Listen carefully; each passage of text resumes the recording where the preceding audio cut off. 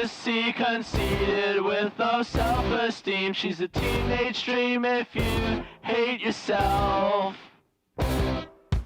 Bright-dyed hair and obnoxious clothes, thinks communism is the way to go. She's a whore, a hole, a dime a dozen, Jezebel. Low-right mind and SSR eyes, 1,000 yard stare for all those guys that you fucked and sucked before you came along.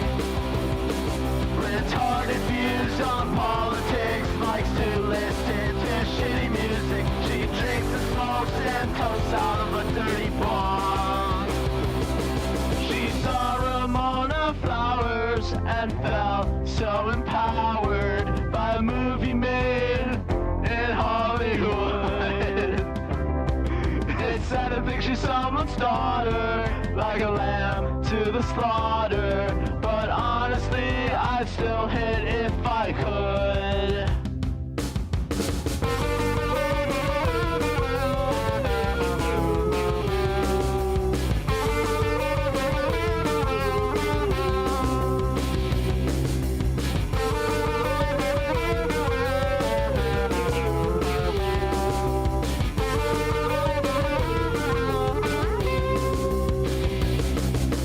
BPD and ecstasy, 30 years old but acts like she's 16. Likes to go to shows cause she's so fucking cool.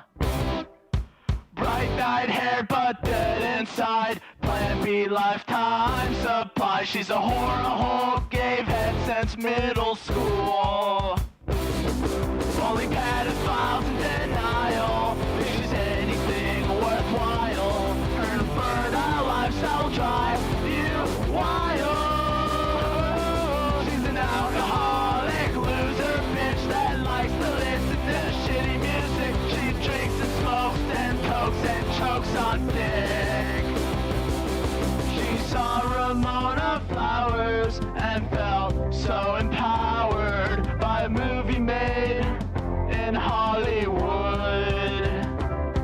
It's sad to think she's someone's daughter, like a lamb to the slaughter. But honestly, I'd still hit if I could.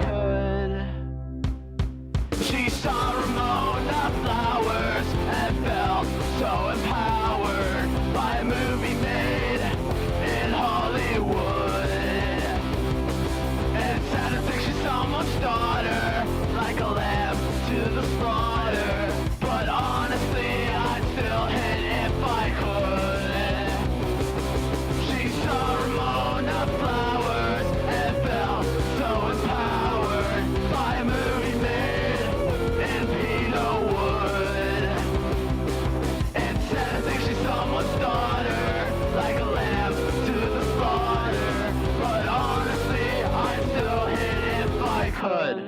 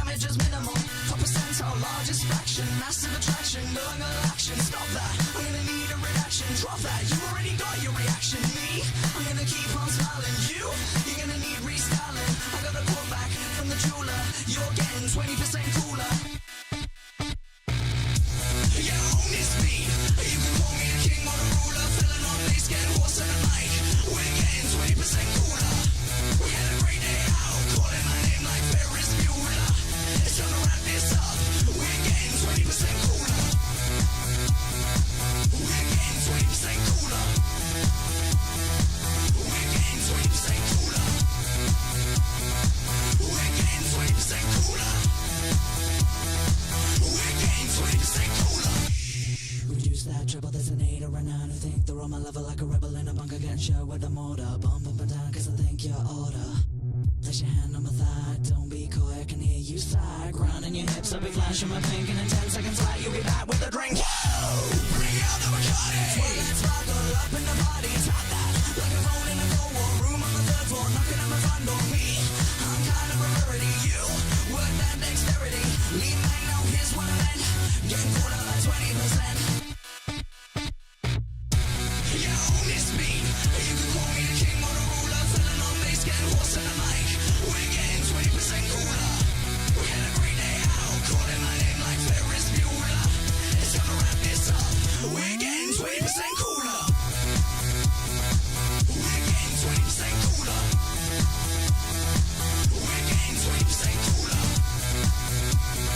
We're getting 20% cooler. We're getting 20% cooler. Yo, miss me. You can call me a king or a ruler. Filling on bass, getting horse in the mic. We're getting 20% cooler. We had a great day out, calling my name like Ferris Bueller. It's time to wrap this up. We're getting 20% cooler. Good evening, good evening, good evening, good evening, good evening, everybody. How we doing today? How we doing today? And listen, now, we are going to be talking about STARGIANT Productions tonight. I'm very excited to have Enter on and learn all about this because I've watched some of the videos. I think I understand vaguely what the fuck is going on. I certainly don't understand all of it, but I am excited to have a chat with him. Because I listen, and it's not one of the nice things that came out of the Saber Spark drama. I get on well with Enter.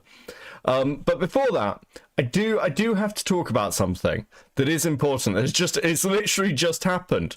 Because after weeks, months of fighting with Lio Convoy on Twitter, Sai found herself in a whole other fight with a whole other group of people, which was dramatic.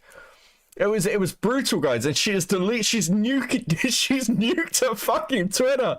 This was brutal. I mean, the first I saw about it was this, because I was like, apparently Sai was saying that Lio was trying to groom Bonk into being like teaming up with him as a predator hunter, which is just fucking crazy. Like, it's a completely divorced from everything Lio has said about this fucking story. It just made no sense for her to say, read the room. Lio is trying to recruit another crazy predator hunter. Like, Sai, you've lost your mind. But then I saw this. Right, so basically she's been arguing with people over fucking the word queer. And she's like, oh, it's a slur and you're privileged if you don't understand it. And she started arguing with this person. Now, you can't see the likes on her, and I'm not moving the screen, but it's like, the comment below hers has 695 likes. Hers has 12 likes and 42 quote tweets and 12 bookmarks. That's not good. Like, apparently she was just getting torn apart on Twitter. And now has actually, she's finally been, she's finally fucked off. The weirdest thing about this one is, I've never thought with Sai about this, because while I don't think it's a slur, as somebody who's bisexual, I've never particularly liked the word queer. I don't use it about myself. I'm on record as saying I would rather be called an F slur than queer. But the idea that, like, she gets so fucking angry about it, and she's managed to piss off everybody. It's absolutely crazy. So I feel like I needed to say something about this before we got into all the other shit. It's been dramatic. Listen, I've been playing Ark Raiders, and between rounds on Ark Raiders, I've literally just been sat on Twitter tweeting for like 2 days. That's been my life for 2 days. It's been ridiculous. But I do listen. So I think I speak for all of us when I just show this meme. Bye, Ty. Fuck me. Okay, that's pretty funny. That's pretty funny. That's dude. Fucking banging. Okay, look, Star Sprint. I can't. I'm fucking losing it. Star Sprinter with a 5. Been ruck marching for a cause to help and soldier suicide in America. 30 out of 50 miles done this week. I'm exhausted. Have a great show. Dude, that's awesome. Keep going. Congrats. Dude, Based 07 in the chat. That's fucking, that's awesome. Based. Classic rock kid with a 5. Everyone's celebrating Psy's Twitter being nuked, and I'm here thinking she'll be back in a week. Also, this isn't Psy. The join date is this month. Apparently, this is her alt. So that thing's like apparently her alt that she's like taken the name for, but like the actual account is like gone. It's like nuked. People have been checking. I'm like, this must be a bug. This must be a bug. I mean, I was gonna talk about it just from the perspective of how like fucked she was. My mic's peaking a bit. Hold on, I'll try and tone it down. I'll try and I'm just laughing so much. Fuck. Oh, dude. Q-Hood. Okay, thanks for the two. Princess with the 5. You're peaking. Also, Beaver said he's going to kill my BF, so he gets a chance at me. Help. No. Mike Beckett mic problems. Dude. Is it that bad? Is this any better? Is this alright? Is this okay? 07 to the mic quality? Holy shit. You sound like shit? Dude. Still peaking? Okay, hold on a second. Fuck.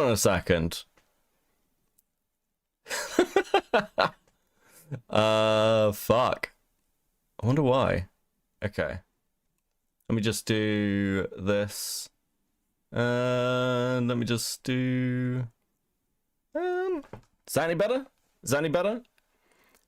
Or are we just dead? Beckett versus Aiden in the mic fiddling battle. This is brutal. Listen, I thought it was fine. It looks fine on OBS. Hold on a second. We'll do this.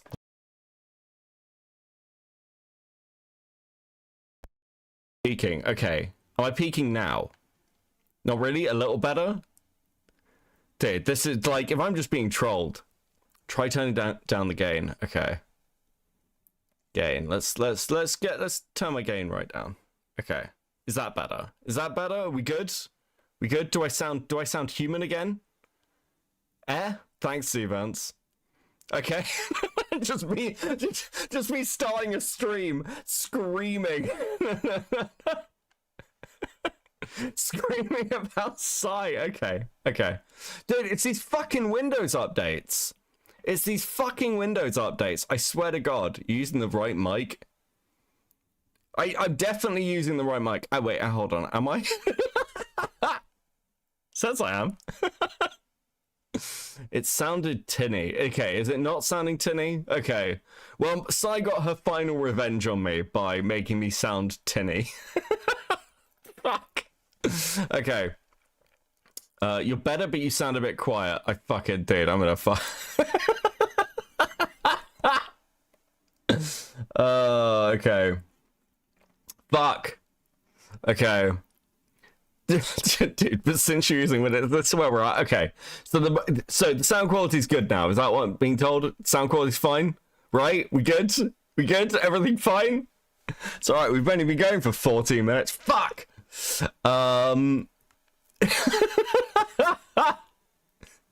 Becky, just end stream. You've lost already. True. I'm fucked. So I just wanted to take my mic out. Yeah, this is true. Okay, cool. If we're good. Sound is fine, but Psy and Lio cringe. Dude, the fighting's been so gay. It's been so gay for both of them. Listen, multiple people have, good morning, Vietnam. Good morning, Potato. How are we doing? Thank you for the two. Okay, look, right. That's Psy shit out of the way. But my sanity is back. Dude, I'm fucking losing my mind. So, okay, Beckett, you just sounded like you're in a box. Oh, dude. Okay. I sound currently like I'm in a box. Fuck. What is going on with my mic quality today? Hold on. Let me fiddle with it. Is that what you sound like? Dude. Okay, cool. Copenhagen, your mic is like a radio talk show host from the 90s. What? Nah, using the classic Metica mic, that's all. Hold on, let me just fucking look. Actually, fuck this shit. I'm so sorry. Enter's probably in chat like, I fucking hate this guy. He's just gonna be like, fucking hate Beckett. Sat there, listen. Let me listen back to myself. I'll listen back to myself. Hold on. He's just gonna be like, fucking hate Beckett. Sat there, listen. Let me listen back to myself. I'll listen back to myself. Hold on. Fuck. I do sound like Dude, it's got a bit classic massacre, hasn't it? Fuck. Okay, I don't know what to do about that. That's how I sound now. That's how I sound now, and how I'm gonna sound forever until Windows updates and fixes my mic. I don't know. I don't know. Fuck it. Whatever. Beckett's mic decided to go back to the 90s and said, "Screw this 21st century." Listen. I don't fucking care. We're gonna bring in Enter. Fuck this shit. He'll sound better than me, so it's fine. It works out with balance. Fuck it, we ball, yeah. I love how everyone suddenly became a sound engineer. Reminds me of my deployment work in ANF. Thanks, Starsbury. Hello. Hello, Enter. How you doing? Hold on, I've got a little picture for you of you to like put on screen. There we go. Okay. I'm doing fine. Well, thank you for bearing with me while I celebrate Sai's Twitter death.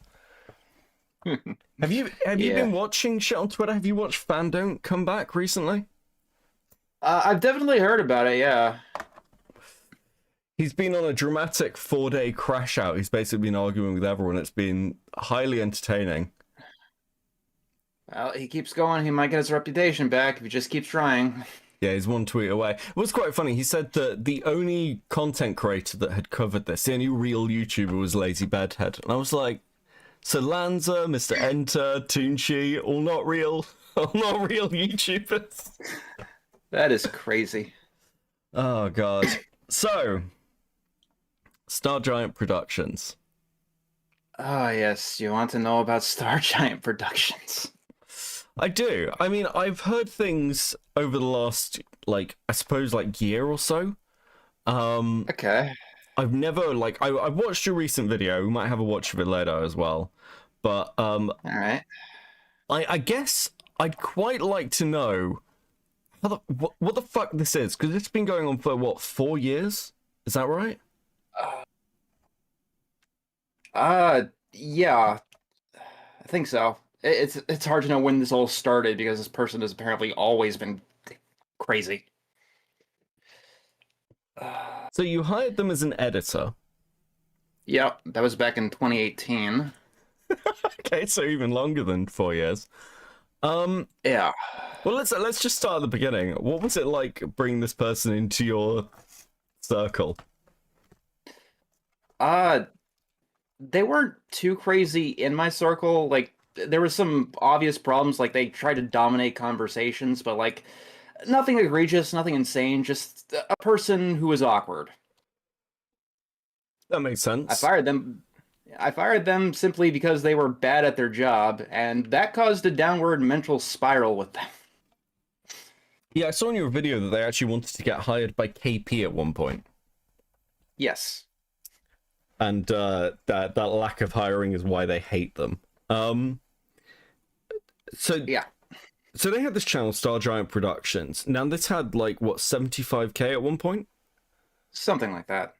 So what were they actually known for? I couldn't really pick this up because you said in your video that they basically, like, that channel died before any of this controversy happened. What was it? It started by, I believe, uploading like clips of MLP. It was a clip channel. Then Ryan, STARGIANT Productions, started making animation reviews, basically trying to do what I was doing, except ripping off opinions from everyone else. If it wasn't from me, it was from Shay Frillis. Interesting. And then that just crashed into the ocean. Like, it got banned eventually, right? No. After I called them out last March, they just fucked off and deleted it themselves. Oh. Right, okay. Okay, so what was the point of this when it got insane? Let's see. I think it got insane before I even got involved. So I fired them, I believe, June of 2021. Around that time, STARGIANT Productions was harboring a predator in their Discord server called Necopon. I didn't know this, but they did. They were given plenty of evidence. They didn't get rid of this person until November then. They were alerted. Actually, no. They got rid of this person in November. They got rid of this person in August. They were alerted in November of the previous year, 2020. And that's a whole wormhole in and of itself.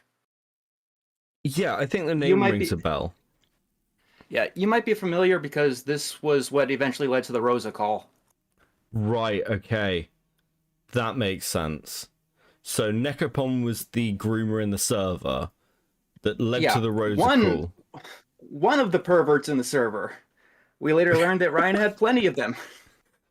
Oh, it's nice. It's nice. It's nice to collect things, I guess, of some kind. Yeah.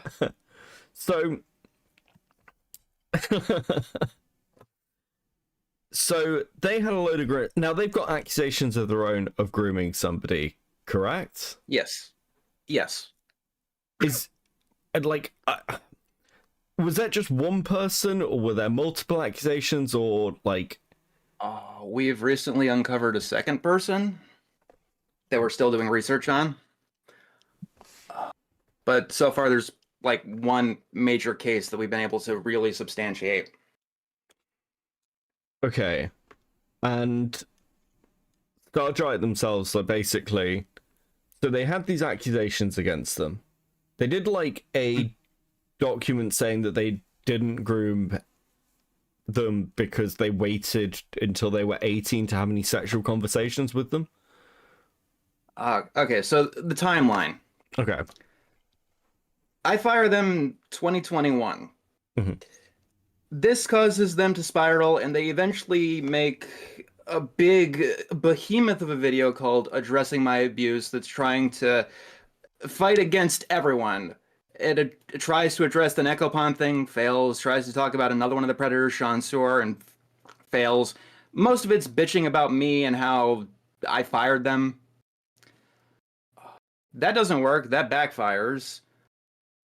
And they just keep bitching about me, so eventually I decide to look into them, and I figure out all sorts of other shit that's going on, and I make my video back last March, and that gets them to run off from the internet for a while, but come back in secret.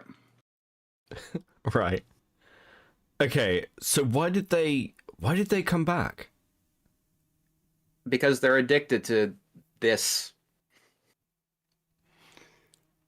Yeah, I mean, you say that this is like all they have. And I mean, I'm certainly familiar with people like that. Yeah. With the spiral, they do seem to blame you for everything. And like with your most recent video, when they're talking about the Emmy stuff, they seem to be tying this back to you. Yep. Do you think you're being stalked? I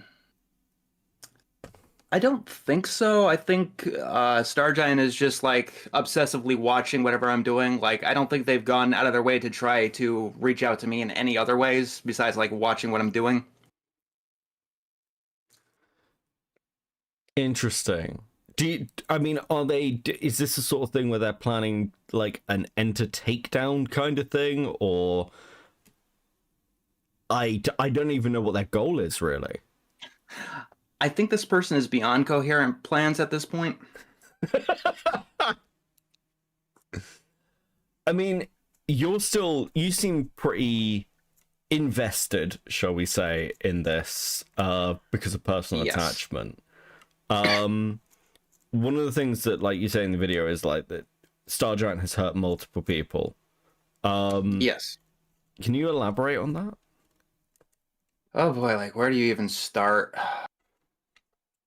Let's see, trying to invite a 17-year-old into an NSFW server, getting another 17-year-old to try and make you fetish art, and then trying to employ that same 17-year-old to try and put someone else on blast, saying that that person has suicidal ideation, which no proof has been substantiated for.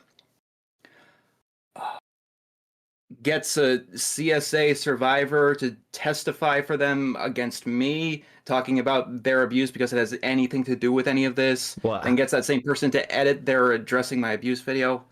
Like, the wormhole goes deep. Wait, hold on. So they got a CSA survivor to talk about what? Why? Why would they? Why? What relevance does that have to you? I made a controversial opinion like way back in 2016 that I don't really stand by, and they thought it was a gotcha to get this person to just speak en masse. Fucking hell. Okay, so they tried to weaponize a CSA survivor against you as an internet takedown. Yeah. I mean, what does this person have? Like a group around them, or is this just sort of like a living hell that they're existing in? They used to have a group, but like after the allegations came out, like most of everyone went away from them because we revealed that STARGIANT Productions is insane. Yeah, I mean, it seems pretty crazy from watching sort of the clips that you show. I mean, there's one particular one that really got me, which was, I can't be a narcissist because the definition of narcissist means that I wouldn't have empathy, but I do have empathy because I'm telling you I have empathy. And it's like, it's so psychotic. Their logic is absolutely baffling. I mean, yeah, they do seem to be one of these people that goes, well, if it's not illegal, it's not immoral, right? Yes, that is established fact at this point. So, how have, like, you're still looking into them, and you've said that you've got people in their circle, and for their circle's part, the people that are still around them, that seems to be a lot of people who've attached themselves because they're, like, MrEnter haters, right? That was true with one of them, Star Wars fan, but after I called him out, he fucked off and leaked whatever he had. Wait, really? Yes. Well. So now with the way things are looking at you, I mean, you said that you're looking into another potential victim of this person. Are you planning like a follow-up video and things? Is this just basically A-log STARGIANT for everything now? The one-stop repository? I'm not entirely sure what we're going to do at this particular time. Everyone's a little bit tired and stressed out because of October. We learned a lot. It's understandable. You've said that, like, if we just go back, you said that you, like, this person was working for you and they dominate conversations and things. Yeah. But they were just sort of bad at their job. Like, yeah. So what particularly was it like having them edit for you? Not good. They would get their job done quickly, but that was the only positive. I mean, I think I heard, I can't remember whose video it was in. It may have been Talking to Lazy, or it may have just been one of Lazy's videos, where basically when they edited, they'd cut in a lot of copyrightable clips. They wouldn't really ask permission to do things. Yeah. Did you, like, what sort of direction did you give them, and were there like conversations there, or was it just basically they did whatever the fuck they wanted and then were surprised by the results? I did give them directions back at the start, like at least corrections, but they never seemed to stick. Interesting. So after this sort of all imploded, and they left around 2021, they obviously seem to have gone off and built their own kind of little circle. When did you start hearing about them again? Because I think this is the biggest thing I'm trying to tie together, I guess. How this person got so much attention Or was it literally just the Rosa stuff? Well, they made their own content and they were bad at it, so there was a bunch of other people making stuff about how bad their takes were. So there was always that kind of attention on StarGiant Productions. So that's the animation community itself. We're just like, this person's vaguely shit at what they do. Yeah. Interesting. I think I saw in your video that they defended Lily. Yeah, and in their latest document, they said they wanted to give an apology to Lily Orchard.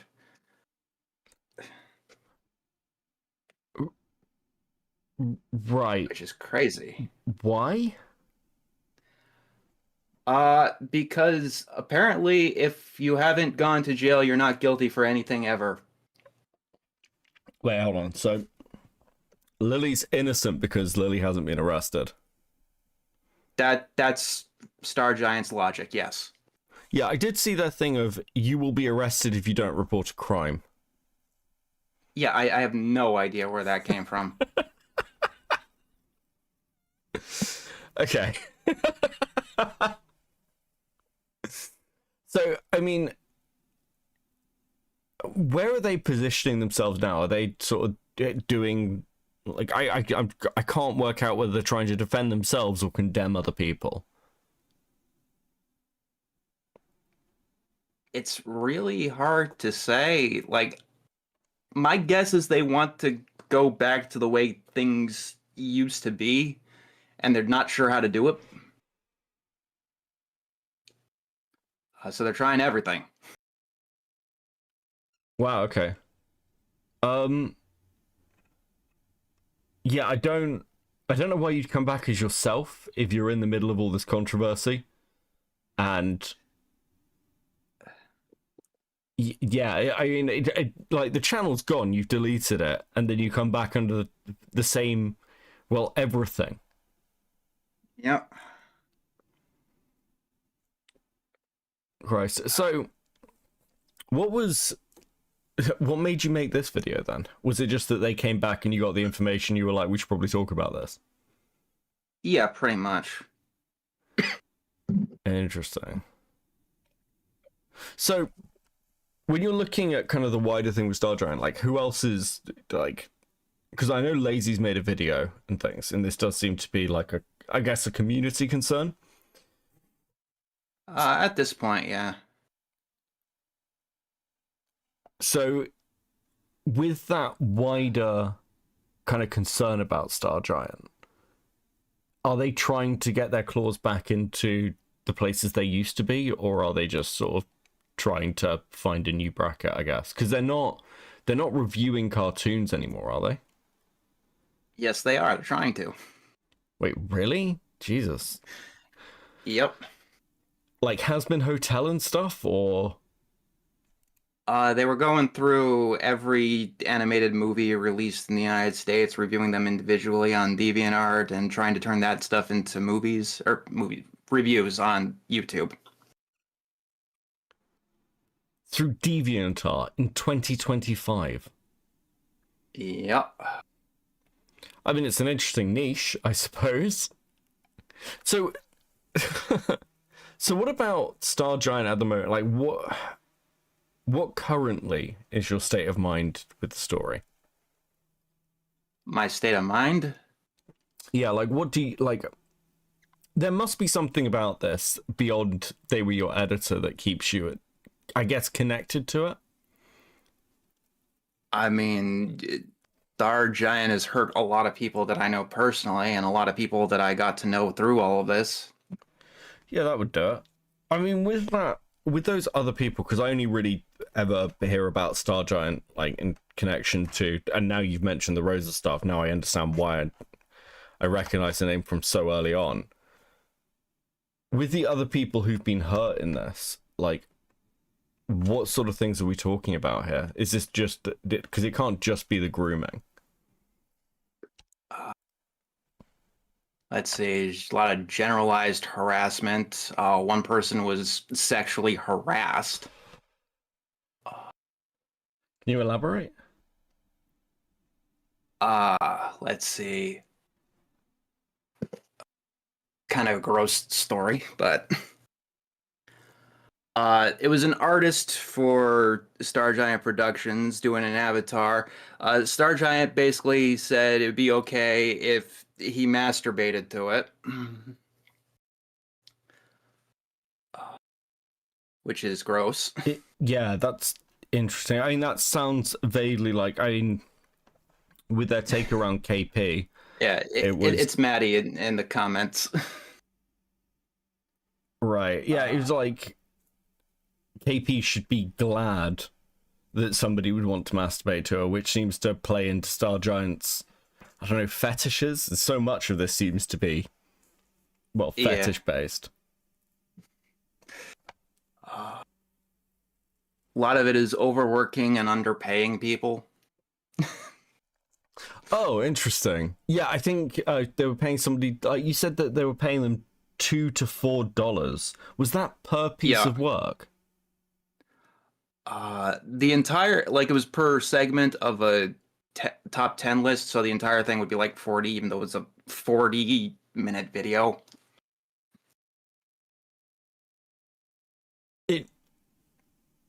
Interesting. That seems pretty appalling. With the people who were editing for them, I mean, they were themselves an editor. Why did they have a team of editors? Also, I mean, again, like, no hate to the content style, but it's not exactly hugely complicated. If they're already editing for you, why not just edit their own stuff? I have no idea. Jesus. Like, StarGiant was not good at running a business, I could say that much.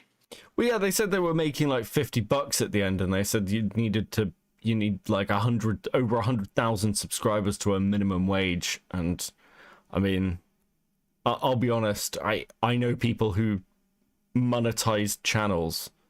You do not need 100,000 subscribers to be making minimum wage on YouTube if you know what you're doing. I don't know how they were making $50. I actually don't know how you make that little money on YouTube if you're monetizing. Like that's no quite a level to fuck up. So with this now, like, it's because you've always got a bit of a interesting content bracket where you talk about stuff like this. I know you're just doing the Adventure Time stuff, right? In December, I'm just going to be reviewing like all the Cartoon Network cartoons, or at least half of them.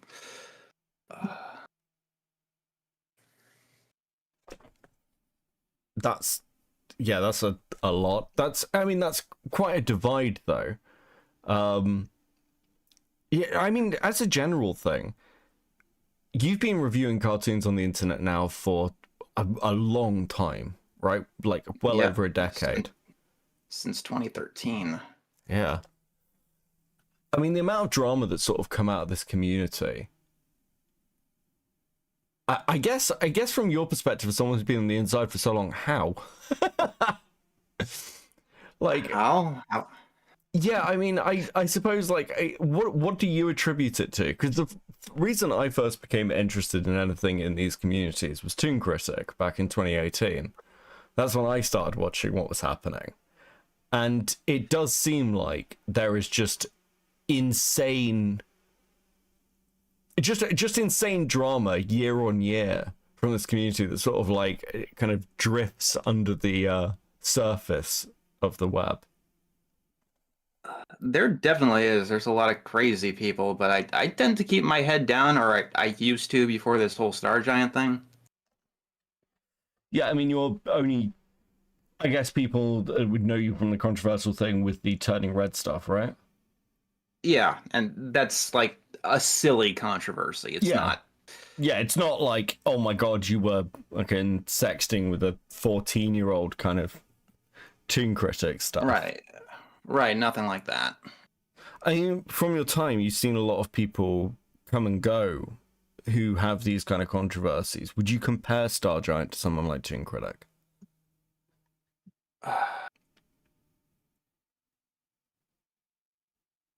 I think StarGiant is more inept. That's why it's hard to make a direct comparison. Yeah, that's probably fair. Toon was certainly quite like Toon did this with multiple people and managed to not get caught until the very end. So do you think that StarGiant and the people around them, do you think there's more, like you said that they had multiple sort of groomers in their Discord and community. Do you think there's like a community of these people that have formed over time? I wouldn't be surprised, but I don't have any evidence of that at the moment. I only know that StarGiant hangs out with one of them. Interesting. I mean, is that something that you want to look at then? Because the community's kind of like, because I mean, the community's existed for a decent amount of time. There's probably a lot of older things under the surface there that haven't been dredged up, so to speak. If I can find anything, sure. No. Okay. With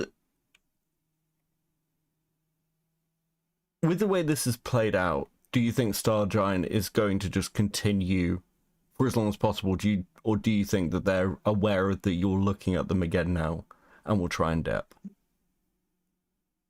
They're definitely aware of what I'm doing, but I think they're going to keep on going until something changes.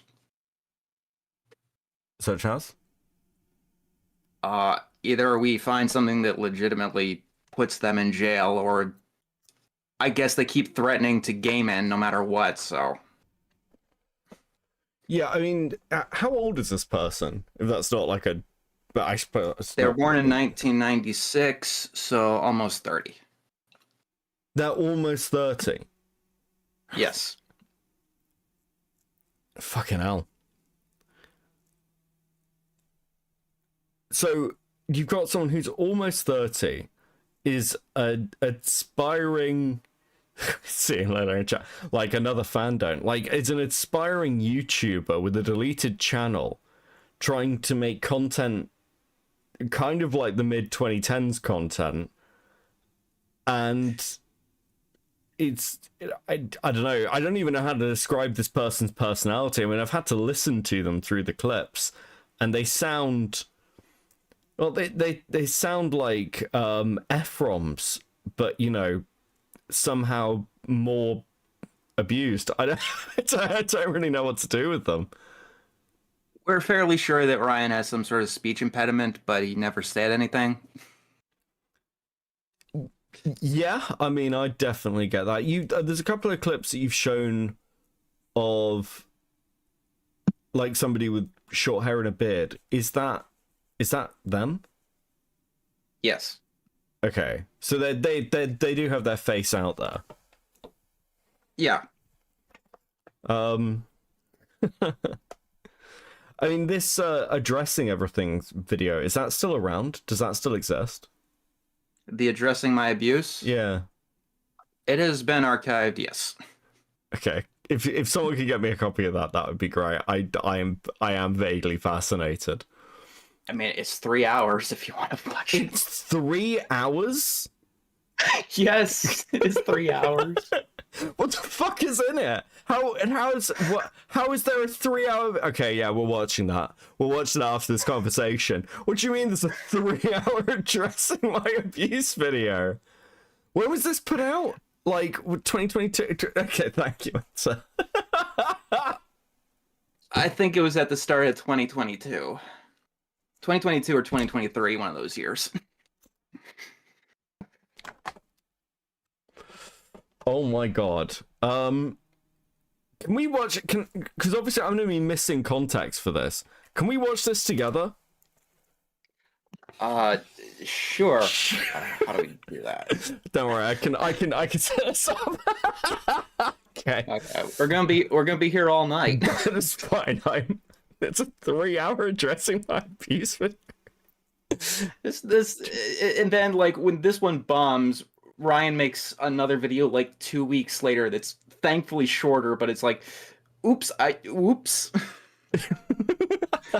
Okay. Let me share my screen to the Discord. Okay. Which one am I doing? Doing that one. All right. Oh my god. Okay. Absolutely incredible. Guys, as with always, I'll read some super chats very quickly before we start. I'll do them periodically, as I always do when people are calling in. Give me one second, let me find the fan funding page. Welcome to Earth with the 5. I learned about StarGiant from Deadwing Dork. He discovered Rebecca with her addressing my abuse in John's first exposed video, the same stream. This user, interesting. Welcome with the 2. Also to MrEnter, not a fan, but I respect you. Based. Okay. Right. Oh my god. The interesting. Well, let's have a look. Let's have a watch.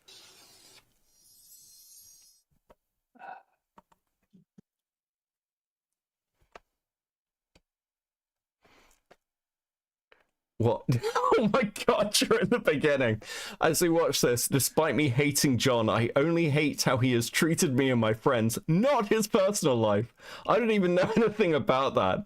All I want is to clear things up and set some facts straight. I'm also not John's best editor. I'm not the worst editor. It all depends on the viewer. I'd like to think that all of John's editors did a good job at editing. And yes, there is more to this video than John, but I just wanted to address that first here. Oh, buddy, what did you do to this person? You got broken their brain. Oh, that's funny. Said that they were a bad editor and a bit socially inept. Oh, dude. Did they accidentally press enter like 5 different times for that paragraph? God only knows. How am I? Oh, dude, okay. Dude, people sold this to me wrong. You should have just been like, yeah, there's a 3-hour addressing my abuse video, Becca. Here you go. I would have watched this a year ago. Oh my god, that's so... There we go. I want to start off this video with a question. What should I do? Right now, I feel like a lost soul. I have no place to go. I am left wandering for eternity with nothing but mist. I feel like I'm at my... I'm sorry. Who... Oh, look, okay, I know this person. This is... So they're Ryan now. They've detransitioned. And I'm not trying to take shots at anyone's art. But why have they made it so that their character looks fat and also like their clothes are shiny? Like, because the rubber stuff is another one of their fetishes. No, it's actually rubber. Oh my god, no. That's fucking horrifying. Horrifying. MrEnter, I'm a fan, but don't respect you. Thank you, Hornet, for the 2. Travis McGannon with the 5. Don't forget the failed pitch for a Madoka Magica ripoff. Then where the money went. Where did the money go? Okay, so Ryan here was having an Indiegogo for I guess animations review upgrade. The scripts were basically a complete carbon copy of an anime, Madoka Magica. The day after it ended, someone on Twitter or whatever asked Ryan for a bunch of money to make Monsters vs. Aliens 2, and he just kept donating them because they promised to give him money back. I'm sorry, what? And he got paid. He got PayPal scammed the day after his crowdfunding campaign ended. What? How? How the fuck does that happen to somebody? That's insane. Okay, fuck me. My wit's end. Maybe it's some kind of rut I'm just stuck in. I could be facing creator's block. I could just be tired of it all. Or it could just be my winter depression. Hey, you ever save someone's life, then someone 5 seconds later calls you an asshole for something that you did online over a decade ago that was not your fault at all? I feel like I'm currently in that position. If you notice, I sound very sad. I don't normally sound like this in my videos because my videos are meant to be reviews of animation and be mostly positive, even if it's something that I hate. I try to make a positive outcome, like my top 10 worst Christmas animations. Despite me hating each product, I try to have a positive attitude. Right now, there are places in existence that aren't giving me a positive attitude, and the only way for me to cure these illnesses that I have is to lash out. I don't care anymore if that's not healthy according to some people, nor do I care what the reception is. Let me say this right now, I am not going to watch a response video that someone makes on me ever again. I don't care if you think that means that I can't take criticism, because I can and I always will. It is reaching that point where I'm at apathy. You know how people try to be the best person in the whole world? Well, I tried that once, twice. Okay, a lot. And now I know that I won't be that kind of person. Average is better than perfection. Perfection makes people live up to a certain expectation all the time. What is this? Is the whole video like this? Yes. That's all of his. That is all of his content. This is okay. This is fucking incredible. We're going to be talking about some people in this video of mine. Not everyone, and not everyone's real name will be addressed. That reminds me, this will have PTSD, religion, rape, trauma, abuse, politics, seizures, and talks of certain fetishes. This video is not monetized for the record, and I have no plans on it getting monetized. I will also get very political, harsh, and jagged, and COVID is going to be a fun discussion. I can't believe I'm only 3 years late to the party. But I don't want anyone going after anybody that I mentioned in this video. This includes Enter's entire team. No one there is a bad person. I will even have 5 different people testify for me in certain areas. And yes, this does mean that I'll talk about people like the mysterious MrEnter. And yes, I know in a previous video that I said I wouldn't mention him or his teammates again. But I do have to on some level. I don't want to attack Enter. I just want closure. To end this long story once and for all. Due to too many people bringing him up to me. And the problem, oddly enough, isn't even Enter directly this time. It's what surrounds them that bothers me. As in other people that they plant seeds in, whether directly or indirectly cropped up to me. John copied off other critics that critiqued me for his video. I wonder why John's was the only one to get over 200,000 views. Ideally, people have said the same shit about me since 2019. That is 4 years. I don't... How angry did you make this fucking person? Like... my first video on STARGIANT was in October of 2021. Oh, we were at DMs between STARGIANT and someone else. Ryan had a mental fucking breakdown. Just days long, weeks long spiraling. And it was just calling him a bad editor, a bad friend, and socially inept. Well, okay. So, this person had a breakdown because you made a video on them after everything that had happened. They then spiraled into making another video on you. And then this is the follow-up video to that, at which they try and address everything in 3 hours. I'm beginning to see why you make videos on this guy. Yes. Like, I get it. wanted to go to half a decade. This video isn't about me going after John or his friends wherever the dead site Kiwi Farms has stayed. It's mostly on my family and my own personal life. But because I know that people are going to go on my case about John, we're going to talk about him first. I basically opened up to the public stories that I never shared about myself, not even to my close friends. Why now? I don't know. It's a new year, and my New Year's resolution is to be less quiet. And I feel like for the past 26 years of my life, people have been telling me to shut the fuck up. And the past 26 years have been of me proving people wrong. I want to also say that everything that I need to talk about won't be addressed in this video. Just everything that I want to say on Enter will be, as in this is the final time that I will ever talk about him on my channel. And yes, I am serious. I don't care what comes afterwards. I don't care how much money that I receive. I'm not doing it after this. If you think that I'm talking about John for the attention, you're wrong. On YouTube, me doing my animation reviews gets more attention. Let me state this right now, before we get any further. MrEnter and no one on this team is an abuser, both in general and towards me. Yeah, that's nice. That's nice. You're not an abuser. You're just, you know, a monster who's destroyed this person's life. Okay.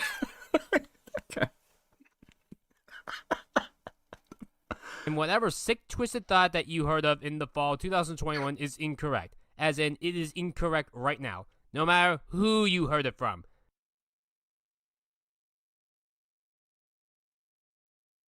I've been in dark places for the entirety of this decade. Since January of 2020 when I snapped at Power Loud Girl and she stopped being my friend for over a year, on a mistake that I made, here are two things about myself that I will fight for forever. Two things that you can't force me to do. You can force me to eat certain foods, take medicine, wear a mask, and even fucking apologize to someone that I don't feel sorry for. And yet, none of that is what you can't make me do. The two actual things that you cannot force me to do are to admit that I'm wrong, and you cannot force me to like something. That is it. And when it comes to the thing... What? Oh. Okay. So...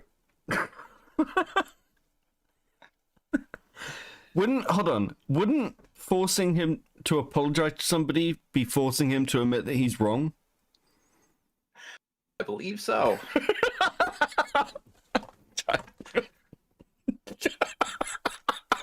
Things that Enter has said about me, they are not true. They are, well, lies. Why did John not just tell me that I'm fired and kicked off his team? That's a very good question. To this day, I can't give you an answer. That's because I don't know. So, let's talk about this. So originally I talked about John a lot. Like the original script for this was 64 pages. I shortened it to 50. And the first mention of John that I get to do is point out that he's a liar. And for this video, I'm going to have to go over each and every single point that John has made on this awful video about me. Now, obviously, not every single point that John said is a lie, but there are definitely lies out there. And here's our first lie. And despite us repeatedly telling her what her issues were, it still seems that Rebecca needs an extra clue. You did not tell me anything that happened. I was as shocked as everyone else in the world when this video came up, because I was blocked. Let's keep going on the points. Many of the videos that she edited have no background music. The most notable exception is the Soul Review, in which she uses the exact 30-second loop of a song for 30 minutes until the credits, where she blasts another song 20 times louder than the rest of the video. Objection! Wait, is that actually true? Yeah, that's true. That's one of the ones you still gotta re-edit. Okay, fuck me. That is a 100% lie. First of all, I didn't even know what the song is at the end. And secondly, here's how the actual clip goes that I sent you, John. Don't just follow your dreams. Make your dream following your dream. Also, the movie's pretty funny too, and it made me laugh a lot.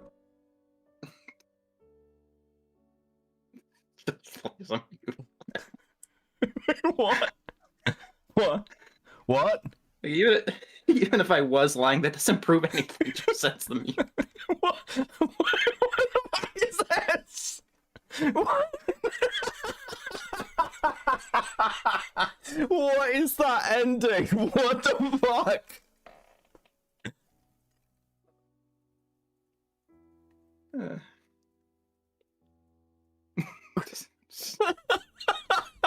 Notice that it's the same Can't. song. This is the original version. The version that you put in your video is of your editing. So, John, I must ask you, why did you lie? Because of this lie, I can't take anything seriously that Enter says as truth. You know, we all make mistakes when we're young and stupid. Fair point, John. And yes, I will admit right now, there are a lot of stupid things I have said in my life. And probably gonna be stupid things in this video as well, as I'm probably gonna be rambling on nonsense because I'm just that tired. But naming everything would take forever. So let's go over my stupid statement that I said in my editing as a whole. I was John's best editor. The only other editor that was as good as me was Crimson Mayhem. Rebecca was my worst editor. There are other reasons that I fired her, but I think we should start with the most universally accepted reason that an editor should be fired, that they are bad at editing. Here is a direct list of the main videos that Rebecca had a hand in. Wait, that's literally every single video that I've ever edited for you, John. Not every video of mine I edit for you has errors, John! I can go into specific edit. It's so mad. It's completely missing the point. I just said, here's all the videos that this person has edited. I didn't say they were all wrong immediately. It's fucking incredible. Editing errors, but if I did that, we would be here all day. No, you might as well. It'd be interesting to see the mistakes that I would have never guessed in a million years. All of your editors have made errors. Look closely enough and you'll find them. General Iroh, the original General Iroh, went over each of the elements and their defining attributes. And spoilers, the guy kinda knew what he was talking about.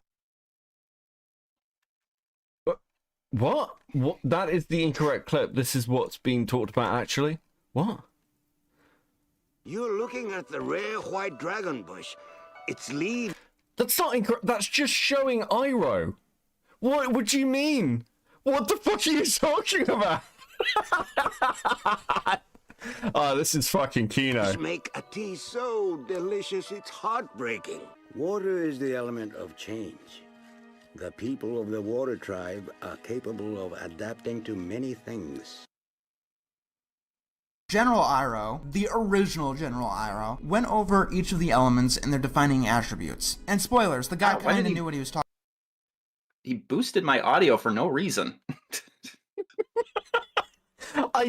It's like, no, hold on. If you'd kept me on, this is the sort of editing you'd get. Like, sure, you can use this clip of Iroh explaining the thing, but you're doing it, like, with a voiceover. It makes very little difference. It's just, you're just showing Iroh. It takes, like, 2 minutes just go and grab a clip. Oh, fuck me, this is insane, Cope. about. And if you are new to Korra, I'd recommend that you start at the beginnings. It's almost like a self-realization that anything before then was pretty much shit, because in that episode, Korra is suffering from amnesia, and they basically reestablish everything that had happened before. I could go into all the amazing things about my own editing for both Jansu and my own, but I don't have all the time in the world, and that's not the focus of this video. Soul has that music, by the way, because it's intentionally the same one as the animation genre video. Because in that one, it felt like you were giving up on animation because it was using too many cliches that made you disinterested from the medium, and you wanted a second spark. And Soul was the finale to positive animation reviews. Well, used to be the finale. Soul is also about piano music. Piano is the soul of humans. That's why I picked that song. It was intentional. As for the other claim, the background music, there are videos where Crimson Mayhem wouldn't always put the background music in. And things like the Minions and Total Drama Rama reviews start with music, then don't have any afterwards. So for every criticism that I have for John, I want you to memorize this line for him. When I look into my past with growing around, a quote comes to my mind from A Bug's Life of all things. First rule of leadership. Everything is your fault. I know it's said Which by the is why I villain in the fired movie, you, but Ryan. It's... I like STARGIANT. That's funny. Dude. Good evening, MLS. How you doing? We're looking at StarGiant Productions, who is an insane person. Piano is the soul of humans. Dude. I want that on a t-shirt now. Hold on, very quickly. Is a demonism son? I can't read names. I'm so sorry. Thank you for coming to Coping 07 in the chat. Archer with the 2. He speaks like how KP writes. Yeah, I can see that. Phineas with the 2. Star is more scared of me than anyone else. Yes. It's good to have achievements. Jules and Devils with the 2. Star should roll down a mountain. Fucking hell, guys. Thank you for the 2. it's actually good advice. And it's something that I take into my overall life. If the people I work with screw up, and the screw-ups slip by me, it is my fault. There is no excuse. It's my fault the second that I decided this is okay in some way, shape, or form. And someone blaming their employees or the people they work with is one thing that instantly sinks my respect of them. And this is what I have to keep in mind for every single decision that he made in his videos. For what I did in Soul, or any of John's videos in general, it could be a style choice. For each video that I did in the 2020s, I put music in. The only exception besides Nicorama's was Lights Out to help demonstrate that any low effort that I put in would be more effort than the people making on the episode did. The Eds because you stated that you wanted to put music in, and Rise of the Guardian since you wanted me to do that quickly. This has been another Cartoon Quickie, and I'll see you next time. Why would you say another when this has been the only one? So, Rebecca, congratulations. You managed to do something right. Finally, what none of my other editors have done. You have managed to piss me off. Play stupid games, win stupid prizes. I hope you enjoy yours. I really do, because you've really earned it. You're absolutely right, John. I did play stupid games, and the only stupid games that I ever played was trusting you. But no, I did not. Remember at the start of this where he's like, listen, this is me just talking about the problems Enter had. Like, I don't want this to get, like, angry. I don't think anyone's an abuser. We've, like, that was only a couple of minutes ago. We've descended very quickly into full-on, I hate MrEnter and you've ruined my life. It's been rapid. Not earned this nor deserve this at all. I guess that's where I come in to discuss everything about everything. Well, here we go.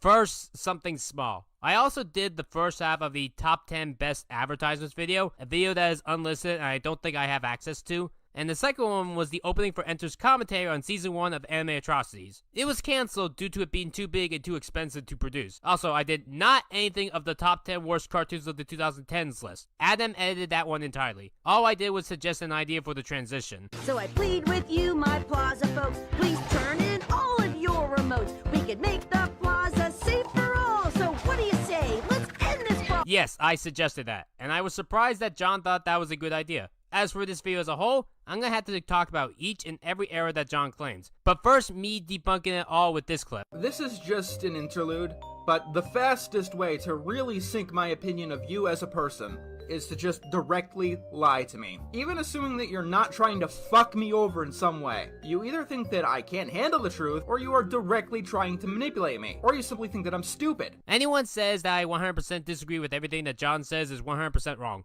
Because that statement from John I actually do agree with. Too bad he can't 100% follow his own philosophies. Then again, what should I expect when he's self-aware of being a liar? There's this saying that I have in life. One lie equals 1,000 lies. Because of this lie from John, why should I believe in anything else that he says? Back earlier this year, someone had fabricated evidence and took things out of context to make me look like a bigger asshole than I actually was. Oh, so that's the definition of irony. I'm not that big of an asshole at all. Yet John's video on me has over 200,000 views. Out of context. We're going to be coming back to that statement much later in this video. I'm not putting any silly little pins here because this is a serious video. But just know for now that what John said right there is bullshit. But let's keep going. In the original Powerpuff Girls review... Hold on. I'm so fucking confused. What the fuck is he talking about? Okay. So I have no idea.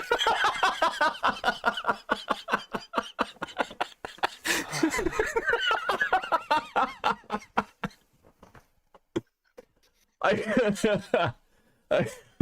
have a saying in life, one lie equals 1,000 lies. Dude, you've got your own brony fandom. This is amazing. How are you not happier?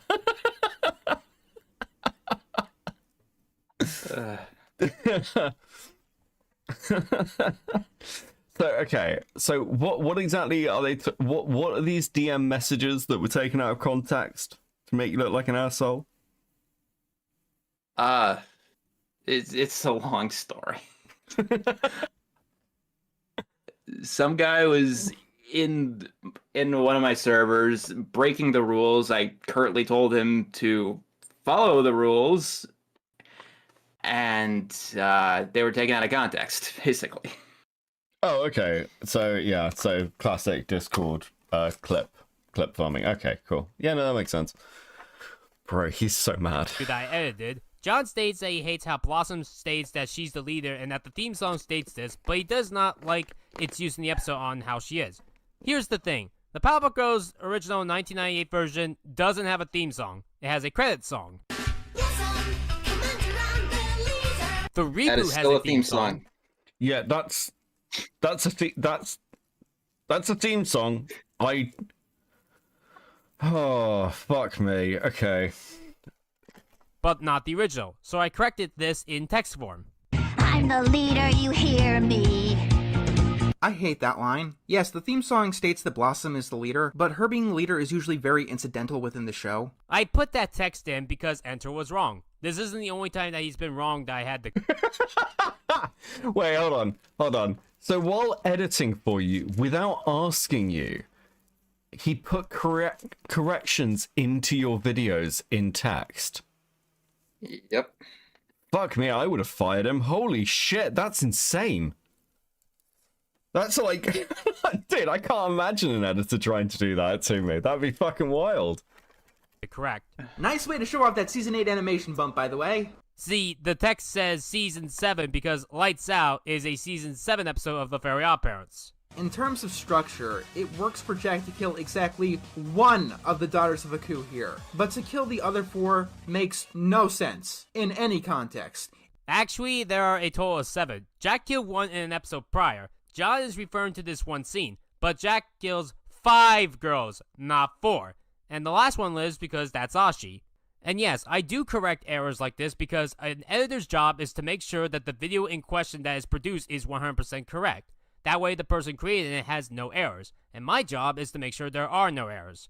The quote-unquote fixed version of the Powerpuff Girls review has this new error, the one that I didn't edit. I'm the leader, you hear me? I hate that line. Yes, the theme song states that Blossom is the leader, but her being the leader is usually very incidental within the show. You can make the argument that everything else is fixed, but the point of fixing things is to fix the previous mistakes, not make new errors. But speaking of errors... Look, okay. This is autism on a level that I don't... This is worse than Jaws.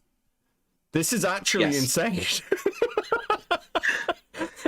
Like, these aren't errors. These are ways of framing, like, what you're setting up. Like, you can't stop midway through a fucking sentence and be like, oh yeah, like, Jack shouldn't have killed, like, all the daughters, you know, along with the other ones he killed in the other one he killed in this other city. Like, dude, what the fuck is wrong with this person? A lot.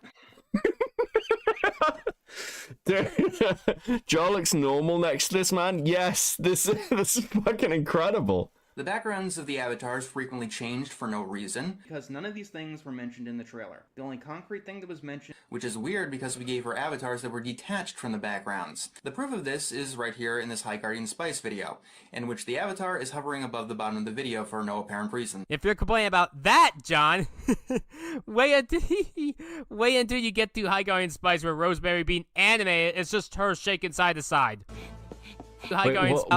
John. In which they're detached from the backgrounds. The proof of this is right here in this High Guardian Spice video, in which the avatar is hovering above.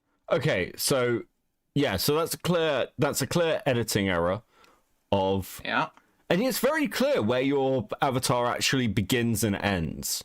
Like, you've got like a proper little square box of the bottom of the video for no apparent reason. If you're complaining about that, John, wait until you get to High Guardian Spice where Rosemary being animated, it's just her shaking side to side. These aren't the same things. Because the cartoon has animation errors, the review of the cartoon can have animation errors. It's I've just got images of Ryan sitting there the first time, like, watching a thing. He's like, no, that's the artistic point, Enter. You don't understand my vision. Stop by my office if you have any questions.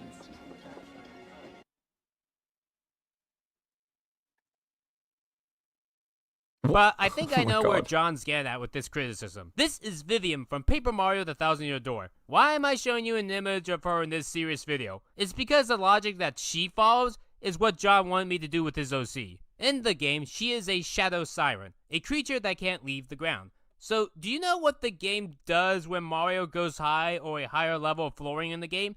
They have her have a long tail, so that she is always tied to the ground. I wanted you to move the avatar just like an inch down. I'm so confused by this. This is so insane. This is so crazy. It's fun. Made the same error in my own videos once, as you can see me floating. But John's editor Sarah made a mistake here as well.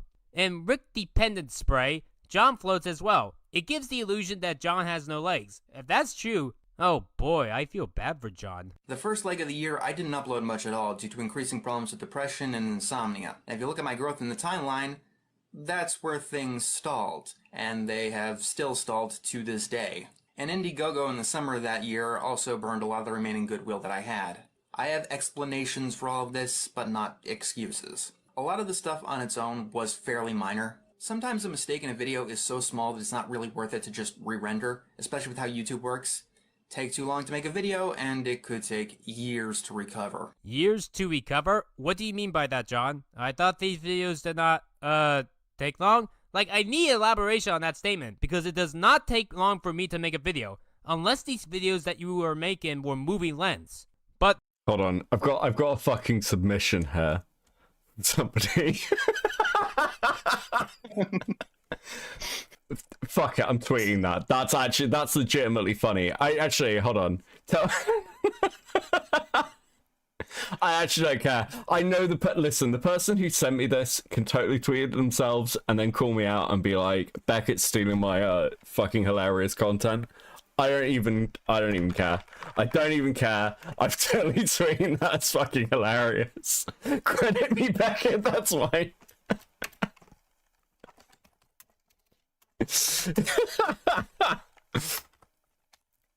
There we go.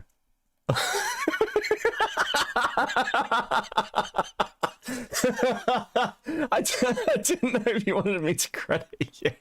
That's so fucking funny. they're mostly short, like 10 to 20 minutes each. All I'm saying is that I was your fastest editor ever! Huh, maybe that's why I stated that I was your best editor ever. A lot of it was due to my own apathy and depression. For example, I made the Lights Out review when I was in a very bad place. Just angry at the world, and I just wanted to shout at something. I wasn't in a very good headspace, so I didn't care about the end product. I still like the Lights Out review more Beckett's British urge to steal emerges. Fuck. That's going in the Google Doc. than the Lion King review, because Lights Out at least focuses on the product, talks about it, and finishes it. Meanwhile, the Lion King goes off topic, doesn't get finished, and has sketches. We're gonna come back to talk about sketches later.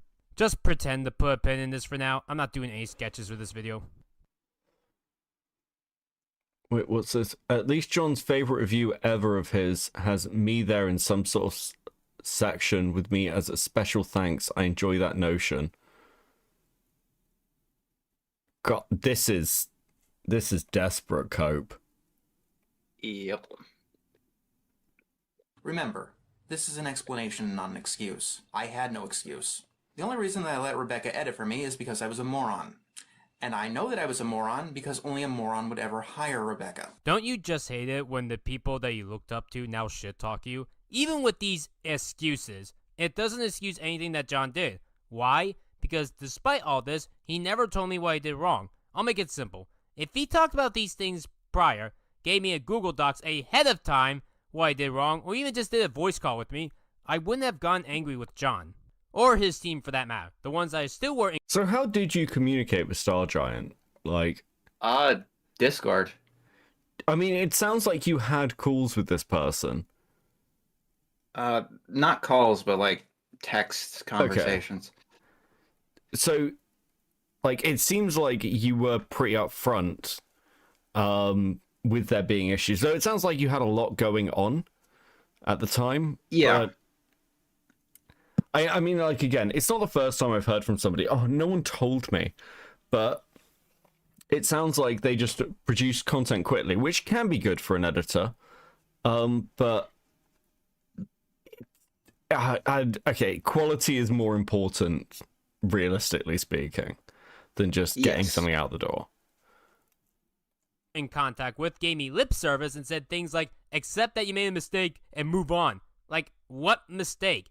Yeah, I know now, but not back then. Especially since the last thing on June 6th I asked right before I got fired was, what did I do wrong? And got nothing in response. It's the reason why I also said, it doesn't make any sense for us to both be in a server hope when we are both arguing. Like, I wanted to figure out what the issue was, but they wouldn't tell me anything. And they told everything behind closed doors, as in, not to me!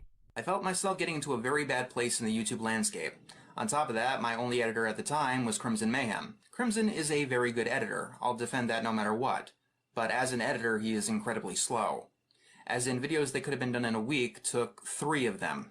I needed a new editor to pick up production, and Rebecca was simply the first one who asked. Good to know that despite defending Crimson here, you would shit-talk him later on and call him a bad editor. But we'll save the Turning Red controversy for the end of this video. I never called him a bad editor, ever. What is the Turning Red controversy? All I've ever heard was like we're talking about like the Twin Towers or something. I said that for it to be accurate to the time, an event during the time should have probably influenced the movie, something like that. Right, okay. Yeah, I can see why that turned into a controversy. I don't know if that's like... Look, okay. I don't want to end up embroiled in my own Turning Red controversy.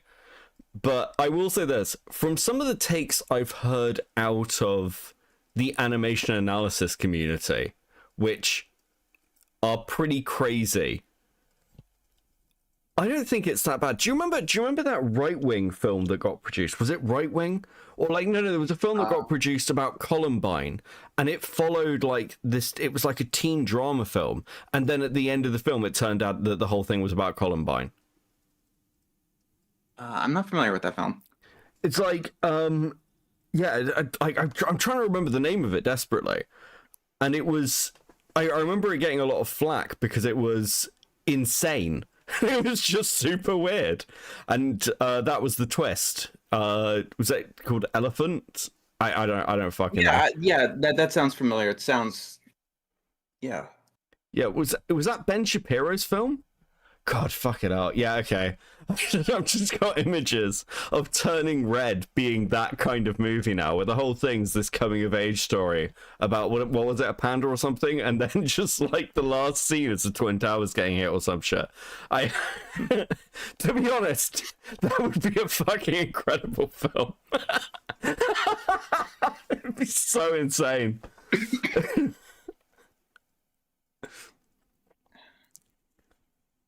Oh my god, the silences. Oh my god, talk over the thing. Fucking, what are you doing? Why is this in text? I expected STARGIANT to get better. And on some level, It was Remember Me. There we go. Like, for what it's worth, the first few videos she did are far worse than the later ones. Well, at least John did give me some compliments. That honestly might be the nicest thing that he ever said. Yes, John did dead name me or incorrectly say my name by saying STARGIANT, but I'll let it slide because he didn't know any better. It's not his fault, for the record. By the way, please call me Rebecca. STARGIANT is a company name. It's like saying the president of Nickelodeon is literally named Nickelodeon. I still call it right animation reviews, by the way, because it just sounds more catchier than Rebecca-mation reviews. Plus, RR is a pun, and the same two letters. I had been diminishing her role as an editor beforehand. In the entire year of 2021, she only edited... How is that a dead name? Yeah, I don't understand. Calling the person who ran the channel StarGiant Productions was dead naming to StarGiant Productions. To the point where she kept vandalizing, or he kept vandalizing the MrEnter wiki because it kept referring to him as StarGiant Productions. Okay, that's pretty fucking crazy. I mean, I know that mostly everyone's going to call me Becca because everyone knows what my name is, but like plenty of people call me Cope and Seeth, especially on like sites where like things like Reddit. Like I'll see myself called Cope and Seeth, and it's like, yeah, well, obviously people are going to call you that. I don't. So was this an attempt to say that you're like transphobic or something because you're like dead naming them as StarGiant? Yeah, that was one of the things that I was on the ban list for, so yeah. Wait, you were on the ban list for transphobia and that was the reason? I was on the ban list for a lot of things. What were the others? Oh, let me see if I could still find it. I know abuser was one of them. MrEnter's not an abuser. He is banned for being an abuser, though. Fantastic. This ban list is crazy. I don't know if you were told about it yet. I heard about it vaguely in your video, but I don't. Okay, let's see. Let's see. I was an abuser, an anti-feminist, a con artist, a rape apologist, and transphobic. Where did the rape apology come in? The same reason that they got the CSA survivor to star in this video. Guest star in this video. Fuck me. I did 3 videos. So you were secretly hating me prior. Great. For the record, I actually wanted to quit during Nicorama. Why? Besides all the harassment, I blocked my friend Power Loud Girl out of rage when she shit-talked John on Twitter. Let me be the one to say that I was in the wrong, and it was awful for me to block her, which is why she wouldn't talk to me for a whole year. In the spring of 2021, she would forgive me and she would be my friend again. But that was the moment that I wanted to quit working for John. John was the one that told me to... Their speech patterns are so crazy. Like, she'd forgive me, and then she'd be my friend again, and then we'd, like, go and get ice cream together. It's, like, literally... It's the speech patterns of a toddler. Yep. Lazy's upset that they never ended up on the ban list. Listen. It's okay. There's still time. Do you know that Harvey Weinstein, Chris Chan, and Donald Trump are all on the StarGiant ban list? What? Yes. What? Like, what, just in case they were thinking of joining the Discord at some... I mean, Chris Chan might, you never fucking know. Keep working for him. We're almost done with the marathon. We might as well finish it. I'm gonna admit something to you all right now. I succumb to peer pressure. Whether it's from my friends or family or some randos or trolls online, often if someone says something negative to me, Either major that I'm the worst human being ever, or something simple like I need to change this, I give in. I don't like guns, but I'm not gonna get mad at people for having them. My issue with guns isn't the death rate, it's actually just the loud. How did we end up here? How did we end up here? What the fuck is going on? Why are we talking about guns now? What the fuck? something. This person is actually not really a bad editor, apparently. Well, Alyssa, I mean, like, I get that we can move on to like a video topic or something. He's like, I don't want to be in the I don't want to deal with the Nicktoons or whatever. And now he's talking about guns. Like, what the fuck is going on? Loud noise that hurts my ears. Guns look cool.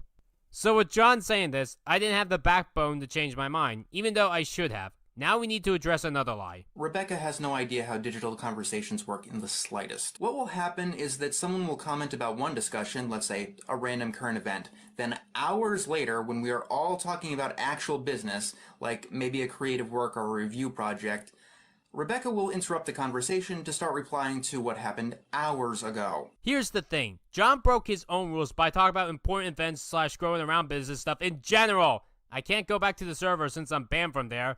I remember tweeting in 2022 about how I think it's bad for people to be blocked for no reason, and some people got on my case for it, but I stand by that statement.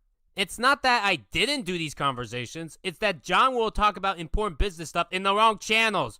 All the stuff that I said was in general, not any business channel. John, it's your own fault for talking business shit out of the business channels. Not helping John's case is that the channels aren't shown. As you can see here, you can see me saying shit and stuff, but not the channel names. As in which channel each conversation is in, or even the timestamps for each conversation stamp.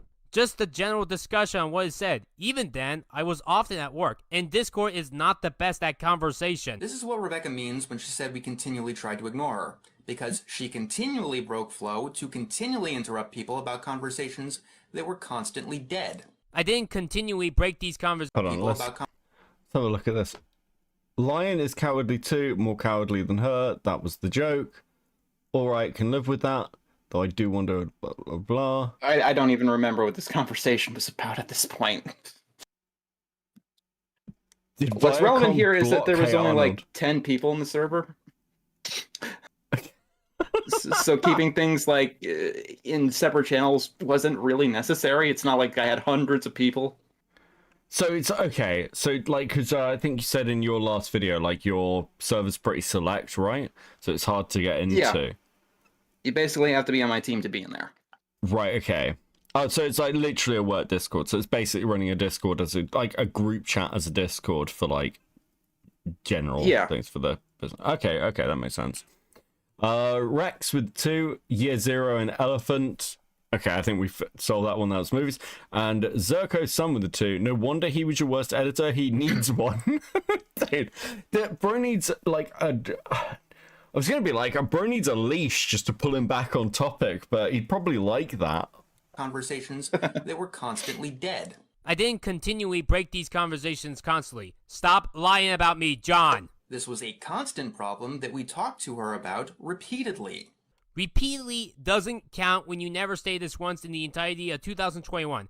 And no, 2020 was a bad year for all of us. 2020 is such a weird misnomer. Kind of funny how it's a double year, i.e. 2020. Like the shit that I did had an excuse. Remember, John throughout this video is using excuses. Oh, I'm sorry, explanations. I guess I could say that what I did were explanations as well. But this video is long, so we need to keep moving on. This is one of those examples where I try to be patient with her because it's clear that she does not get social cues. However, at some point, this goes way too far. Discord's reply function only made the problem worse, as it enabled her exact behavior, reviving conversations that were long dead at the expense of productive conversations that were ongoing in the present. You do know that I have a life outside the internet, right? And this could have been me doing it at my job. Yeah, I was about to say, I don't believe you. Like, right? I look, we're all pretty terminally online, but I don't believe this person exists. I can't, you know, STARGIANT strikes me as one of these people that fit, like, I can't imagine, like, interacting in the real world. Like, I can't imagine them just being at, like, a cafe ordering a coffee. Like, I feel like they can't have normal human interactions. I'm assuming they still live at home with their parents. With his mother, yes. Hey, did I hear that this guy's getting married? That's what seems to be. I don't think it's going to work out. I don't think he's going to go through with it, but... To who? Like not specifically, has, but like, who the fuck is marrying this person? They actually feature in this video. Wait, hold on. So they're marrying their internet wife? Pretty much. Yeah, that's like this person can only get E partners, and it seems like they're always in an E relationship. Oh my fucking god. Job during breaks. You don't know that, and maybe even I don't know that. John, you've admitted that Discord is bad at conversation. In this video, I do get social cues. I really do. However, text... I do get social cues. I really do. I get them so hard, right? Fuck me. Could they not re-record that line? What the fuck was that? In this video, I do get social cues. I really do.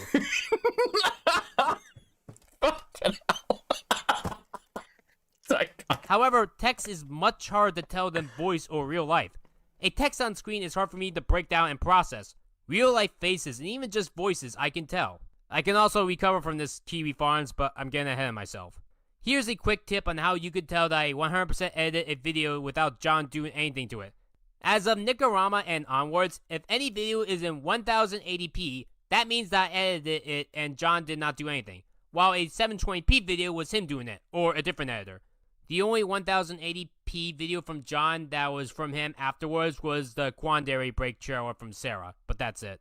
Sometimes John would make new errors like the Disney part in the Bart vs. Itchy and Scratchy review, where I put in the Disney Mickey thing while he wanted something Star Wars. Which wasn't in the script, by the way. It never said anything about a Star Wars specific screenshot. Yeah, we just... Cartoon, she is fully invested. I can't say I play. Hold on. Where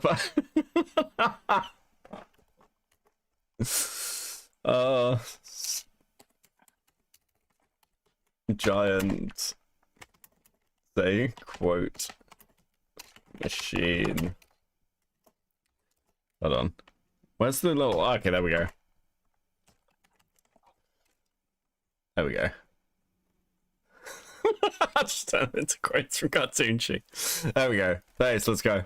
That's not even what Cartoonchi said to me. As in episode 7, it just said when Walt Disney bought the company. God damn, I wish we could have done behind the scenes videos when I was still on to help explain things.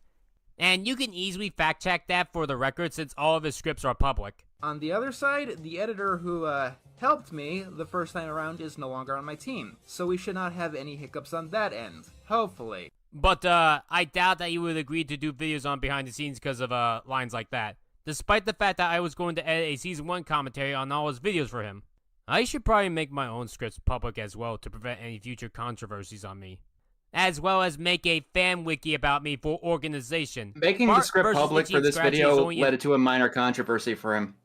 How come? So, in the script for this video, it's not in the actual video, he went on a tangent about how much he hates people on SSI, disability. What? Why? What relevance would that have to anything? I have no idea, but he really hates people on disability. What, like, okay, how much of a tangent is this? Is this like, oh my, is this like the whole kind of like, oh, they're lazy and they don't contribute anything? What, does this person contribute anything?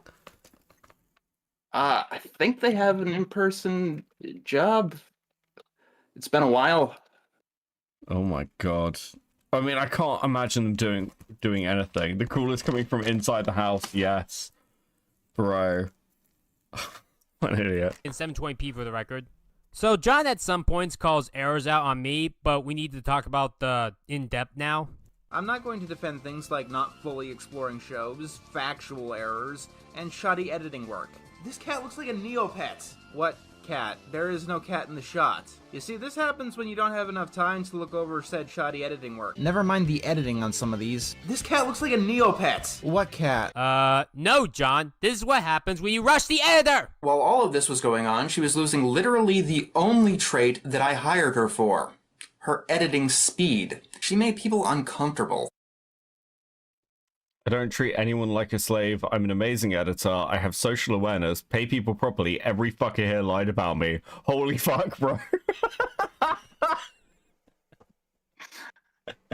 I love that the text is like just this additional seething anger at you. It's amazing. I think it's interesting when you were talking about me and I think one of your follow-up videos where you were like, Beckett's mean on Twitter, but like that's his kind of goal, to annoy people. I wish that I would love to make someone this fucking angry at me. I'm actually kind of jealous of you. It is amazing.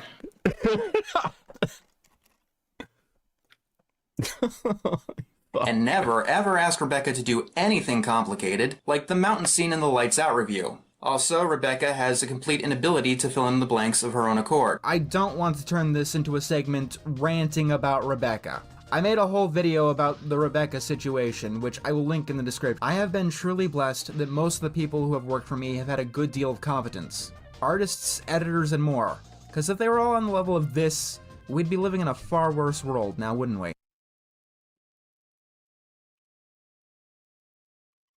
First of all, I can easily fix that clip. This cat looks like a Neopet. See? It's not that hard to fix. Why didn't you do that in 2019?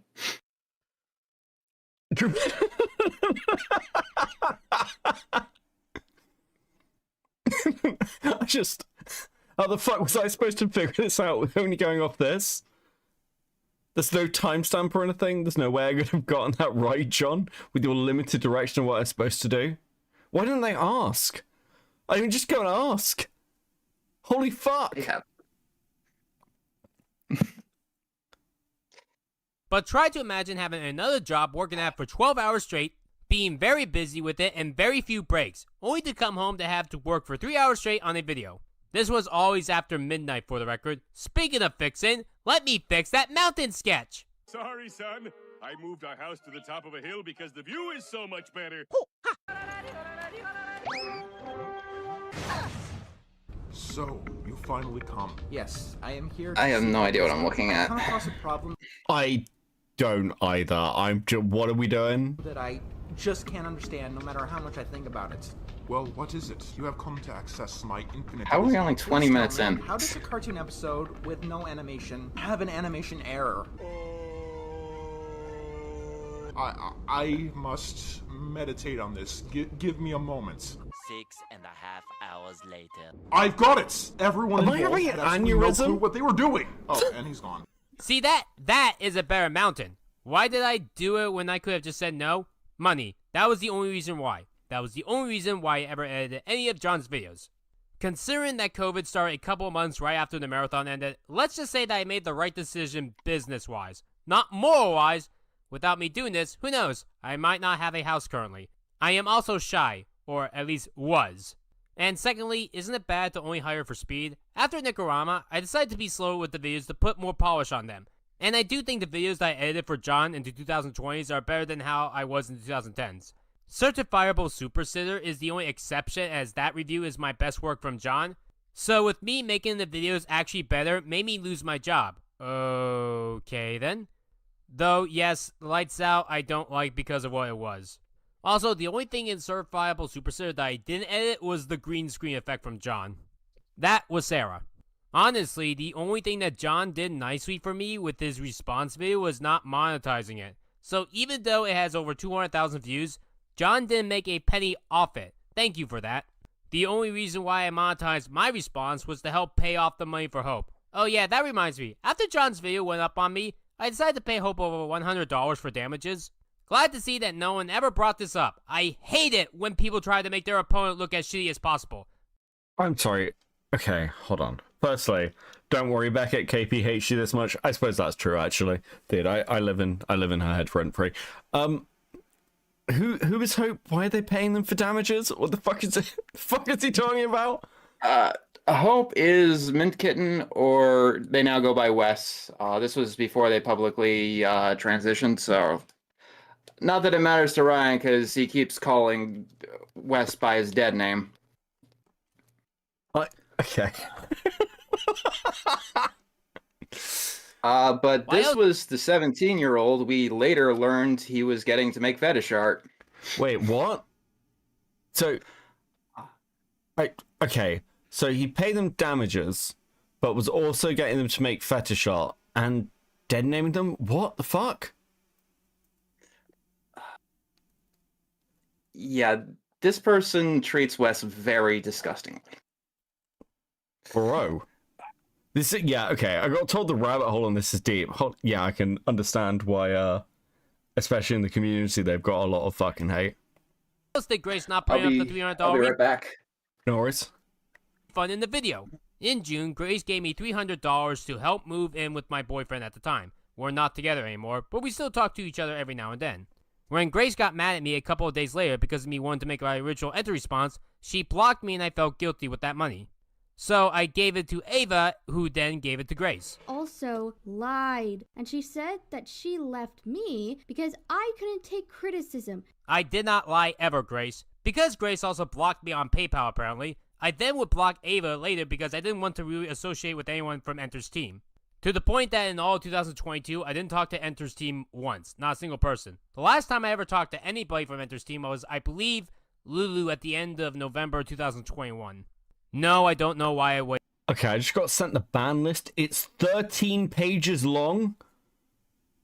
It's 13 pages. How is this 13 pages long?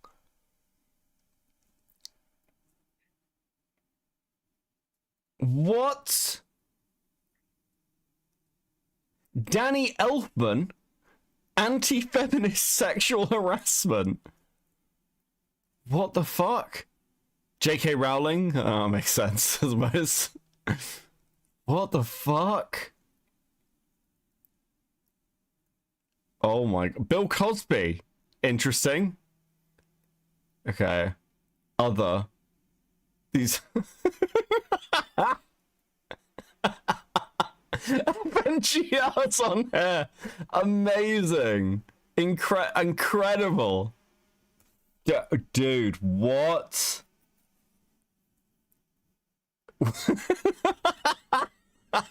MrEnter. One of Rebecca's former friends or associates that no longer wants anything to do with her. Oh no, that's Mr. Video. Fuck, dude, too similar. It's breaking my brain.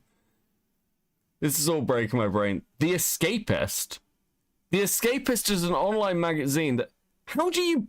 Not even people. Why have you got a ban list for Peter? Kiwi Farms is on the ban list? Does anyone... Shinto. Unless Rebecca specifically is talking about the religion, there is no way for me to know who this is. What the fuck? This is incredible. Kevin Spacey's on here. Leafy is here. Lio Convoy, understandable. Understandable. Wait, is Keemstar on here? Wait, Leafy got banned, but Keemstar's fine?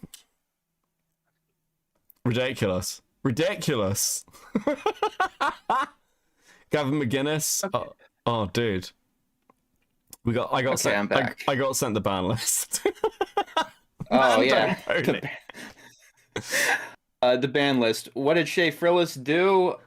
Phineas got Shea Frillis to ban him from the server, Discord server. That's why Shea Frillis is on the list as an abuser. Oh, Keemstar is here. Keemstar is here. I just didn't read it, dude. The annotations are by me and my team. Because Ryan put a bunch of dead names in there. This is interesting. I can't believe FNGR's on here. That's what a throwback. Oh, dude. Some of these are interesting. Okay. Wait that long. I get it. The $100 thing was after the response, but that's besides the point. For the record, Grace wouldn't contact me again until a couple weeks after Enter's response video went up, when it had over 100,000 views, and the internet hated me with me losing subs, mass dislikes, troll comments, half my Discord server leaving, and me losing all my Patreon supporters. Like, seriously, I can claim that I was the final YouTuber to ever be mass disliked. Because a week after my response to MrEnter, YouTube decided to disable dislikes. Of course, yeah, you can still use a extension to bring them back, but you get what I mean. I blocked Grace. Hold on, was that all the dislikes? Yeah. That's not even the video they're talking about. That's a review of Winnie the Pooh. When she tried to contact me. She wanted me to She shortchanged the artist who did my current avatar set. For what was supposed to be a $450 work, her avatar set, she paid $250. But Ava agreed to the payment. If she didn't, she should have told me multiple times, but she didn't. If she didn't agree to the payment, she shouldn't have done the poses. That's on her, not me. That's the thing. Despite Ava not getting paid, fully, your words, not mine, she was fine with the lower price. Wait, by definition of law, she agreed to it. Ava's not the only person that was like this to me. By definition of law? What the fuck does that mean? I don't know. Phoenix Star was like this as well. Hey, Phoenix, if you wanted to be paid more, we could have talked it out. And you stayed on my server for over a year after you were done editing for me. And you only left because of John's videos of lies on me, more or less. Phoenix Star was a former editor of mine for Cartoon Network 64. Other editors would get wrong clips as well. Here's an example from Crimson Mayhem from the 2010's Worst List. In one episode, Diana, Wonder Woman, fails at doing everything because she's in love with a boy. This episode outright and literally states that Wonder Woman is literally a symbol of female empowerment. And this is the episode they have her completely inept over a boy with. This is some kind of chalk zone, only bad ideas get erased shit. And then 4 of our superheroes think that the best solution to this is to try and outright kill Diana's crush, because that's what a good role model will do. The scenes are incorrect. Wrong episodes as well. This is what should have been played.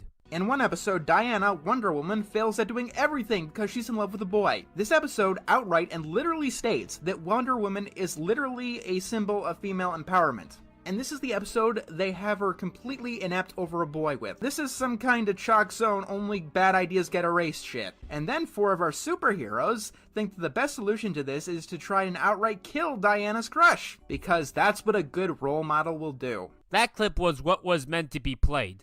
I blocked Grace when she tried to contact me. She wanted me to talk to Enter's team. Her exact words were, "You will talk on our terms."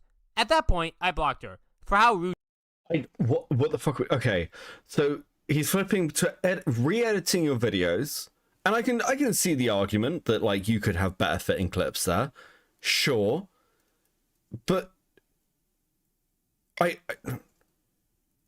you having other editors that could be better is not an argument, because he's able to do that because he hates you and is trying to show up your other editors to deflect attention from him. Yeah. Oh my fucking god. This is... Dude, I'm surprised you're still sane. Who she was. I stand by that. Do I get why she was rude? Yes, I truly do. But I don't care. If you're rude to me, I will be rude back to you. End of discussion. Her favorite word of all time, though, is abuser. Actually, my favorite words are animation, growth, cartoons, cat, giantesses, family, games. I'm sorry, wait, hold on, what? Animation, growth, cartoons, cat, giantesses. Okay. Family, games, trains, comedy, snow, belly, and blue. When trains, of course, trains on that. Why wouldn't it be? When you get to know me better, you can assure that I'm a fun person to be around. Or you can just listen to random weirdos on the internet making accusations on me. Enter's team apparently didn't want me to do a response video and just stay silent. When a lot of confusion and lies are surrounding me, staying silent was not an option.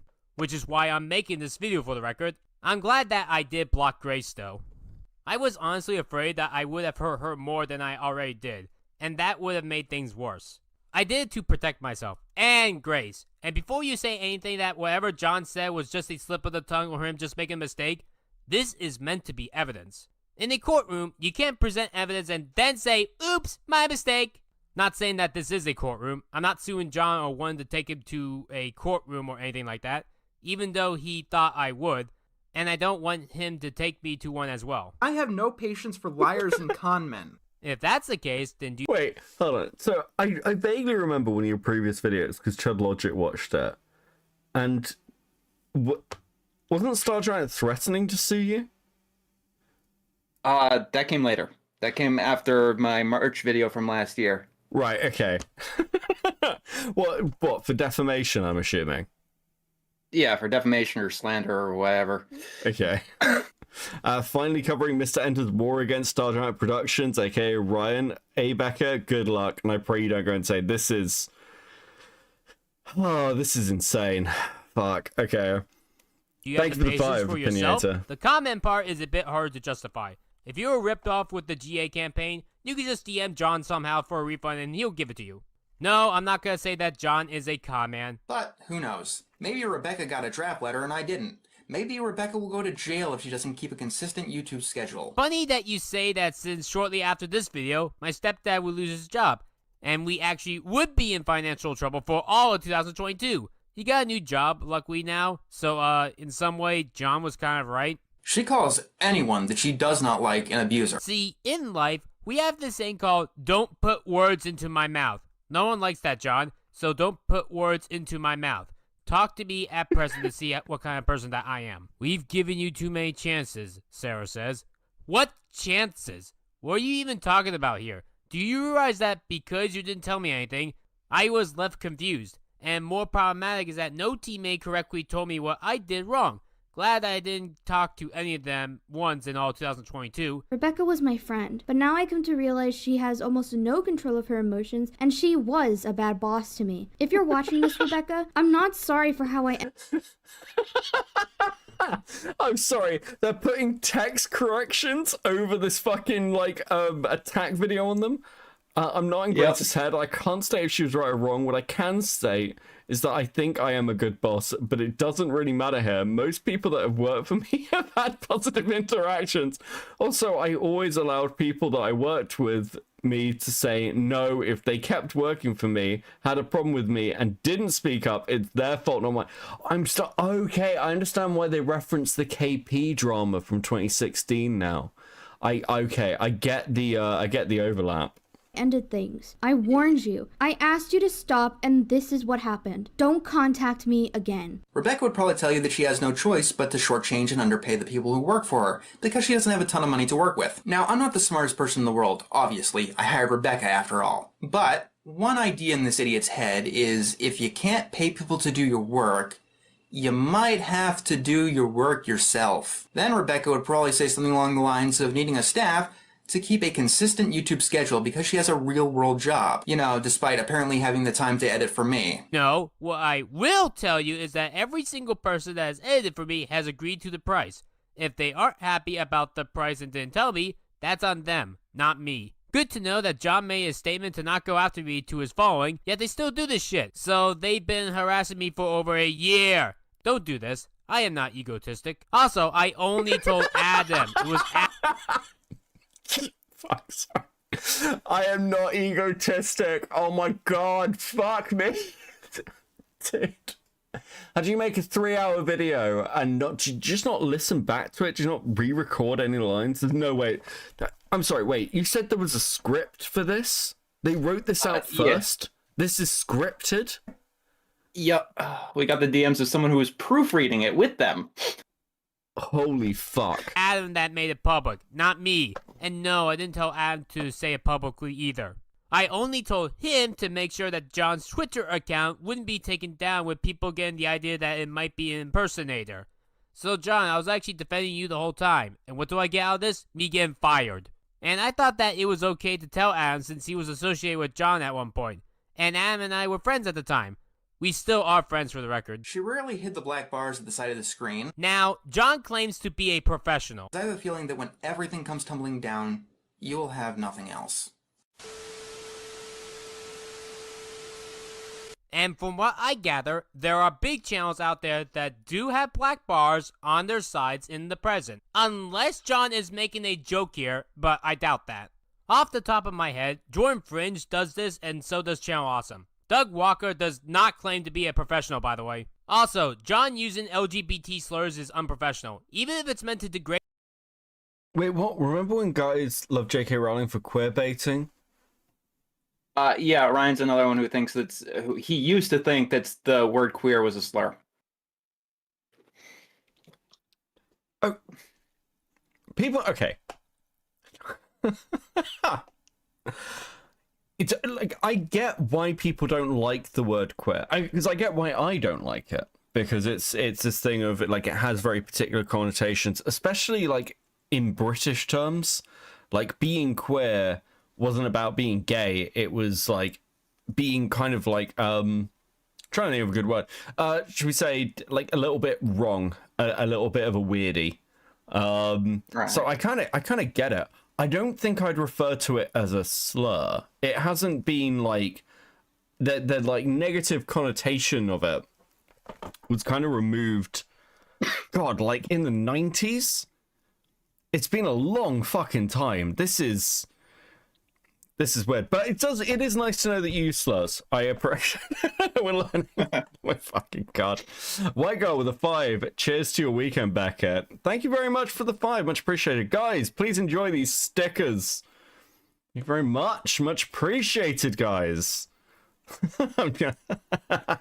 I've just realized that I set the goal as size Twitter is dead. Based. Thank you, guys. That's awesome. Very proud of you as always. Thanks for chilling out. Great J.K. Rowling. The Q word is a slur. This is not my opinion, it's a fact. The Q word is a slur. If you use it, I will block you. End of discussion. Currently in the present, I do try to remove the black bars. So being queer in the UK is like being off kilter. Not anymore. It used to be though. Like you'd refer to like someone who's kind of a bit of an idiot or like weird as like being queer or acting queer. It kind of like did have a homosexual connotation for a while as well, but that's, you know, that hasn't been the case for a long time. It's a much wider thing. It's one of the reasons that I don't like the word, basically. But again, I don't care if people want to use it for themselves. I just don't want it used about me. That's basically it. I've never considered it a slur. Fucking hell. I think my Robot Jones Cartoon Network 64 episode was the last time that I did it myself, which was immediately after my enter video. As I show black bars there, for all of 2022, I kept them out. Here's what I do. 16:9 clips when I'm talking, they have a zoom in. But when I'm playing the footage... Only a coward would hide away in this place. I reject this sick fantasy, and I reject you! I allow it full side. Meanwhile, 4:3 clips, I keep them the same size each. No alterations. They each have their own background. This is a side note, but John has the alterations. I'm sorry, what is... That was Ryan's partner at the time. The avatar of Ryan's partner. Why is everything pretty so sure they're shiny? Pretty sure they're the one that did the art for this set of avatars too. Yeah, that would make sense. Everything is very shiny. It is very disturbing.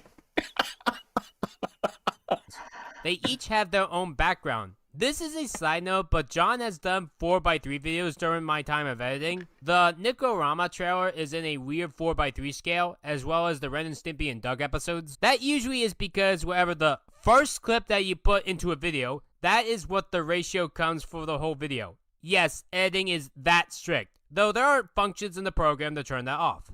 More than likely, I don't think John either doesn't know how to turn that off, or just allows it that way. By the way, John never once told me to remove the black bars. Even the people that Rebecca didn't directly attack had issues with her. She had this constant, almost obsession with pedophiles. And let's get right into the news. 30-year-old Wreck-It Ralph was spotted the other day being super clingy and obsessive towards a child. So I make a joke in a video.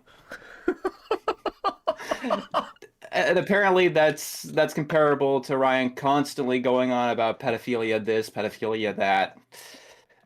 Surrounding himself with pedophiles and people at Ashcorp. Okay. awesome, fantastic. Like, I should get this out of the way now because I don't care what you say. You can't just portray domestic abuse like that and make light of it. That review was from serious 2013. bro, listen, it doesn't matter if it was over a decade ago, Enter. Bro, oh, no fucking way. This is desperate. You know they have books for that. I know.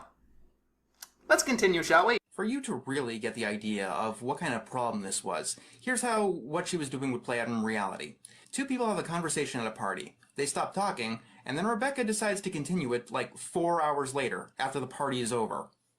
To be fair, she would sometimes insert herself in conversations at the time, ignoring what people were talking about at the time to talk about whatever was on her mind. John, you and I have never been in the same room together.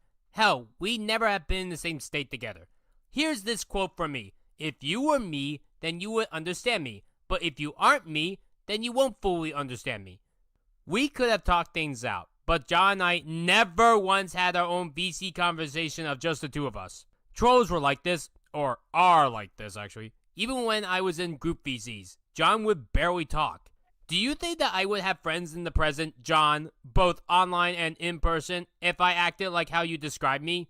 The answer is simple. You are wrong about me, John. You have no right to judge who I am as a person if you don't personally know me. And no, John or any of his teammates did not personally know me. But to... This really is jar level. Like, I can't believe they're going on about how they have real life friends and you don't know them because they've got real life friends. This is fucking insane. At least Jar can articulate himself. I say in chat, it's like, this quote from me, dude. I think Toonshi's given up. The last quote they sent me went off the fucking screen.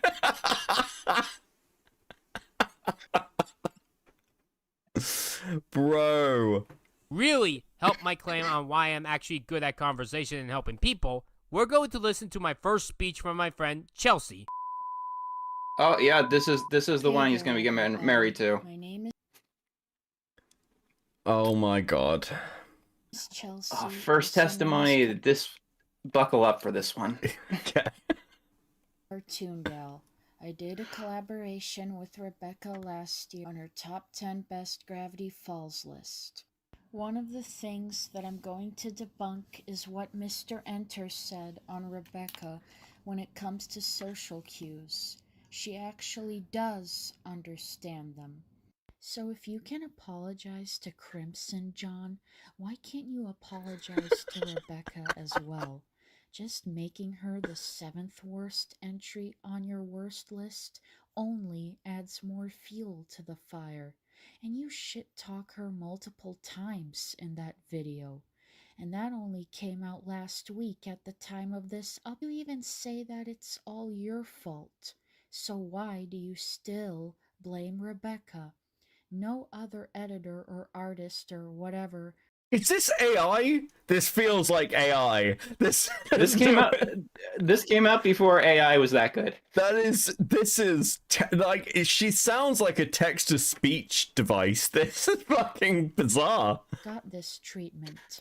And Rebecca's done some good edits for you, like Norm of the North 2, Certifiable Super Sitter, Camp Coral, My Gym Partner's a Monkey, 2000's Nikorama, Thundercats Roar, Samurai Jack Season 5, and Soul. Yeah, okay, apparently this is a bit quiet. Hold on. How long is this testimony? Okay, we will turn it up. I refuse to speed it up though. It's kind of insane to me how this just keeps revealing people with worse speech patterns every time. You think it can't get any harder to listen to?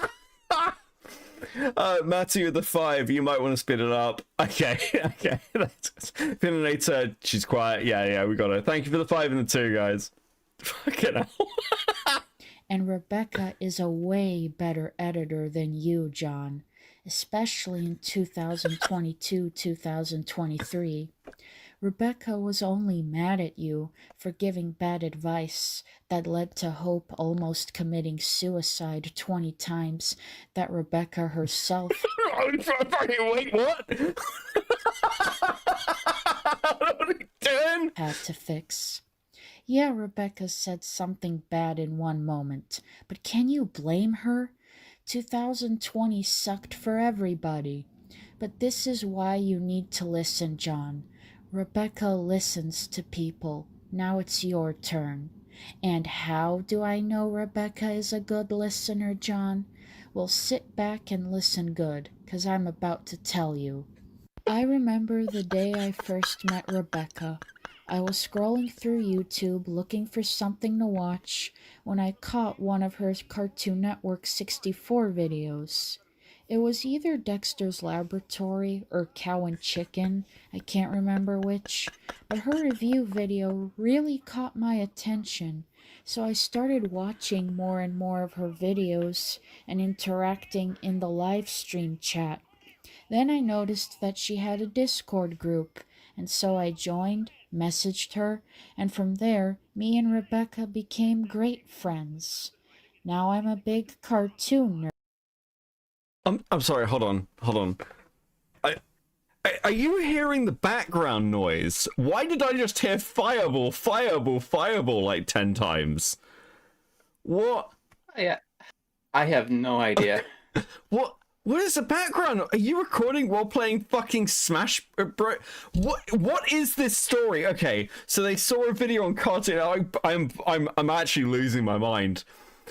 Buckle up for this girl's bizarro story. Thank you for the 2, Opinionator. We haven't even gotten to the story yet. Oh my god. What is this? I don't know. Dude, I've been missing out. This is fucking incredible. Nerd, hence my username. And I'm happy that me and Rebecca shared the same love and bond for animation. But I don't just like talking and being friends with Rebecca for animation. I also really enjoy talking to her because we talk about other things in life.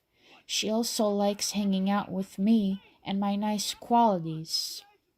She just likes me for me, and she especially really knows how to take the time to listen to me when things get really bad, and is always there to cheer me up.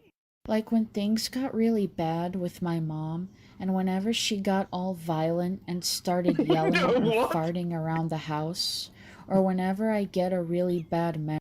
I'm sorry. What? Got really bad with my mom, and whenever she got all violent and started yelling or farting around the house. What the fuck is going on? Or whenever I get a really bad memory of her, Rebecca always listened to me and calmed me down.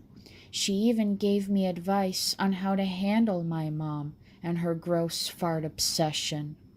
Like, for example, she taught me to stand up for myself and not let my mom get away with ruling over me and my dad, and it worked out so well. Me and my dad were able to get her to leave the house, which I'll get into more later on. But look at how well Rebecca helped. I'm sorry. Why is this in the video? Because this is a testimony to prove that Ryan can understand social cues. I'm crying. Helped me out. She taught me to stand up for myself, and if it weren't for her advice, I wouldn't be so bold and brave, and my mom would most likely still be living at my house to this very day. Again, I'll get to that later on. Rebecca really helped me out and saved me from my mother.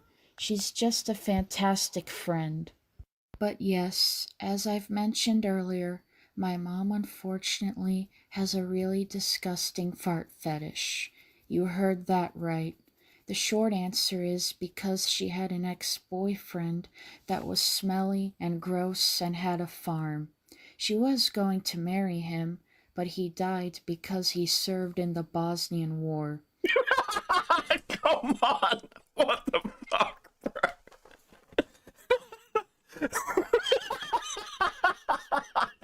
Fucking what? Dude. What? Bro, this is... Fuck, man. Okay. I can't. It's fucking insane. Well, my dad is actually nice, kind, and clean. I love my dad, and he has no fart fetish. He even hates it when my mom tries to fart in his face. And this has been going on for over 20 years. I have a complicated relationship with my mom. I find it very hard to talk about. She always tries to embarrass me. Like when I was in first grade and she was stuck in the bathroom. Basically, we had a school fair that day, and they had parents sign up and volunteer to host activities for the kids at the fair. My dad couldn't come since he was busy with work, so my mom took the role and she signed up for... Okay, I really understand. Okay, I was asking earlier who the fuck is going to marry STARGIANT. And okay, I can kind of understand now. Like, he's managed to find somebody fucking completely insane.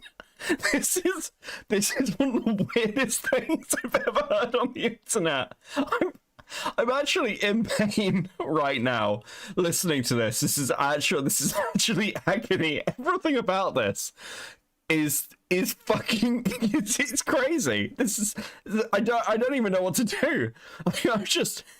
Okay, please tell me I'm not the only one who hears Amazon Alexa. You're not. I'm actually crying. Holy shit. Storytime corner, where she had to read a book to all the kids. Things were going fine at first, but when it was my group's turn for Storytime corner, things took a turn for the worst. My mom only just started the book when suddenly she had to go to the bathroom, so she paused the reading and left. It took her 44 minutes to come out of that goddamn bathroom. Why? She was having the time of her life in there, farting it up, 'cause it helps keep the spirit of Thomas alive, according to her. My teacher got so frustrated and impatient with her that she took my mom's job and finished the reading herself. All the kids in my group laughed. It was so embarrassing. I remember one kid asked me, "Chelsea, was that your mom?" I lied and said that it was my neighbor, that neither of my parents could come to the fair, so they paid my neighbor to come in their place with me to the fair instead. Luckily, my peers bought that, and nobody suspected that it was my mom. Yes, I had to pretend that my mom was my neighbor because she embarrassed me that much. It was one of the worst things my mom has ever done to me. And that's not the only thing she's done. My mom has done so many horrible and embarrassing things that I could write a whole book about it, but I don't want to. I'm already traumatized enough by all the things she's done, and I don't want to even think about my mom anymore. Thank goodness she doesn't live with me and my dad anymore. Okay, look, I'm gonna be straight up. I have sat down and watched the do you know who Gale is? Enter. I'm not familiar with the name. Okay, so Gale is a crazy person who writes fan fiction and is convinced that like she's actually like Brent Spiner, like Data from Star Trek, is in love with her, and his wife is evil, and she made something called The Rape of Brent Spiner, which is like this insane fan fiction which she even acted out. It's truly crazy. I have watched that. I've watched the whole thing, and this I can say, like, there are people who've been watching me for years who've also like we've watched it on stream, and this is crazier than that. This is crazier than the rape of Brent Spiner. I've never seen anything this just completely. It's the fact that it's so deadpan. There's no emotion in her voice as she's describing some of the most fucking insane shit I've ever heard.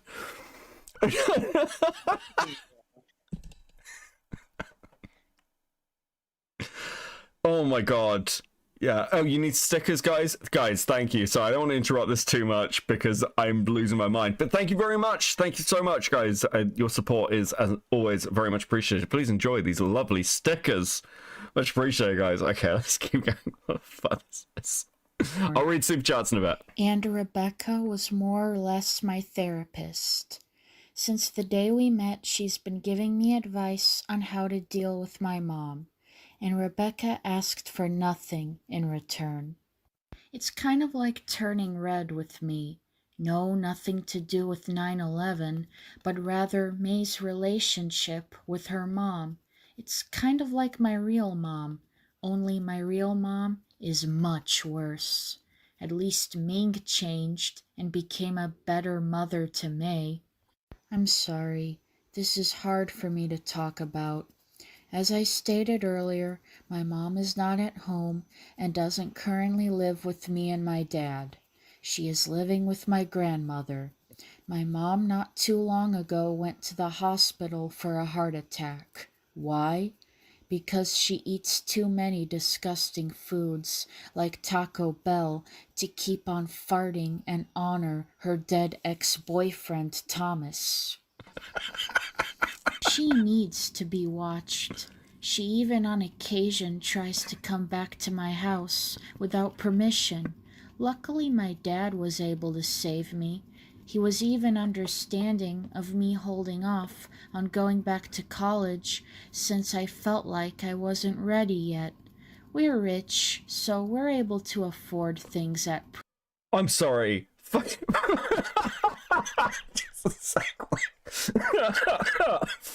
hell.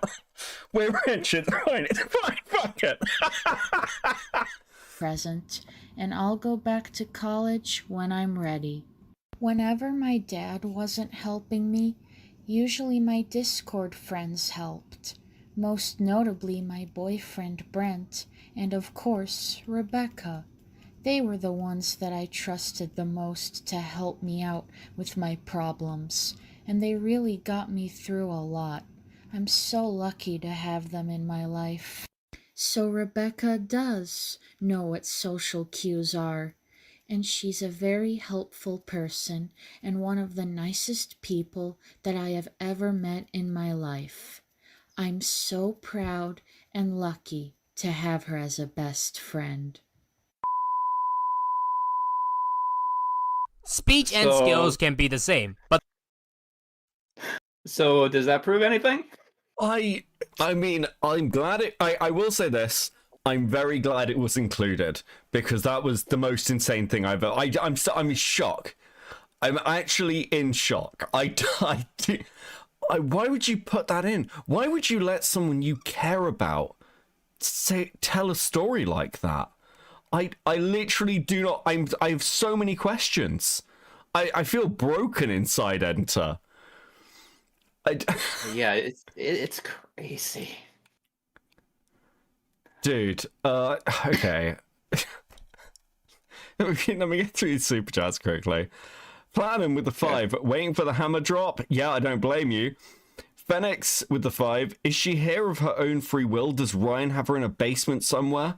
I mean, I have no answers for you. I've never felt so stun-locked in all my time streaming.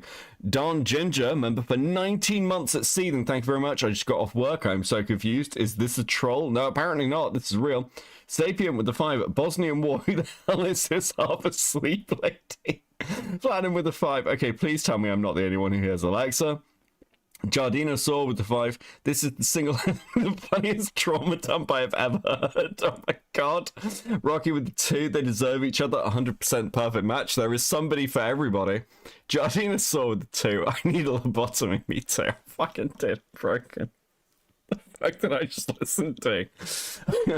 Okay. Oh, okay. Are there other testimonies in this? Is that the only one? There are 5 total. There are 5 testimonies total. This one's the longest.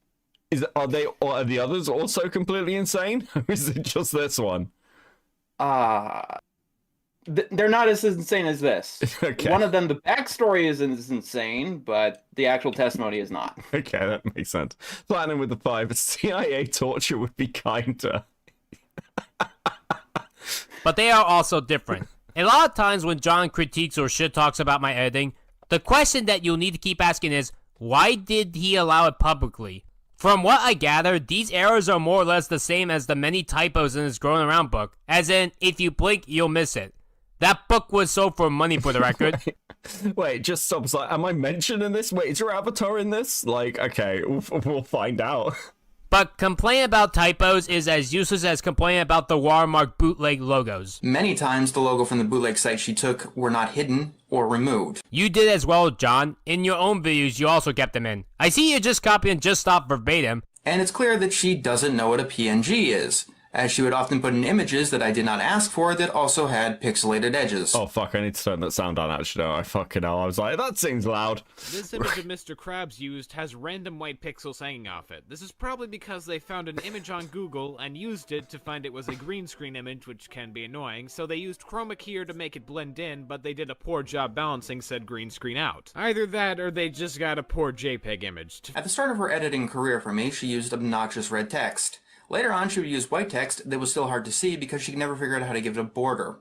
Her text was also constantly in an obnoxious size, and it's the primary way that my audience knew that she was the one who was editing. Text used to show whatever song is playing is large, in the middle of the screen, has no good transition such as a fade in or tween, is in basic Arial font, and has no outline to make the text pop out, and therefore is hard to read on the multicolored changing scene.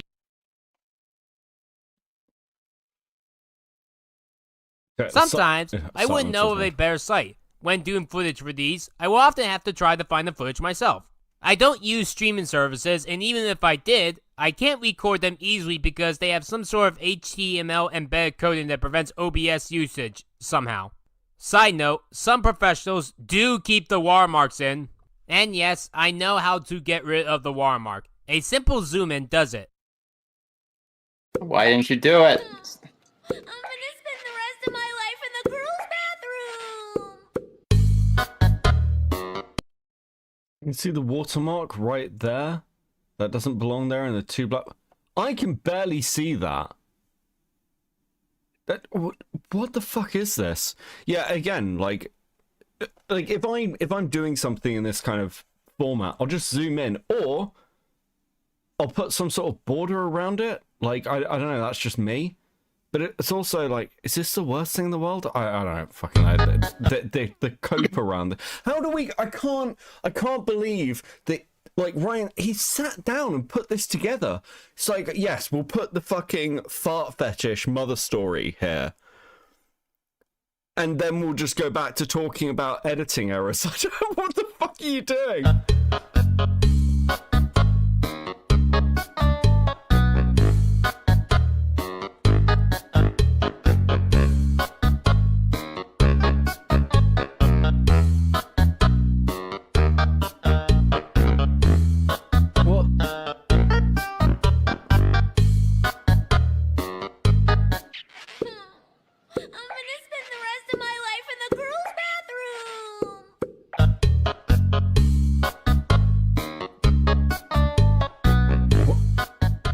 Oh, speaking of copying... Hold on.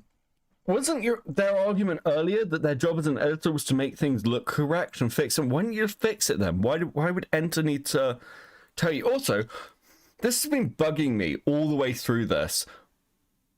He calls you John constantly. Yeah. And it's just, it feels very weird. Like, he says your name so much that, like, we know who you're talking about. And it's just, I don't know, there's something about it. It's like, I don't know even how to describe it. It just feels vaguely bitchy, you know? It's really weird. He does that to everyone. Just, he's obsessed over what people's like actual names are. Right. Okay. I guess that kind of I don't know. This maybe I'm not on the spectrum enough. I've got no fucking idea. This is Copies everything else in my this videos. is, I don't know why she wouldn't also pick how I funded them. Humans have not made anything original whole cloth since the fall of the Roman Empire. Everything that I say, that you say, that we all say, comes from someone else, as in at least a piece of it. I was inspired by you, John, not copying you. Side note, John still uses watermarks even after firing me. So, of course, this makes him a hypocrite. Plus, speaking of hypocrisy, John had videos after firing me and making that video on me using footage from my videos, as in the ones that I edited for him. And get this, both of his editors use clips. If any of these clips seem interesting to you, might I recommend literally watching anything else? Because it's my clear to me you've never editors seen a use cartoon clips. in your life. Perfect point. yeah, I literally. He says my editors use clips. Yeah, I don't. The looping's crazy because it seems to make. Again, like, it's either the clips are wrong or the editor uses clips, but I feel like I need some sort of brain damage. I feel like I should be drinking. I feel like this would make more sense if I was like half a bottle of whiskey down. Probably.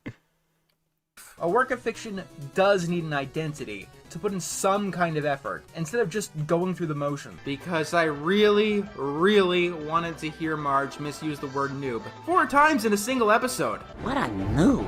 How could I be such a noob? I am such a noob. I am such a noob. What a noob. Hearing Marge say the word noob through a voice that her actress is so desperately trying to hang on to hurts my soul. What a noob. I am such a noob. What a noob. This is a side note, but if John can talk about his own stuff being bad, then I can talk about John's stuff being bad. And yes, he can say my own stuff is bad, while I too can say my own stuff is bad.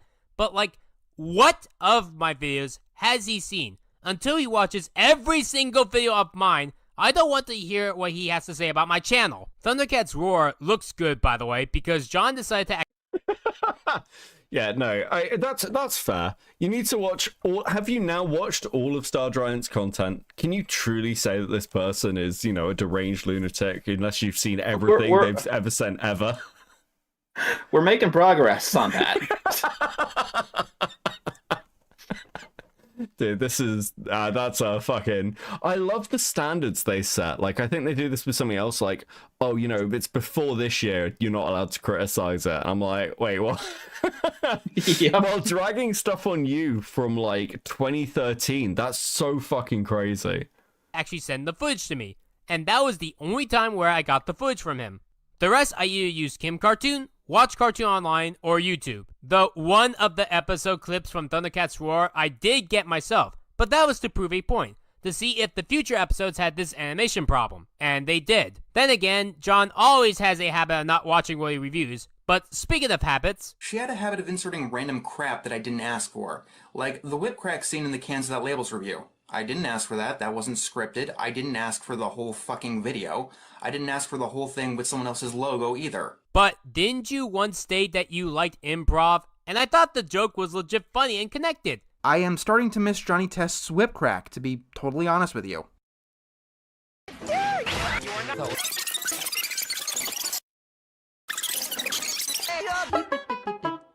People really did love the joke. So even if you didn't want it, John, isn't it good in the end since the audience loved it? Or does the audience not matter? Rebecca felt kind enough to give my newest editor, Coda, some advice, thinking that his editing was just a little bit off. Apparently editors can't give other editors advice. Even if I was right with Coda having an error, by that logic, John shouldn't be talking about me.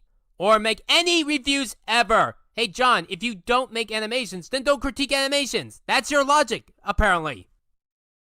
Also, Sarah did allow my advice. I told him to add a "fuck them all to death" South Park joke, and he put it in the Pickle Rick review. Fuck them to death. Please, I can't. No, please, no.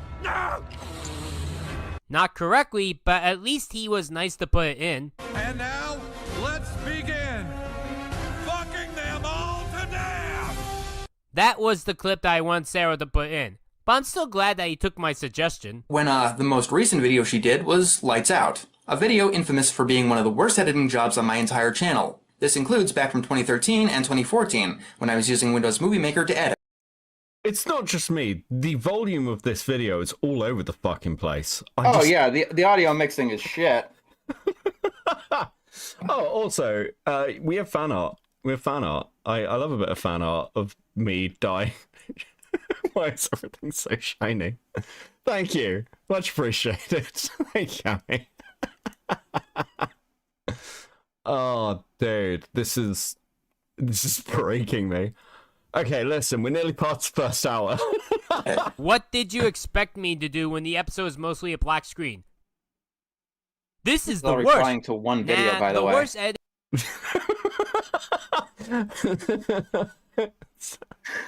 So far, he goes into other topics eventually, but so far it's only been response to one video, which is 20 minutes. Job on your entire channel, John, is from last year when you did a Lord of the Rings video as a still image. I at least showed movement and actually showcased what the episode was like. Lord of the Rings, John, has actual footage, from a $1 billion show that you refused to show somehow, for some reason. Can you believe people pay money for this? It's not a throwaway review. He showed his Patreon supporters at the end, so it's some kind of professionalism according to John. Also, it also had black bars, for the record. Everyone else is just so stoic and wooden and devoid of any emotion whatsoever. She has 3 expressions throughout this entire episode. Number 1, it's the petulant child who's been told that they can't play Nintendo right now. Number 2, it's the Karen who wants to speak to the manager because they want to return a purse, but do not have the receipt. And number 3, an abusive partner who is on the verge of exploding because you've gone the slightest bit out of line. Like, this is somehow acceptable. And you can't complain about Karens, John, when you did the same things as them in 2020. Yes, I know that John said one of, not the. But let's be honest, he probably hates my editing more than his own. All I'm saying is that I at least showed the correct clips, and didn't do audio hiccups or accidental ear rapes like in your Who Bob What Pants review. Or any of those early SpongeBob or King of the Hill reviews. This includes back from 2013 and 2014, when I was using Windows Movie Maker to edit. First of all, I don't actually remember the full advice from here. I actually remember the Strange Magic one more. My actual recent video for me was Rise of the Guardians Quickie. That's around the time that I actually gave Coda the advice that I remembered. Second, the advice was this clip from John's Strange Magic review.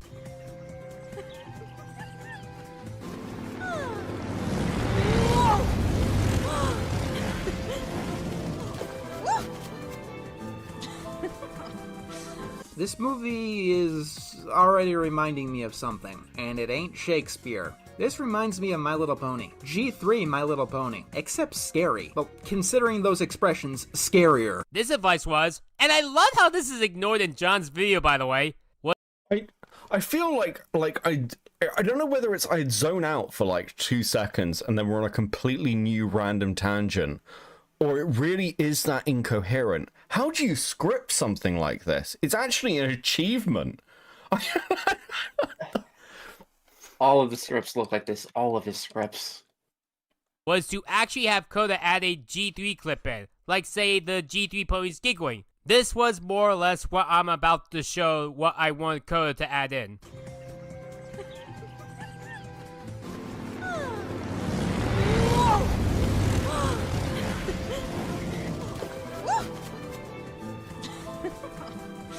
This movie is already reminding me of something, and it ain't Shakespeare. Wait, why are you giggling? We just get the giggles. Tee-hee-hee, you should try it. Everything is a riot. Oh my fucking god, what is going on? This reminds me of My Little Pony. G3 My Little Pony, except scary. Well, considering those expressions, He keeps wanting to prove that he's a good editor, and he can do it better than my other editors. Again and again and again, and I guess the only way to do that is to show a clip twice, 1 billion times. Oh my fucking god. I mean, I think one of these so far is an improvement. And it's not much of one. I'll be honest. I don't know whether it's just because I've never really watched animation analysis for animation analysis. I watch it, to learn about the people I'm making drama shit on. But do people like, isn't this kind of content, and I consider my content like this as well, like the sort of thing you have on in the background? Pretty much. It's like, you know, you've got some visuals there, but I think H-Bomb like talks about this in his Pathologic review, where he realizes that a lot of people aren't actually watching the footage, they just got it on in the background, which is how I watch H-Bomb and things. So, like, it is very weird. Also, the intersecting the clips is an interesting point, because it's quite clear that despite their claims that they're a better editor, this video is horribly put together. Like, not just the script, the actual, like, styling of it's just fucking terrible. Like, you'd think to prove that you're a good editor, you'd edit a good fucking response video. And this one has 3 separate editors. Oh, fuck me. That was it. That was all that I was suggesting. Also, why does John omit showing the advice that I gave in his video on me? By the way, you could be bad at something but give good advice in the end. Not to say that I did make mistakes. I definitely did. Sometimes others would point out for me. I've seen, like, literal identical twins in animation that were more visually distinct. Apparently, Kagami and Tsukasa from Lucky Star aren't identical twins. They're fraternal twins.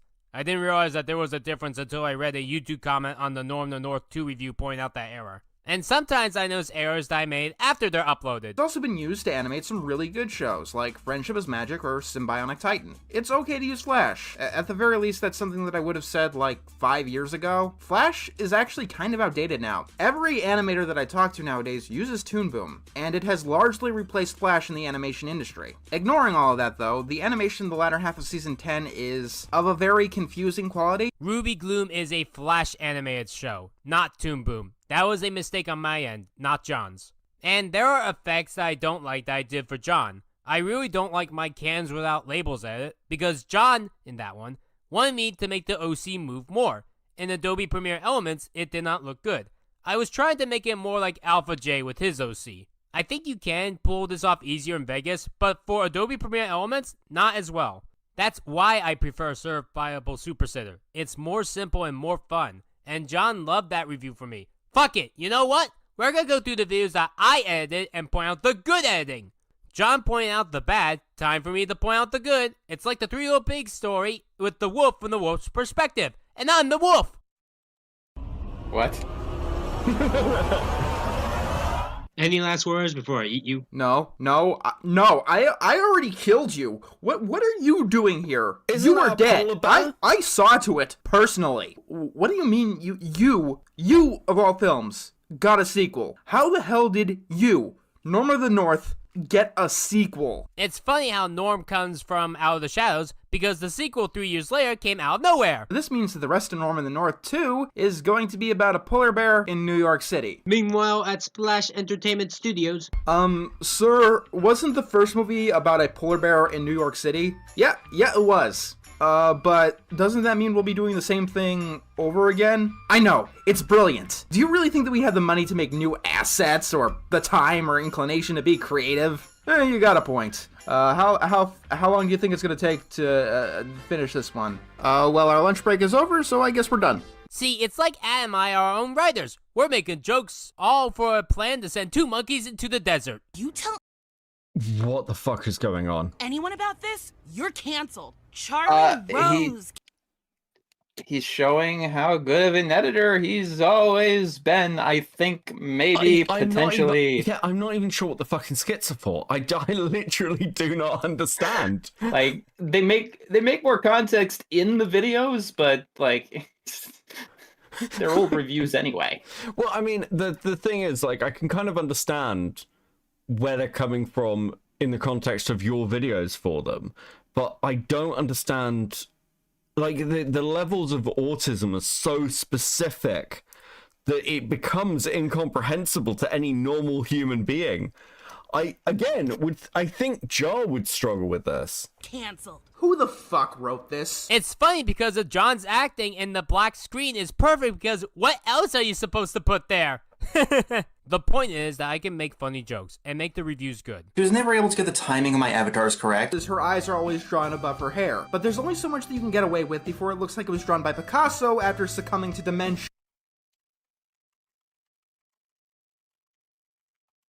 Most egregiously, I never told her to take footage from other YouTubers, especially without crediting them, like she did with Hot Diggity Demon in the Bart vs. the Itchy and Scratchy video. So it's bad to take footage without permission. Okay then, I guess you don't know what fair use is.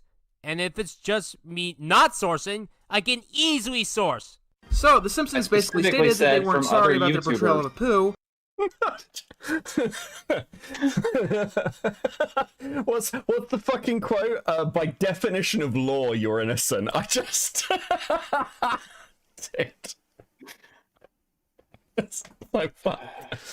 And when that went awry, then they completely dropped a poo. I think what bothers me the most about this is not that every single character on The Simpsons is a stereotype, and dropping Apu because he was a stereotype among a world of stereotypes is stupid. No, what annoys me the most about this is that The Simpsons used to be a show that could take a stand about something. See, it's not that hard to do. But speaking of not sourcing, I like to call it corporate minimalism. Minimal design. Simple, pure and light. Here's the bottom line. Basically, it's right. I mean, if you want to... Was that? That was Brentofloss, yes. What? Okay. It was relevant to the joke in the video. Okay, it's like okay. He looks just like Brad Jones, and my brain just broke. No, that's Brentofloss, somebody entirely different. Yeah. Watch a whole movie that looks like it takes place in the Nintendo Wii shop. You do you. Who was that in question? I don't know. There's no source to this clip. So apparently I'm the only one that has to be called out for not sourcing. This video came out after regarding STARGIANT Productions, by the way. Oh wait, I spoke up about shit. So that means I'm the only one that has to get this. If you want to succeed in life, then shut the fuck up. That is a terrible message to live by. Could you imagine if Walt Disney just shut up and never spoke? The See Me Feel Me Know Me review would have been another fireable offense, in which she interrupted my legitimate seizure warning to give a SpongeBob meme. This episode has bright flashing colors that may cause seizures in people with epilepsy. If you are prone to such a condition, I would recommend that you not watch this video. And you kept this up and didn't try fixing it from the start because... And then she used the raw footage of the seizure-inducing parts of the Electric Soldier Porygon video, a video which has since been unlisted until I can re-edit it, which will probably be the first in re-editing all of Rebecca's old videos. To this day, the See Me Feel Me Know Me review is the only one of John's videos that I edited for him that he has re-edited in the end. Remember, John still allowed that for 2 years before he unlisted the video. And no, I'm not giving the original link. I won't be bothering to send it to anyone since it is not one of my best works, and there are other videos that are just better. John is the only one to have no right to complain about my editing ever. Rebecca was my best editor. If I had to take a realistic guess on why only one has been redone and not the rest, it's probably too expensive to redo all of them with the other editors. The re-review... Oh no, the guy who's been redoing Ryan's videos hates him so much he's doing it for free. Okay.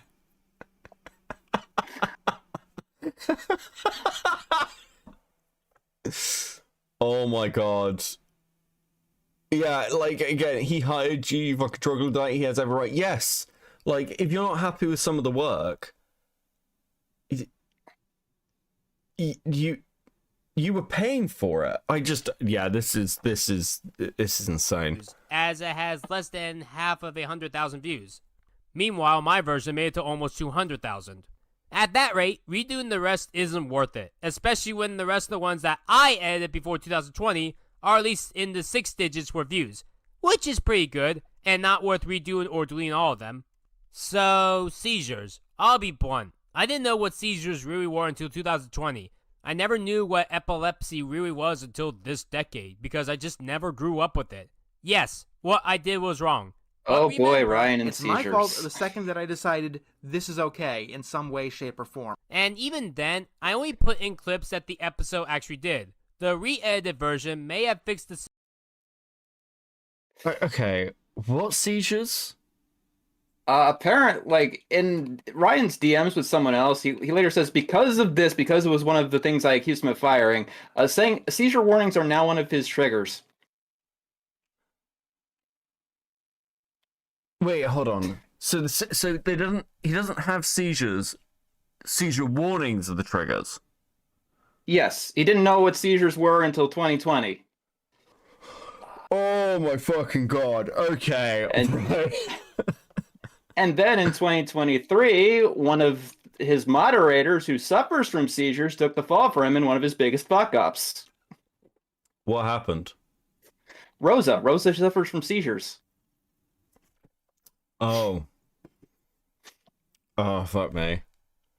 Seizures, but other things are incorrect. Also, the seizures, if you can even call them that, are nowhere as bad as the problem solvers. And even then, I actually have more of a problem with blurs. Like when Sarah or Koda showed sidebars of blurs, it makes it look like two of the same character. This student has been cloned. Is this a cloning episode? Seriously, how the fuck did this effect take off? Because it's not just these two doing it, it's like everyone. Stop this effect. It's a terrible effect. It's the worst effect ever. Stop doing it. The hotel has a security system. It's gonna take over Squidward's house! Moonscar Island did not have a guest book because it wasn't a hotel. Your self-admitted most important clue literally makes no sense. That school project taking place over the summer, in which you reminisced about driving around the country years ago. That high school project? Tell me, Daphne, how many times did you get held back for that to be remotely possible? You see, 3 of those characters are dead and no pictures were ever taken. Daphne's camera sank in the quicksand. And even if Velma did describe their appearances, they look too similar. And Stubbs' counterpart is still alive.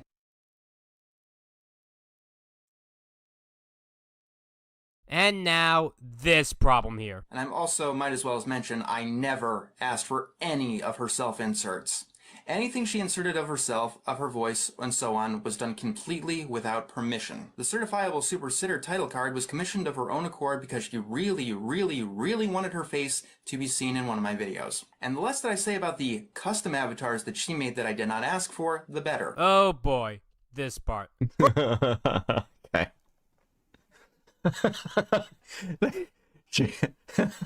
He got custom avatars for you? Oh, okay.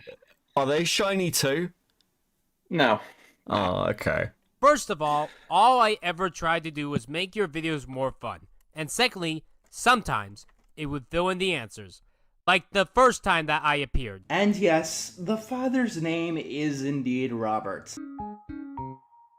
Robert, huh? Isn't that also... If you make that comment, I swear that I will put a voodoo curse on you and your dog. Okay, this is weird. That's a weird thing to self-insert. Yeah, that's Ryan's dog, I believe. Which is going to become a character later in this video, in a sense. I'm sorry, wait, hold on. So, I'm breaking... Okay, genuine question. How did you not fire them for doing this? I mean, because I will be honest, if I hired an editor and they did anything fucking like this without talking to me and then I got posted on the they'd be gone instantly. I have no excuses. I have no excuses. I'm not going to try to defend myself. I have no excuses. It was wrong. It was stupid. I was a moron. Dude. I mean, fuck, you can't, Ryan can't actually call you a bad boss because I think any YouTuber would just instantly yeet somebody for this. This is fucking crazy. Imagine putting family photos in a video you're editing for someone else. Yes, dude, this is next level crazy clout chasing. Warning you, do not do it. I guess John did put a curse on me because I'm being constantly stalked by randoms on the internet in 2023, and my dog died last year. Ironically enough, he died during the production of me making this video originally. Did you know that people sent comments to me saying that they're glad that my dog died? I regret deleting them right away to prove to you the shit that I received. For the record, what I recorded, John wrote in the script there. I guess I finished that sentence somehow. Even ignore the "it's my fault in some shape or form" from John. The inserts aren't that bad. Shouldn't have laughed at that. Toonshi, I'm sorry. It's so jarring. No one's gonna blame you for laughing because it's just like, it's such a weird blindside. Yeah, here's the clip where like I put my dog in. The dog's dead now. Like, wait, fucking what? Can I have a minute in this emotional roller coaster? Oh my god. If anything, they help with the video or are funny. No, wait, if you had a problem, John, why didn't you tell me once? After the Opposite Day review, I did get a Google Docs from John himself on the errors that I made. Nowhere in there did he state that I need to stop using my own OC. Here's a PayPal statement that I found on John telling me to make sure all the Nicororamas were rushed in only a 3-hour time period. Permission? What? Do I have to ask for everything from you? May I blink? May I breathe? You hated it when I tried talking to you, so that was gonna go nowhere. Also, we never once had a voice chat together that wasn't with another person. And you once, John, never had issues with what I did in your videos. My OC, if you add up all the times together, is less than 1 minute. According to your actions, John, I had permission all along. And often, I only had my OC in to just help finish sentences from John. Or to make it feel like he was having a conversation with somebody and how he was not just talking to himself like an insane man. Like this one from Bart vs. Itchy and Scratchy. So, what are we doing today? The Simpsons! Oh yeah, that's right. Why are we doing The Simpsons? Because you hate the world and want it to suffer right now. Yeah, that sounds a bit right. You guys want to watch some shit? I'll show you some shit. See, to me, it works because it gives the effect that John is talking to someone and not, going insane. Like I said, what? Would you just prefer it as a black background and white text on screen? So, yes, what are we doing that was today? what was in the scripts. Yeah, I mean, these are blank rhetorical questions. What? I wish I was the dog right now. Thank you, Potato. Get out. I'll be right back. I'll be right back again. No worries. No worries. Hold on. Let me do these. If my chat thing wants to behave. Holy fuck, guys. Come on. Thank you, Potato, for the 2. Belvin style with the 5. Her video is just clip random tangent. No, you're a meanie head because another random tangent clip. Yeah, this is I put too much effort into my content. I really do. I'm not an editor and I'm thinking of better ways to execute these concepts. Listen, we all are. Oh my god. Guys, thank you for hanging out tonight, by the way. I do appreciate it. I've been wanting to talk about STARGIANT for a while. Thank you very much. If you're enjoying the content, like and subscribe. If you hate the content and me, still like and subscribe, and just leave a mean comment. Feed the algorithm. Either way, press buttons. Okay. Listen, everyone loves to press a button. Press a button. Press a dislike button. I don't care. Just press something. Okay. I ask so little of you. Oh yeah, that's right. Why are we doing The Simpsons? Yeah, that sounds a bit right. Yeah, that is actually better. Blank with text is actually better. Who are you talking to? John, half a year ago, made all of his scripts public, and in the original script, that's how it goes. And even then, I didn't insert my OC for anything in 2021. In fact, the Bart vs. Itchy and Scratchy one was the last time that I did an insert. Also, Crimson did a self-insert once. I don't do sex, but I do second base. Mommy, what does sex mean? I guess John allowed it since it was in the video. No, I don't want to hear, but algorithms made John force accept it. Not an excuse. It's not allowed. That's on John, not me. By the way, John does allow his 2 current editors to have some kind of self-inserts. And this is also an annoying film for me to tackle because that means that copyright is going to be a hell to edit around. So, sorry about that, Coda. No copyright law in the universe is going to stop me! If a one-off line in a movie about a magical curse broken by true love ruins it, maybe this isn't the genre for you. I'd recommend The Dictionary, or the nutritional facts on the back of a bag of potato chips. Thiamine mononitrate? What a plot twist! John did eventually add his own OC to his videos. He did have an old guy prior, but he would later get this robot. Ow, or AI, something like that. I have no way around this. I hate this voice. It's because of it being monotone. I stated this in my Cartoon Network 64 episode on Robot Jones. I don't know if I ever stated this on my channel before, but Welcome back. Something insane happened? No, I'm just, I mean, no more than usual. Okay, I might join you on watching this entire person's back catalogue, because if this is what their fucking abuse video is like, I cannot imagine what the other stuff's like. I'm very excited to learn. Hate the sound of robots. Whenever I hear a robot voice, it sounds so cringy. It hurts my ears. It's one of the things that makes me jump instantly in fear. It's like my second most cringy sound ever. And the first is the sound of a bug buzzing. So it's not John in general sucking. Robot voices in general suck as a whole. Beep boop. Libertarian programming activated. Liber what? If no one ever gave an unpopular opinion, where would your species be as a whole? If you personally suddenly stopped talking about this issue just because you didn't get a response of sunshine and rainbows, what would it say about you and what you truly believe in? If you believe that you are right, it is a duty to continue to speak up, no matter what the consequences are. You must remember that this is who you are. This is a feature, not a bug of who you are. And it is an important feature. The most important feature. I mean, me telling the truth made me lose my job. Got hundreds of thousands of people to shit talk me. Made me lose people I trusted and thought were my friends. Made me try to commit suicide, get beat up by my family members, got me lost, made me have to deal with the police as both an adult and a minor, made me lose income and lose some social media platforms during the process, but unpopular opinions are good.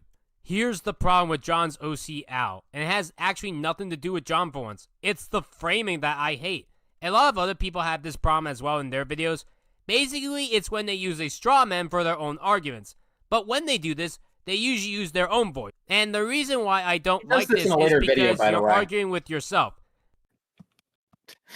His Ralph Breaks the Internet review, he does this. He has a straw man argument with straw man character.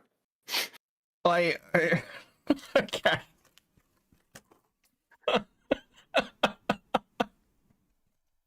Making you either a narcissist or come across as a no argument. The solution is simple. Have someone else do the voice. Oh, speaking of narcissism. Luckily, though, in my opinion, the only fitting diagnosis for all of this behavior is narcissism. I am not a narcissist, John, and I do not have narcissistic personality disorder. To have either of these, you have to only care about yourself. While for me in real life, I care about my friends and loved ones, and these problems could have easily been fixed. A simple solution that's 3 words. Talk things. I'm not a narcissist. I care about people, honestly. Didn't you hear the story from the fart girl? I obviously care about people. Come on. Out. That is all that had to be done to fix everything. She continually lies and takes things out of context. I am not a liar either. Do you know why I added Becky into my videos? It wasn't because I want to be a mother someday, although yes, I wouldn't mind being one. It was because I needed my own framing device and someone to talk to help with my points. The current voice of Becky is Dar the Star, and she's been helping me with the voice since my Pixar path on Brave. Oh boy, it's Pixar path time. It's time to see Brave. Brave, Brave! Yeah, it is. What's wrong, Rebecca? Brave is... Awesome! I love Brave! Wait, hold on. Who's the little girl with us? Oh, that's my new daughter, Becky. You have a daughter? What? Yes. That is awesome! Thanks. By having someone else do this, it can help with your videos. And just having you talk to yourself makes me lose focus. And the only other... I'm sorry, so... He started editing your videos as though he This is his own video. But it wasn't his argument for editing, like, stuff into your videos so it's not talking to yourself, like... From his perspective, dude, this is unlimited levels of fucking crazy. Their time was for the credits, and your 2 current editors do that. Hey, you've reached the end of the video. The names scrolling by right now are of all the wonderful patrons who donated to help keep this channel alive. Hey, you've reached the end of the video. The names scrolling by right now are of all the... No! I think when someone blocks you, there should be a notification for that. Like, when they follow you, you get a notification of that. There should also be a same when they unfollow you or block you. Here's one point of discussion. Dead naming! My current editor, Sarah, had a previous name that he doesn't really want on the internet. A request Rebecca frequently ignores, to this day. And you'd think that Rebecca would know something about calling other people by their chosen names. Because apparently 2 times counts as frequently. I did a little bit of this discussion in my DuckTales 2 DuckTales trailer, but dead naming is a new concept to me. As in, I only learned about this sometime in 2020, less than 3 years ago. I only have ever dead named Sarah twice, and neither time was intentional. This At is present, a he's side dead named note. a lot more. Yeah, I mean, that tracks. People still think to this day that I dead name people intentionally, and this video is the sole reason why, when in reality, I made a simple mistake. Speaking of mistakes, we need to talk about Hope. At one point, one of my teammates even blocked her, and because Rebecca is so wrapped up in herself, she didn't notice that this... Okay, I have some better version. Dude. That's fucking horrifying. Thank you, Axe. I'm probably going to use that for future thumbnails about STARGIANT. I think we'll be revisiting this person. This person blocked her until June. This was a person who worked for Rebecca previously, by the way. They weren't just an anonymous person on my team that Rebecca had no interactions with. First of all, I'm not wrapped up in myself. And secondly, again, social media sucks at this. I don't talk to every single person every single day. Even my closest friends. I can sometimes go a couple weeks without talking to them. Because we all have our own lives. We could argue all day and night about the problems with social media interaction. But let's talk specifically about Discord. Not all of it, just the context of this issue here. When someone blocks you on Discord, there has never been a notification on the when. You can only find out when you try to DM them. This is honestly a discussion for another video on the difficulties of communication on the internet, because it has hundreds of problems. Because Hope, the person that blocked me, was still on my server, I thought that they were still fine with me. When she had the tag, DM me oranges, I tried to do that, as part of the fun game. But I couldn't message her in any way whatsoever. I didn't realize what was wrong at first. This was June 5th. June 6th, I found out some things, and then I was banned forever. I haven't said a word to her since. Also, Hope blocked me, but never explained why. Let me be blunt. If you block someone for no reason, you are doing something bad. When I block people, wasn't I no explain reason. why. While Hope may have had a reason to block me, because she didn't tell me the reason, it makes me confused. She's defended me multiple times as not being an abuser. But oh no, when I finally have the gall to fire her, well then I'm just another wayward abuser. I have a feeling that she's probably going to blame her life experience or maybe her mental issues like Asperger's syndrome.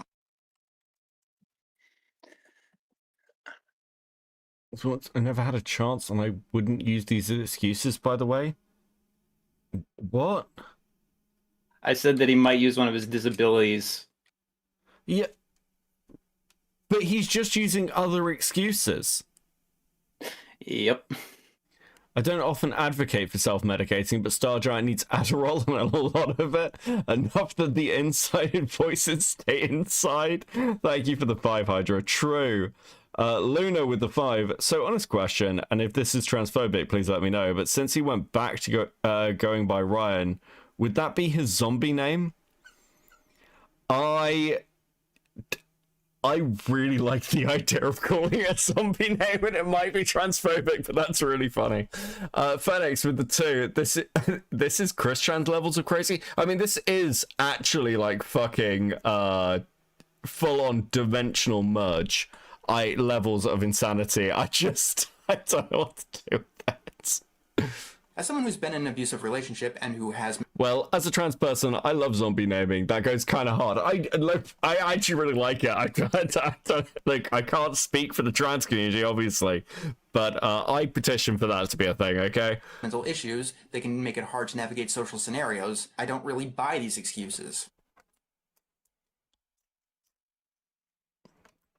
Because here's the thing. If your brain is making you do this shit and you have no free will, then you're going to be doing this shit again and again and never stopping. Of course, the one mistake that all of these people that I've worked with have never made is that they've never attacked my friends before. If this is true, John, then this one statement from your original harassment video in 2018 is a lie. The artists that I work with tend to get some especially harsh criticism. Because previous and current friends of yours have been attacked, and I stand by this. Even if your friends are being shit, which they were, by the way, then they need to be called out. I will not stay silent if someone makes a mistake or is rude. You can't say I went behind their backs when they turned theirs first. That's how I feel. You know, it's funny. I can shit talk John about anything, and the internet will agree with me. If I say that John's reviews suck, everyone will agree with me. If I said Nicaragua sucks, everyone would agree with me. If I said his COVID statements suck, everyone would agree with me. If I say his politics suck, everyone will agree with me. But there is absolutely nothing wrong with John's friends, even though that there were problems with them all along. And now we need to debunk a suicide claim. So let's talk about suicide. This will be the first of many times that I will talk about that in this video. The most standout example was coming to one of my teammates and saying that they were quote-unquote too suicidal, to the point of being a manipulator. The fact that this woman can suggest that I want to kill myself for fucking brownie points is just cruel. Let me be clear. I did not intentionally tell Hope at any point in time that she was attempting suicide for social brownie points. That is a fucking lie, what Hope and Enter said. But let's It's in see the what it says. screenshot, dude. You tend to... Wait, what did they actually say?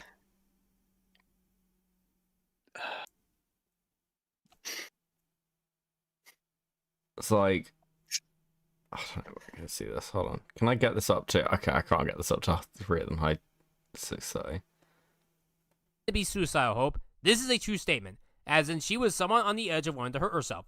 I was worried sick that I was afraid of someone that I called my friend being hurt. But, oh no! Hook, line, and sinker on me. Next line. At the point, you do it for social brownie points. Hey, did you know that people under stress don't think straight? What if, in this situation, let's pretend, what if, in this situation, I was having a hard time?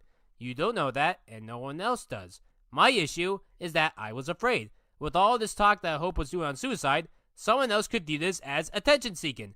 This does not mean that she was doing it. It could be viewed as such. What do you want? Wait, hold on. So, StarGiant's argument is, I wasn't accusing you of attention-seeking. I was pointing out that other people may accuse you of attention-seeking. Yep, that's the argument that's being made here. Holy fuck, my brain hurts. That is special. What do you want me to do? Just let Hope kill herself? Wow, you're an asshole. Fuck you. But go ahead, Hope. Get mad at me here. Then accept my apology and we move on from it. And then hate me for this out of nowhere for 9 months later. Do you think that maybe that it could have been me saying that too fast? The screenshot doesn't show any timestamps. And that Discord account of mine has been deleted due to harassment. So we can't even verify it in today's world due to the fact that it's been deleted. Yeah, Discord recently did update itself. That way it does show the timestamps for all conversations. In 2021, this did not exist. So we will never know the truth about the time. Not that it matters. But good to know that everyone on John's team hated me. No, I will hate them forever. Maybe if they told me this could have been solved. And the solution to all of our problems is pretty simple. Talk things out. That is all that had to be done. I'm repeating this because it is the correct answer. And you should always repeat what the correct answer is, especially when people don't get it. Let me guess. If I were saying that I was going to commit suicide, you would laugh at me. No, be mad/ignorant at me and saying that I was lying or making a joke. Why didn't I address this last time and felt like I went along with it? Because I was too depressed to really look at the evidence and to get my words in edgewise. Last time, my channel was losing subs, and all my videos would be mass disliked, as well as me having to constantly block channels for their spam. I wasn't really in a place where I could say that what Enter's team said about me was a lie, or that not everything was true. Once again, here is the Google Doc/screenshot explaining my side and defense, where Hope accepted my apology and how we moved on from it, and how she had no problem with it for 9 months, and how we had normal conversations like normal people all the way up to May. In fact, it wasn't until Sarah returned where she had a problem with me, so I don't know if Sarah told her something behind the scenes. But Hope was crying in the Regarding StarGiant Productions video! You do know that people fake cry all the time in courts to have audiences sympathize with their side. Wes was not crying. At all. Didn't even sound like Wes was crying. I'm losing my mind. To get what they want in the very end. With this statement, you probably already assumed that you think that I was implying that Hope was fake crying. But if you look through my actual words, I didn't state that once. Your brains just implied that I did when that never happened. Also, after this discussion in September 2020, Hope never had any suicidal thoughts.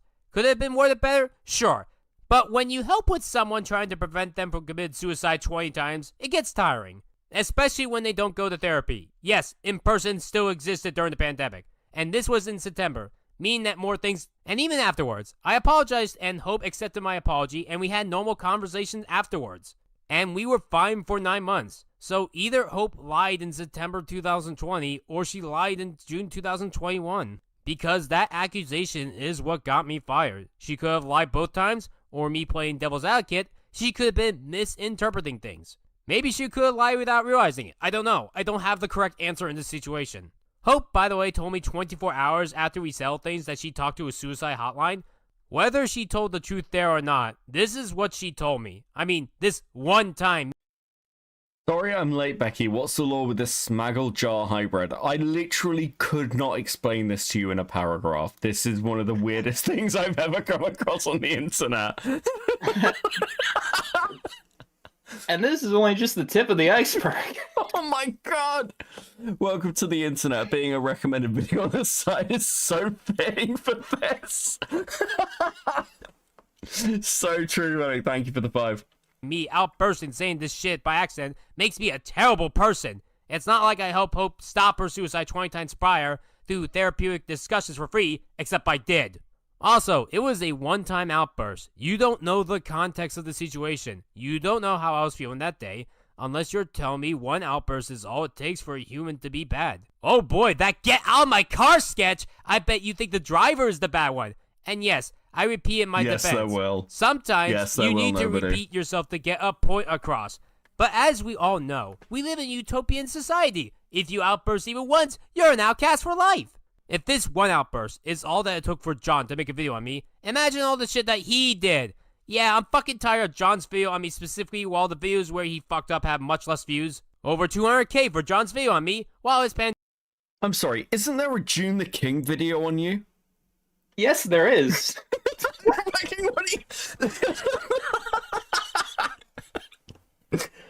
Bro, this is such crazy. Listen, MrEnter's never been criticized. Dude, yeah, like, again, I think it's been nice to get to know you and things. And I would say, and because someone actually did ask me about this like a month ago, and I was like, you seem like a very different person, like, than you were in years past. Like, I think you seem to have chilled a lot. You can, like, you've developed a sense of humor about yourself that's quite solid. But this is just insane, Cope. I mean, there was a genuine period on the internet where you were getting huge amounts of fucking hate. Yep. Bro, this is actually very funny. Oh my god. Pandemic video that first got him in trouble is still only in the 5 digits for views. His video on me is in the 6 digits, while most of his fuck-ups from this decade are only in the 5 digits. Why does my response on John not even have 5% of the views that John has? In a fair world, they should have equal views. I mean, what you guys want me to talk about regarding John? Talk about how his OC appears in shows like We Bare Bears and Amphibia, or the Hey Arnold movie? There were things that I didn't talk about in my original Enter response, like Casey. Like, the video on you from June the King has, like, over 600,000 views.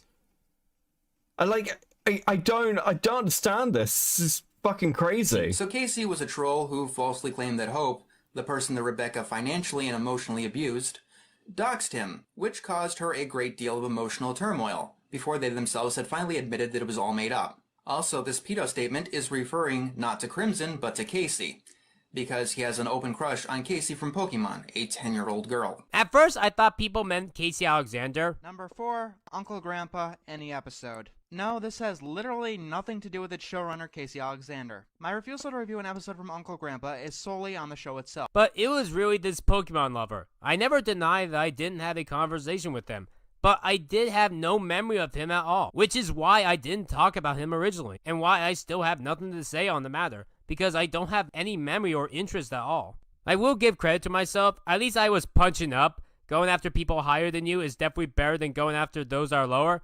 I wouldn't go after someone that only has 5 subscribers. I have literally no idea what he's talking about though here. at the same time, I don't know. I think it's this whole thing of like, you know, like, you're a bigger creator. You've got more like clout than Brian does.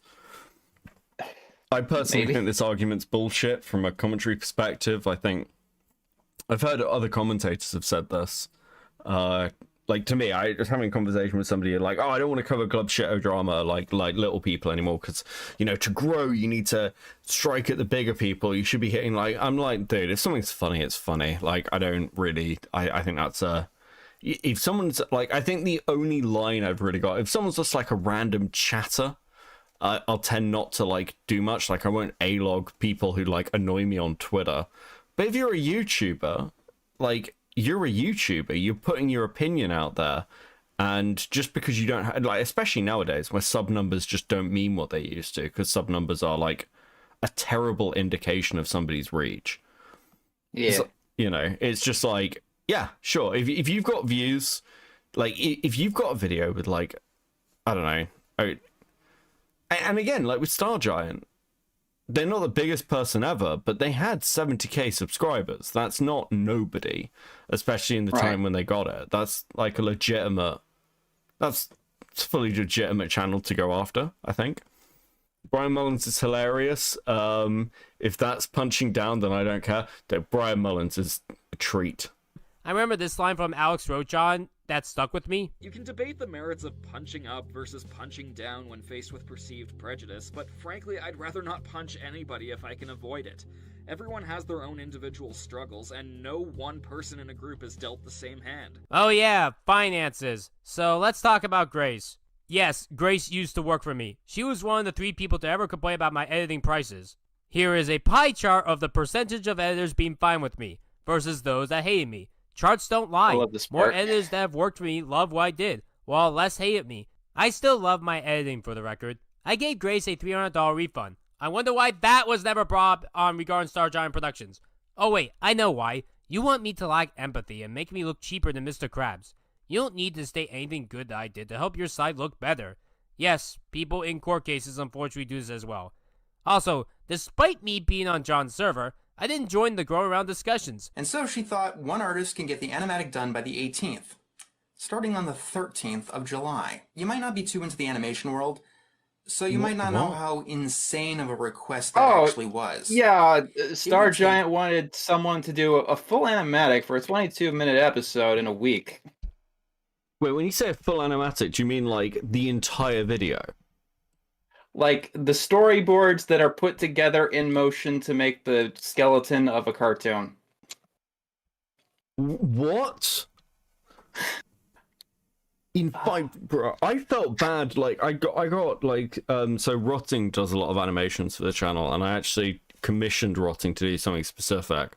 So I was trying to get a video out quickly. I thought they were impressive for getting like a full animation done in 2 days that was like 30 seconds long. Like,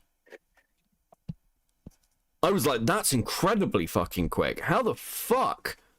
What the? Okay, no wonder this person's fucking crashed into the earth. I don't think animation studios on crunch time are asking for shit like that.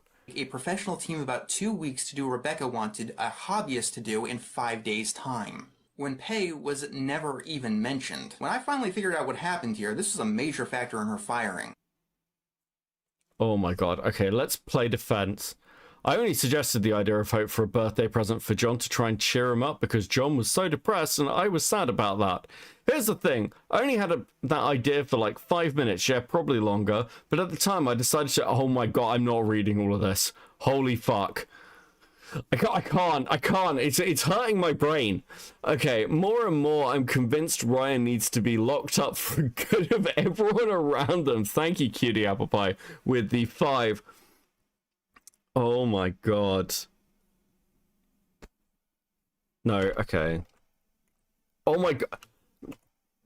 I don't care. Say things. How long it took to make an animatic, despite me only wanting a couple of pencil drawings in the end. But, oh yeah, I should memorize everything. Good to know that every person's autism on the planet operates exactly 100% the same. Let's talk about Growing Around. What even is it? Even as someone that was in the private server where it was created, I don't even know what it is. You can't buy its book anymore, nor can you view the stories since they have been privated. And I do have empathy. I remember crying for over an hour hearing the story about real children being told that they have a rare physical case where they will have to become blind in 5 years. In the first 2 years, they couldn't do anything because of Canada's COVID lockdowns. I cried because of the fact that these children are going to be blind forever, and they had to spend their first 2 years of this knowledge in the same country when they wanted to explore the world. My parents gave me fears of the pandemic, so if you're wondering, I never hated Enter for his COVID opinions, oddly enough. In fact, my mom encouraged me to not wear a mask much more than Enter did. My dad was on the other end telling me to wear a mask.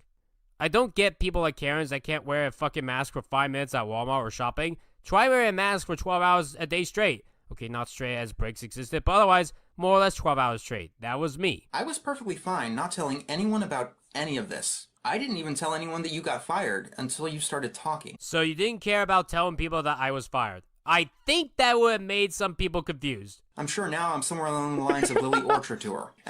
I legitimately did not say he got fired. I didn't tell anybody. If he kept his mouth shut, to this day, people wouldn't know that I fired him. I love the idea. I think people would have been confused. Wouldn't they be confused that I wasn't in your videos anymore? I was like a main... people knew me, Enter. People loved seeing me in your videos. Wouldn't they have been like... They've been crushed. You were taking something away from the fan base. Holy fuck, bro. And I can't wait to start seeing 4 or 5. No, seriously, this is the last one. 6, 7, MrEnter is garbage and this is why videos. Oh, this stupid claim. Considering that I like Lily Orchard now and think that her videos are getting better, that should be a positive, John. Thoughts on Lily Orchard? He read Stockholm in one of his videos. I don't think she likes me very much, so... Fucking hell. Okay. Yeah, he read Stockholm in one of his Lily Orchard videos. He knows what Lily Orchard did. Oh, okay. Yeah, that again doesn't surprise me. Oh, dude. Let's say the feeling is mutual. Fair point, John. I could buy that. Though, let's talk about why I made 5 Lily Orchard videos. I did the first one because I had some opinions on her that no one ever did prior to me, as I wanted to talk about her content as a whole, and especially her recent Steven Yu vs. Garbage in His Wife video at the time. Originally meant for Halloween, but delayed due to me editing half of the top 10 worst cartoons of the 1980s list for John. I made a second one a year later because a lot of people requested me to redo the original with better points and better audio. I deleted this one because I didn't like it. I did the third one 5 months later because Lily Orchard made her final MLP video and I had thoughts on it. Plus, I needed the money, and I knew that this was an easy gain. The fourth one was actually slightly positive, as it was a top 10 best, worst, and blandest Lily Orchard videos. But the person that was going to do with me broke up with me. This was going to be the first of many videos where I do commentaries on various controversial YouTube channels. Because I thought about it more and hated the concept, the idea was canceled altogether. But since I still need a Christmas video, I got Dashy to join me instead. And because I have fun collaborating with her, I wanted to do a whole series with her. And I heard of Mystery Science Theater 3000. People have done parodies of it in the past, but no one ever did it for Pixar, so that's when I invented Pixar Path. And the 5th Lily Orchard video was... Cartoon shit, okay, I'm all StarGiant out. I can't do this anymore. I've been disassociated since the far girl stopped talking. Have a good stream back here. Respect to Enter. Thank you, buddy. I'll chat to you soon. In a bit. Cartoon shit. Fucking hell. It's an April Fool's Day prank, and that was only a 5-second video. And yes, I do plan on a finale at the end of this year, but it won't even be a half hour long. I have a special reason. Rebecca, StarGiant Productions, whatever name she goes by, is a toxic person. She's a bad employee and she's an even worse boss. You hurt the people that I care about, and that's not something that I can forgive, Rebecca. I am not toxic or abusive. I have never been toxic or abusive, and I never will be toxic or abusive. I am not a bad boss. I am a great boss. I will stand by these statements forever. Also, your own...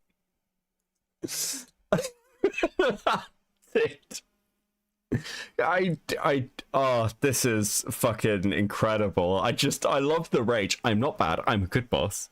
It really is. It's like someone crossed Jar and Brony Fandom together. It's actually kind of impressive. What lab cooked up StarGiant? This is amazing. Friends, John, did forgive me, so make it that what you will. So consistent that you hurt my friends, John, I cannot forgive you, ever. StarGiant, whatever? I thought you said dead naming or not caring to correct yourself on names is bad. She feels miserable because someone else is out there. Are you implying that you haven't made good videos after you fired me? Because you did. I enjoyed videos like the Al Jimmy's Head Atrocity. On the Cartoon fucking Network! The SpongeBob Enters Corner, which ironically came out 3 days before the Turn Red video. Total Drama Review, Quandary Break, and a bit on Popular Opinions. That's at least 5 positive videos there. Now it's your turn, John. Name 5 positive videos that you love from me that I made in 2022. I wish you good luck in the... I want to be really clear. I love this video. This is one of the best videos ever. This is up there with the, like, fucking Game Dude cartoon, like, the Game Dude dinosaur video where he's explaining why he was, like, stalking his ex and had to flee the country. This is one of the best videos on the internet ever produced by a human being. Not intentionally so, but it is incredible. The future, Rebecca, because I have a feeling that when everything comes tumbling down, you will have nothing else. Funny how you say that, since after this video, I had gained 3,000 subscribers and 3 best friends, plus 6 supports for me in my finances, while you lost over 10,000 subs. I got more subs than you in 2022. You want to know why I'm miserable? Because I made the exact same mistake as Marcy Wu from Amphibia. I just need to... Now look what you've made me do.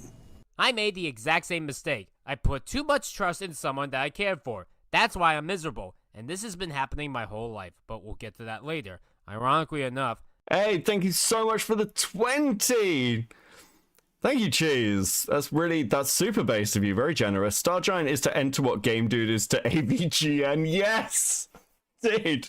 I can see a couple of people going, what the fuck is that? Dude, I need to do another Game Dude video. We'll do it over Christmas. Fuck it, we'll slot it in. Enter made a growing around story of not trusting your idols. One last thing to close this up. It's not like I didn't have casual conversations with John. I could talk about animation as a whole, or DM questions for the videos, and he can be funny at times.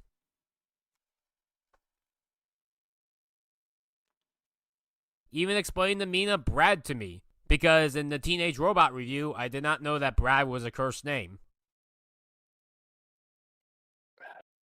What?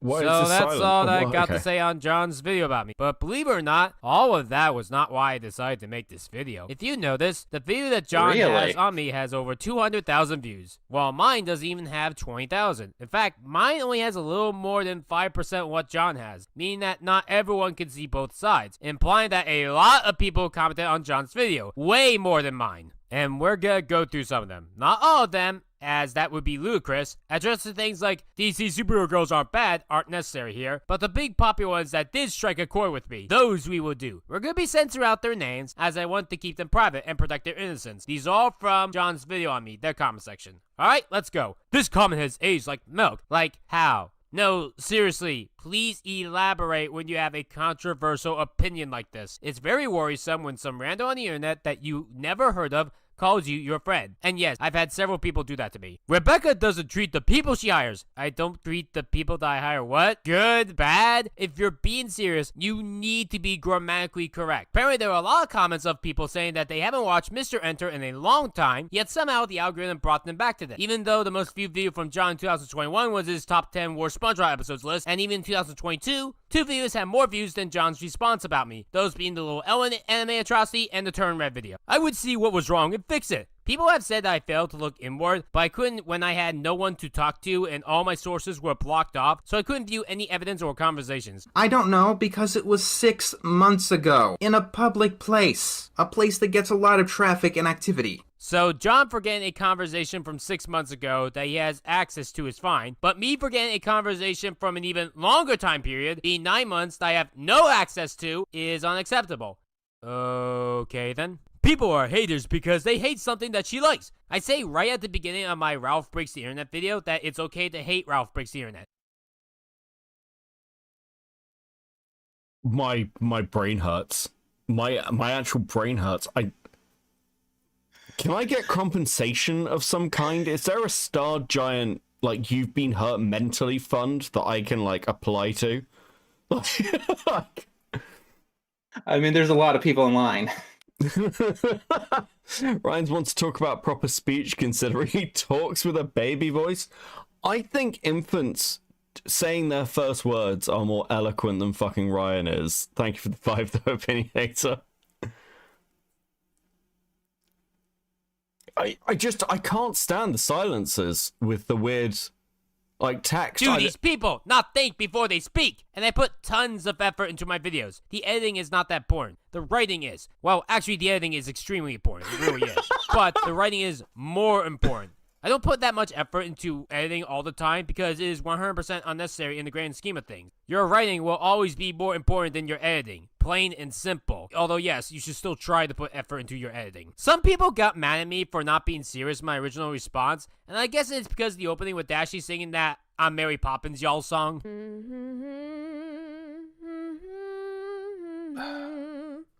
Toppins, toppins. What? Apparently that's how Ryan started out the first video on me. Toppins, a bag. Which I guess makes sense, but it's not a sketch. Also, Ask Air fucked up in this department when he put a semi-SpongeBob sketch or ad. I could go on. I really could. Yeah, sorry, I can see Inky saying the only person they've apologized to is Lily Orchard, yes. Yeah, we talked about that earlier. Fuck. But what's the point? I had a hissy fit. No, I had legit criticism. Oh, this is just sad. Speaking of sad, you want to see something sad? Even the wiki on me hates me. Yeah, apparently I have a wiki page on MrEnter's wiki. It's nothing but negative talk. Apparently wikis are easy to edit. So when I came across this, I think in May of last year, and it was filled with misinformation, like the site using my dead name, I edited it. Here is the edited version. Now this one is more correct, but then they changed it back. In mid-June of 2022, they locked it so that you can't edit the site anymore. I am an animator, but apparently it's not allowed. If you wish to see the correct version, I uploaded a description on my website. I don't blame people. Wait, how is this person an animator? What have they ever animated? Are they saying I've never seen it. I've never seen any animations from them. Oh my fucking god. People for not knowing a lot about me and thinking that I'm a terrible person. It really is like, okay, again, for those of you who don't know who Game Dude is, this is like, probably completely lost on you. But Game Dude, so again, for the younger people who are watching, like you're like 18, 19 or whatever, like you probably won't remember Encyclopedia Dramatica. Encyclopedia Dramatica was like a troll website that basically did wikis on people who were like lolcows. Game Dude had his own page on Encyclopedia Dramatica, and he edited it so often that they created a second Game Dude page just for him to edit. Like, just so he had a place where he could put like his corrected version. And they're like, dude, this is it really is fucking Game Dude. It's amazing. Because that is what gets the views. Drama is extremely pointless. I said it before and I'll say it again. It's called pointless drama. What people don't get is that I do other kinds of videos on my channel, but they just don't get the views. Whenever I do a video on trains, for example, not as many people are interested. Heck, there were actual human beings that thought that I disappeared altogether after the MrEnter video on me. Like, I never posted videos until right now, in 2023. You want to hear pointless drama that pisses me off? When people say... Okay, before we get to the pointless drama, thank you so much, Ryan Flat admitted to vandalizing Enter's wiki. Dumb true. Thank you to Opinionator. And thank you guys for hitting the goal. Much appreciated. Please enjoy these stickers and my continued pride on you, pride for all of you being so super fucking based and supporting the channel. Thank you very much. Much appreciated. Thank you. Okay, let me reset that very quickly because my thing crashed. Awesome. Thank you guys for this fucking trip. I can't believe they're complaining that people don't like their fucking videos on trains. I just... I can't imagine going to someone's channel, seeing all this shit, animation reviews, and videos on trains. Like, can you imagine stumbling on this shit? Say that I'm better than another person. Yes, this quote-unquote narcissist is mad when you say that I'm better than someone else. When you watch my videos, I rather you talk about the video itself, or just what I have to say on said product. Not some other rando that has nothing to do with this video, and it's not just trolls doing this, even my friends have made these mistakes. Speaking of websites, it's not just YouTube that hates me. Here's a Tumblr post on Louis Orchard's Tumblr talking about how shitty of a person I am 10 months after Enter's video on me. Okay then. And it's filled with lies/inaccuracies. And of course, no way for me to defend myself in this situation. And it's not just random comments on various websites that get to me. People have made entire websites documenting what I do. The most infamous one is Kiwi Farms. Kiwi Farms was, as in they're not really around anymore. The site's technically still up, but let's be honest, they're not there anymore. They're a far-right leaning website dedicated to going after random autistic people on the internet that they have random beef with. Usually with people that talk about cartoons that claim that these people are too old to be talking about animation. The website has driven 3 innocent people to suicide. One at least was transgender, so this site has no leg to... Wait, are we doing the Kiwi Farms has killed people thing? Oh my god. stand on, and they're viewed as a joke. Oh, hey, it's MrEnter Pony.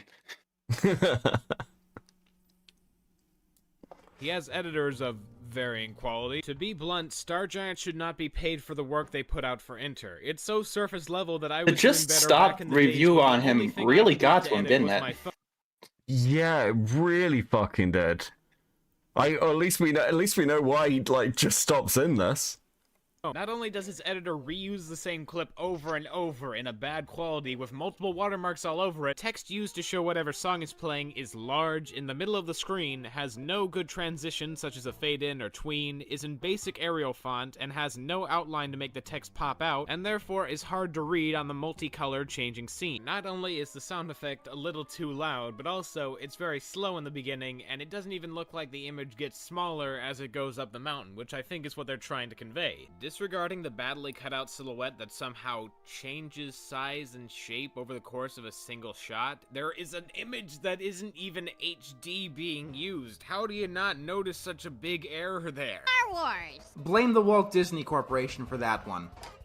Not only is it off timing in the second clip, the two images aren't HD and come up a half second or so apart, which is very noticeable and shouldn't have gotten into the final cut. This scene to show what it looks like for a competent editor to put this together. They show only the most basic knowledge at best of editing whatsoever, and more often than not, make Enter's videos look as bad or worse than he did back when Windows Movie Maker was in the mix, something I can tell StarGiant does not use by the editing that they can do. Mentioning Enter's editor for one last time, I don't exactly know who did this, but they straight up stole footage from Alpha J in the Harvey Beaks video. This one, to be exact. I'm just kinda dumbfounded they wouldn't have the foresight or ability to crop a video properly. Dear God. I get you've had StarGiant for a while, and they've probably been reliable in getting work out, but either have them take a class in the editing software they're using, have them try and upgrade for a better software and then learn that, not even great, just better than now if that's really all they can do, or have the editor fired. Well, be careful what you wish for, I guess, because I did get fired.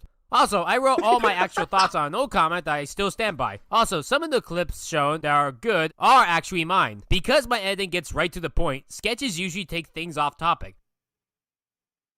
Kiwi Farm claims that I'm not bad enough to have my own forum. But they do think I'm bad enough to talk about for months on end, even over a year after I'm fired. And they've said plenty of shit. One time, they thought I had my own sock puppets. They think that Anna and Grant, aka Dashie, the YTB, and Talk USA 1971, are alternate accounts of me. It's Toy Story 3 that's next. Yes, I am absolutely going to go and look at the StarGiant Kiwi Farm stuff at some point. Like, yeah, there's no way I'm not, dude.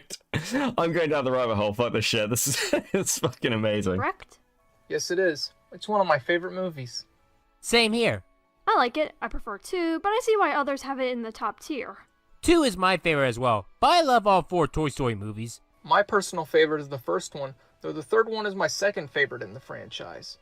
I even have a copy of it on Blu-ray. According to Kiwi Farms, these 2 random people here are me, because I could totally be in my 2 neighboring states at the same time. One from Ohio, and the other New Jersey, even though I am in Pennsylvania. But the claims get even worse than that, though. Apparently, I'm a pedophile. The site claims in, because apparently ferrying Loud House stuff makes you a real-life pedophile. What was that from John again? By claiming that I'm a pedophile when I'm not, gives me the ability to sue you. You better watch out, Kiwi Farms. You might be taken down for slander. And that's not their only claim. They claim that I hate all white men, or that I'm sorry, wait, what? They were threatening to sue Kiwi Farms?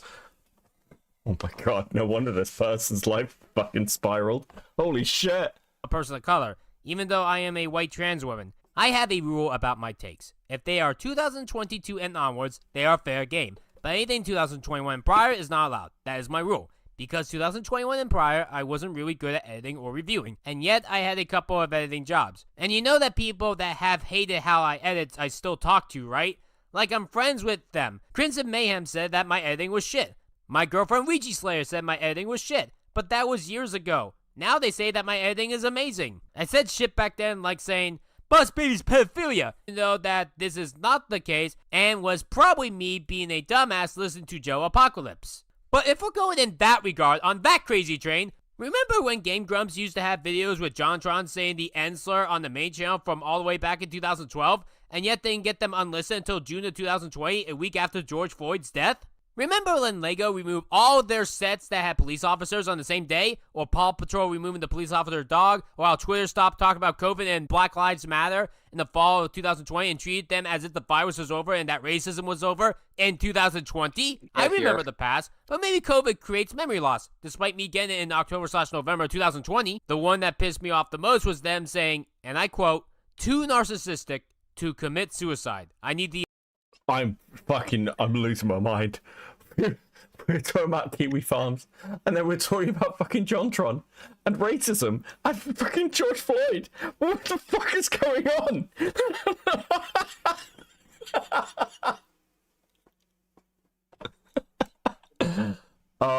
Lyo has a call with this person, right? Like, there's a yes. It happened after the Rosa call. I need to watch that call. The attention. Fuck, we might do that tomorrow. Oh, I see the game they're playing. If I stay alive, I'll be a narcissist forever. But if I kill myself, I'll make humanity a better place. Also, Kiwi Farms, this was towards you, not Sarah. Bad wording on my part? Sure, but wasn't meant for Sarah. My editing is good, Sarah. I stand by this. By the end of September, all was good, and no one in John Sir had any issues with me afterwards. We all talked it out, and everything was peachy keen after September 27, 2020. And no issue occurred until June 6, 2021. Well, major issue, so before you say, what about March 2021? That was not major, that was minor. This is how memory works. Oh, by the way, Sarah has infiltrated Kiwi Farm several times, to the point that the site gave him a slur. I am not going to say it for the record, because it is worse than anything that I have ever said to him. I am not a gross-ass wipe. People have legit asked why I have friends.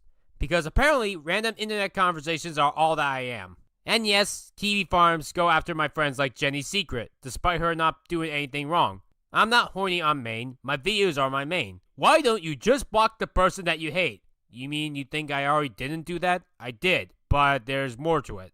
There are several reasons why this is a bullshit response. Going through all of them will honestly take a couple of videos. So let's keep it relevant to here. The first is that they simply could just make a new account. My first ever cyberstalker, who ironically enough was the same person that MrEnter had to block and make a video on prior to this. Alicia I had to block over a dozen times. And the other is that blocking them can lead to them saying illegal shit behind your back that you won't know about.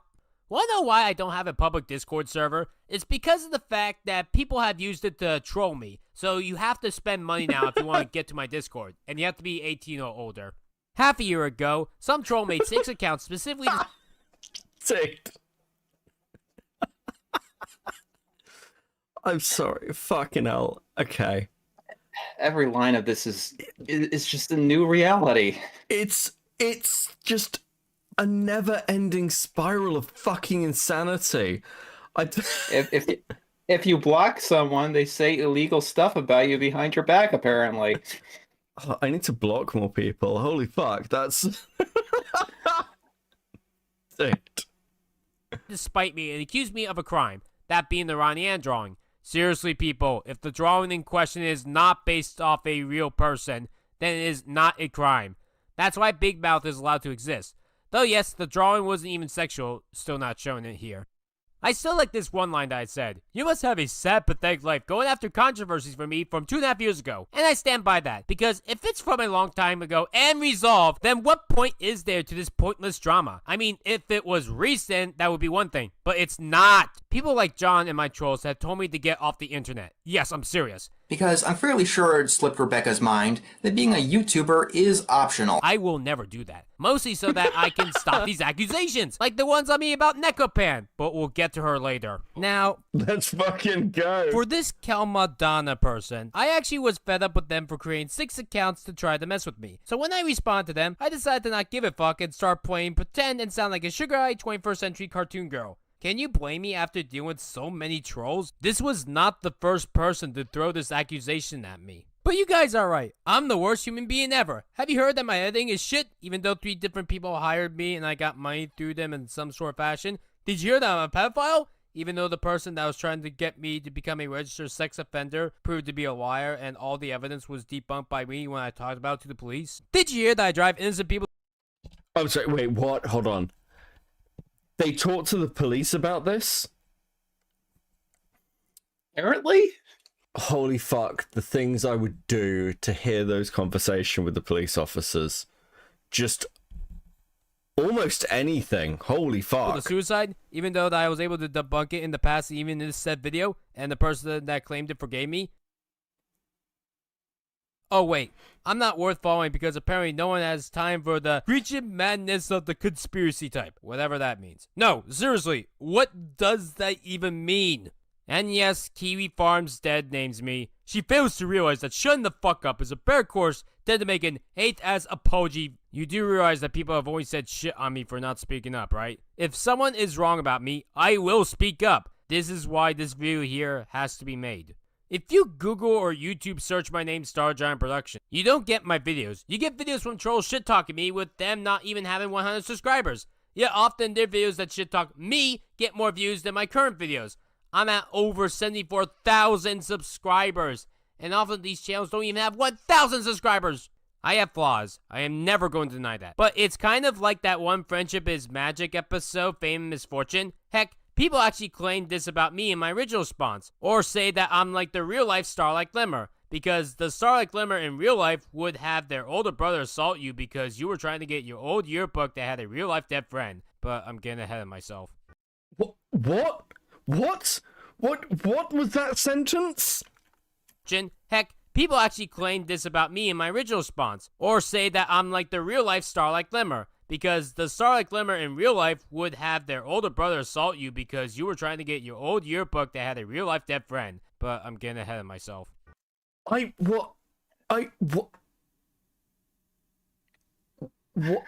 does that sentence mean? Did that make any sense? What? Okay, so apparently he got assaulted by his brother because he wanted a yearbook. And Starlight Glimmer either would or wouldn't let that happen, despite Starlight Glimmer being a cartoon character from a cartoon show. And he liked the comment that said that he was like Starlight Glimmer.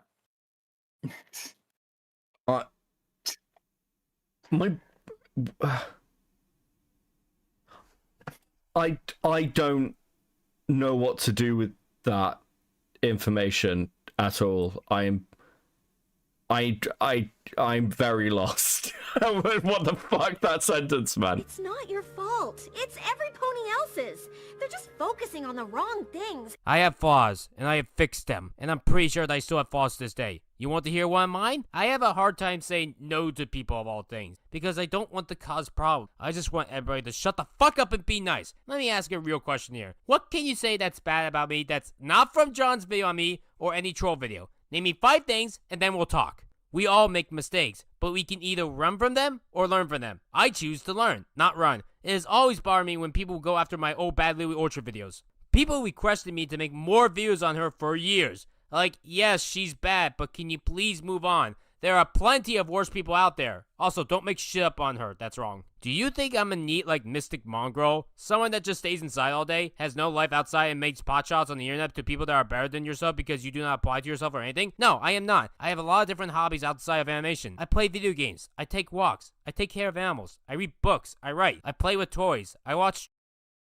The lists, every time he gives a fucking list, it terrifies me that this person has possession of animals. Well, I mean, takes care of animals might be a bit part the dog's dad, but like at the same time, everything about this is fucking horrifying. Trains. I go to parties. Outside of the internet, I have... There's no fucking way this person has ever been invited to a party. There's no fucking way. If this person has ever been to a party, it's because they fucking broke in. I've just got images of like some fucking child's birthday party. And they're like trying to jump through a fucking window to get into it. There's no fucking way. A life. You want to hear a sad story? I wrote a story in 2017 called Giantess Jobs. It was on my very old DeviantArt. I left that site because it had a child pornography problem. Same reason why I deleted my Patreon. The point is, on DeviantArt, I wrote a fictional original story about a woman named Sally. I am terrible at names, who gets turned into a giantess and has to live with 7 other giantesses to find a job in a city that giantesses and humans share together. Sorry, is that your art for this?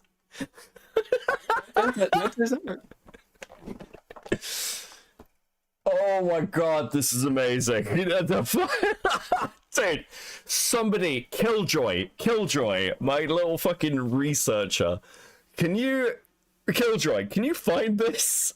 Killjoy, please find this we will read this fan fiction on stream if you fucking find it. Holy fuck, that's amazing. Very few people read it, and the ones that did read it said, "This is a nice fan fiction." And that pissed me off because it is not a fan fiction. It is an original story. A fan fiction is a story of fiction based off of a real franchise. I guess I should be lucky that I got in trouble in October and not later, because if it happened to me in 2022, I probably would have rage ranted about other things, like how the editor that replaced me has a creepy diaper fetish. For the record, I know I talked about Coda before, and I actually do have PTSD on diapers for personal reasons, so it's not an attack on Coda. But I'm just saying that in the public eye, it's probably best not to display this. I am not trying to kink shame. Whatever Coda does in his free time is not my business. I just don't like how this is the one that John says is better than me. If you are wondering about the diaper this part is thing, it has something insane. to do with my own dog, so we'll talk about that later. I know I keep saying we'll do this later and such, but that's just how my speech power works. This For is the a record, total if lie, Coda by the didn't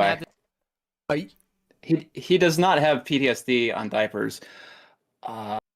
So one of the DMs, he's talking to Jetto Bread, and Jetto Bread has this fetish. Ryan doesn't. At the start, Ryan is all grossed out, but throughout the DMs, Jetto keeps pushing and pushing and pushing the diaper stuff on Ryan until eventually he gives in. They're doing role plays together. He's asking for art about these role plays. Then this video happens.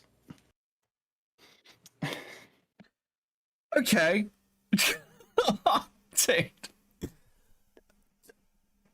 Okay. I don't know how to process this. Every section we move on to, I just feel like the more and more I feel like God has abandoned us. Like, there's definitely something where, like, God was like, yeah, America deserves Trump. Like, I get it. I kind of understand why America's being punished. Maybe the whole world. I do think that it is partly the responsibility of STARGIANT Productions at this point. Jesus Christ. I probably would have never mentioned it. I have a problem with the fetish, not with Coda himself. And for some reason, I never got to be a moderator on YouTube. Why did John never let me be one? Everyone else on the server got one, even those that didn't even do work for you. My friends don't like me getting depressed, and they usually encourage me to not make videos like this one, and they are right to do so, but I can't believe they just throw in the fact that you didn't give them a wrench. It's so fucking insane. It's so weird. It's so weird. Just another dude with the 5. I misheard him. They spoke about to the police, not the police. Big difference. Very true. Artemis would say the lack of introspection is jaw dropping. Yeah, it's incredible. This person's a treasure. I keep ignoring these claims when they too get sent death threats. My friend Crimson Mayhem was doxxed and had death threats sent to his mother. You're an asshole if you send death threats to people's parents, even towards my own mom. And yes, I'll talk about her later. I met my friends in person. Like Dashy and I met at BronyCon 2019 while in line for Rebecca Shoyshet, and by some miracle I was behind Webgate. And Crims and I have talked to several times. Last year we hung out in person at least 5 times. I even took him by a family's cottage, something that most of my friends have never gone to. And Crimson has also thanked me in the past as well for defending him. You can even see me here defending him on John's harassment video. You can't find this anymore due to John blocking me on YouTube. See, when you block someone on YouTube, it blocks the public's view on the person as well as yourself. However, it doesn't remove the comment all from the user. Important question from chat. MrEnter, why didn't you give Wyan a wench? Because he would hurt himself and others if he had it.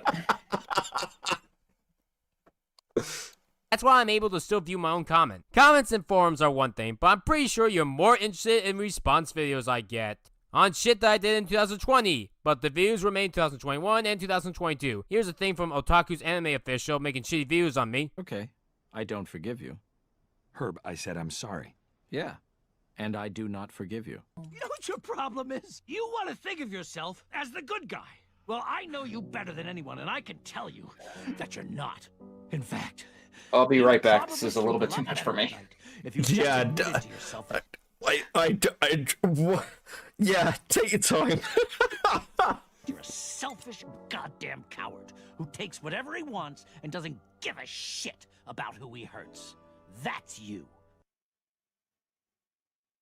Oh my BoJack Horseman is fucking the worst God. thing that humans have ever created, and more or less ruined MrEnter's image. I'm not a narcissist. I never abused anyone in my entire life. I never wanted to pay anyone. I never gaslit anyone. I always listen.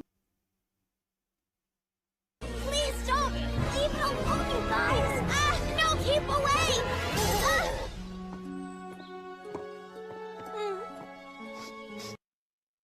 What the fuck is going on? I'm so fucking confused. Okay, Cutie Apple Pie with the 10. This is the second time I've seen some loony misuse. That scene from BoJack, I am actually breaking. This is dude, the tails scene is what's getting me. Leave it alone, you guys! No, keep away!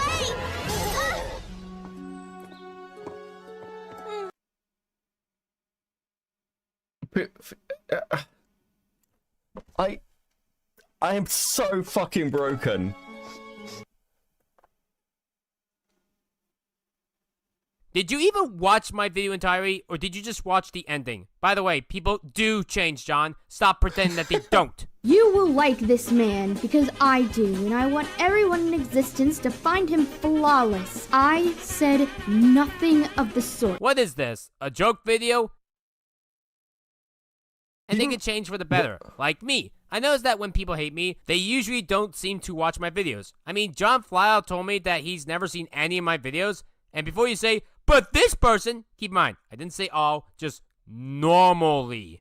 And usually, people don't seem to talk about my actual right animation reviews. They go after my old bad videos, like Toganium Talks, who literally made a video called STARGIANT Productions is garbage, and here's why. Quick tip, if someone comes up to you and says that they don't watch your content, don't take them seriously as a critic of your own videos. You need these people to probably watch your own content before they get judged what you're like. And yes, this applies to you, puffy-haired ghost. Some people think that I just block— Oh my God, it's so fucking angry. I'm completely stun-locked. Look, we've been going for like 4 hours. And I was not prepared for whatever the fuck this is. I'm completely broken inside. And every part of me hurts. Welcome back, Enter. Why, like, I just keep going. I'm still, I think the clip of the Tails animation actually broke my brain. I think it finally killed me. People that shit talk me. If that's true, then why did I hire one of these people to edit for me? Masterpiece Official was a former editor of mine, and they were very good at their job, sometimes even better than me in the present. I really enjoyed their editing. However, they left me, I think, in either late May or early June. I have not heard from them since. They are welcome to rejoin my server and edit for me again if they want to. I saw his video shit talking about my editing. Keep in mind, this was before John fired me, and yet I still allowed them into my Discord server to be part of my circle. And they edited videos like the Star Wars and Kids Next Door Cartoon Network 64 episodes. Even the ones that do talk about my 2022 videos, they claim to do it as a joke. So this might just be the worst top 10 list I've ever seen. For context, I watched this in a Discord call of about 5 people, and by the end, I don't think a single one of us wasn't pissed off. Mind you, I'm not covering this video because I'm pissed off. I'm covering this video because, first watching it, it pissed me off. And that's a very notable difference. So you watched my video in a Discord call just to specifically shit talk and make fun of me as a joke. Okay, Wait, was that Ephraim? Yes, that was Ephraim. How can you get mad at Ephraim? How? It's fucking Ephraim. Like, dude. So, okay. So apparently Ephraim made his face, like, public on Twitter. And I don't know what happened to Ephraim. But, listen, once again, as is always my policy with anything I say about Ephraim, I've talked to him many times. I'd say this to his face. He looks dramatically different from when he was, like, a fucking kid. messing with doodle tones, and now I can't unsee it, and it's completely ruined laughing at Ephron from me. He's like full, like, I can picture Ephron moving to Japan and marrying a Japanese woman. Like, he's got that look in his eye, like the look. Just imagining him in a kimono. This is an odd tangent to go on, I know, but this is what this video has done to me. This commentary a joke? I just don't find this funny. I don't copy off other people for the record. I get inspired. People said I got fired for plagiarism. Ironically enough, I flunked college for that reason alone. When in reality, I was just bad at sourcing. But I got complaints about my DuckTales to DuckTales being too similar to not just MrEnter's Nicorama, but Doug Walker's Disney-cember. Because as we all know, only Channel Awesome has any legal right to make reviews on Disney products in December. Same no one title else is card allowed. artist It is me. against the law. Oh, wait, what? For his Cartoon Network series, he got the same title card artist as I did. What? Why? Availability, I guess? Dude, that's fucking so... I do think that, like, a big part of this was he viewed you as his ticket to, like, actual internet stardom. It's like, oh, I'm working with a content creator I really like. And then when that didn't work out, it did just seem to completely break his brain. by the way, MrEnter's Lion King review is more or less a ripoff of Nostalgia Critic's Scooby-Doo review. If you're gonna rip off the guy, don't shit-talk him in your own ripoff. And has time travel self-talk that makes no sense. There are people that do offer legit good criticism like Firebolt PT. They gave me advice that it's bad to do sketches on serious videos, and I agree. Even though I didn't really do a sketch for my original Enter response, but I can understand the mix-up, and you can see that I respected their opinion on me. When people think that I am negative towards others, they think that it means that I hate them. Or when someone criticizes me, they think that I hate them. I can have a nudge. But I'm not gonna flat out hate someone for calling me out on something.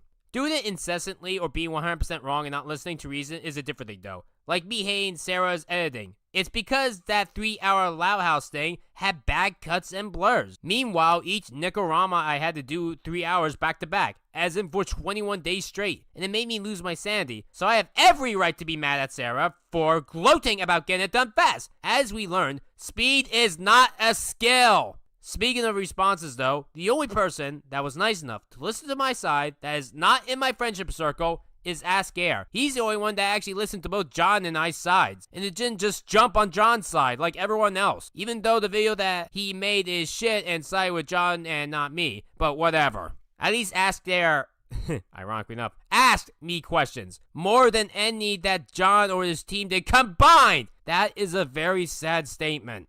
This is why I hate the cartoon community, by the way, because they're not a community in the slightest. Saying that their community is like saying that a group of pedophiles is a community, or the KKK being a community, or hate mobs being a community. And Ray Rants, if you're watching this, don't shit-talk me when you're under severe accusation. It's actually baffling how Rebecca thought that shit-talking and spreading lies about you was a good idea, considering she should have known that you would have had records of her activities and could talk to prove otherwise. Do you think I didn't think once that John honed any records of what I said? I'd be more surprised if he didn't. According to Grace, he said that I was a thorn in his side immediately after I was banned on the server June 6th. The reason for why I got mad was because I was never told on why I was shit, or me banned. I know now, but I don't 100% agree with all the statements. Fuck, I wasn't told why I was banned and such until October 8th! And some are incorrect. Also, I never lied. I need to keep saying this because that's how truth works. Misinformed or just being wrong are two different things. It sucks that courts don't understand that, but one mind deal a day, please. Lying is when you are incorrect intentionally for some kind of sabotage or gain, and I wasn't trying to do that. Also, every claim about me comes from only 2 videos of mine, the old DC one and the cartoon community tier list.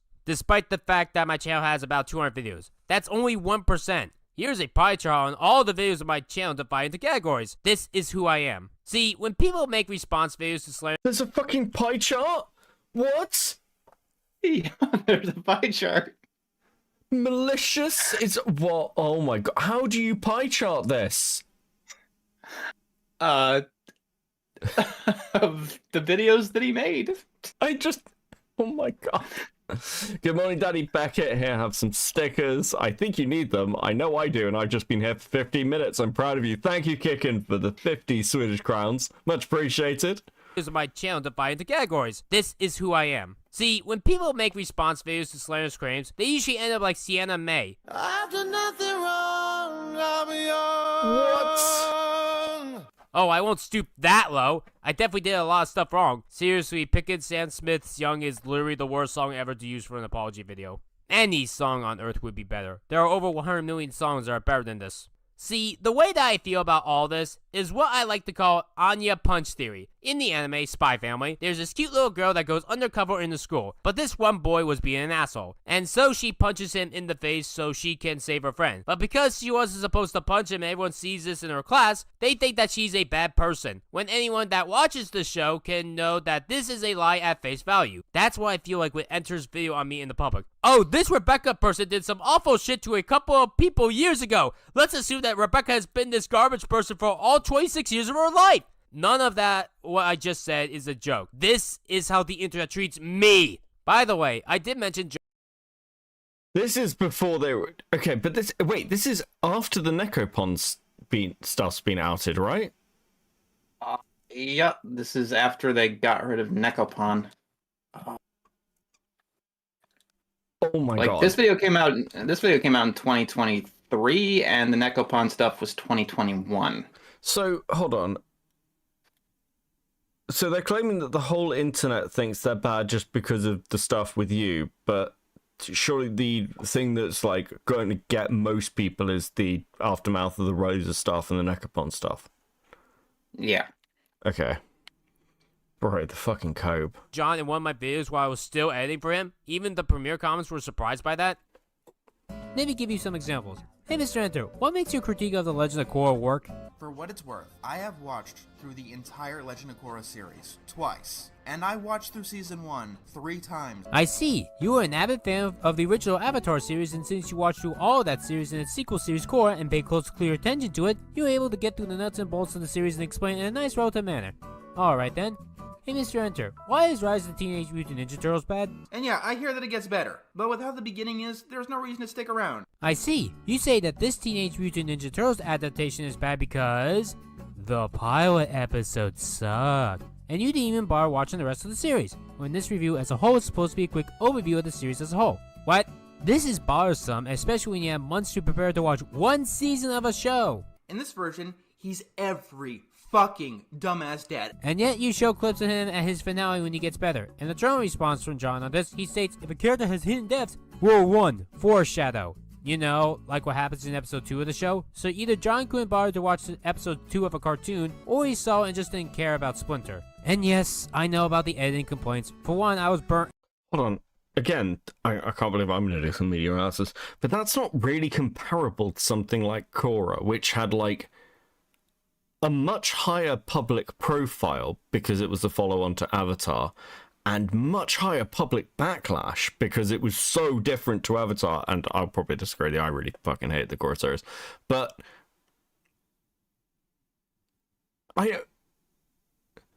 what? Why is this in the Lily Orchard video? I have no idea.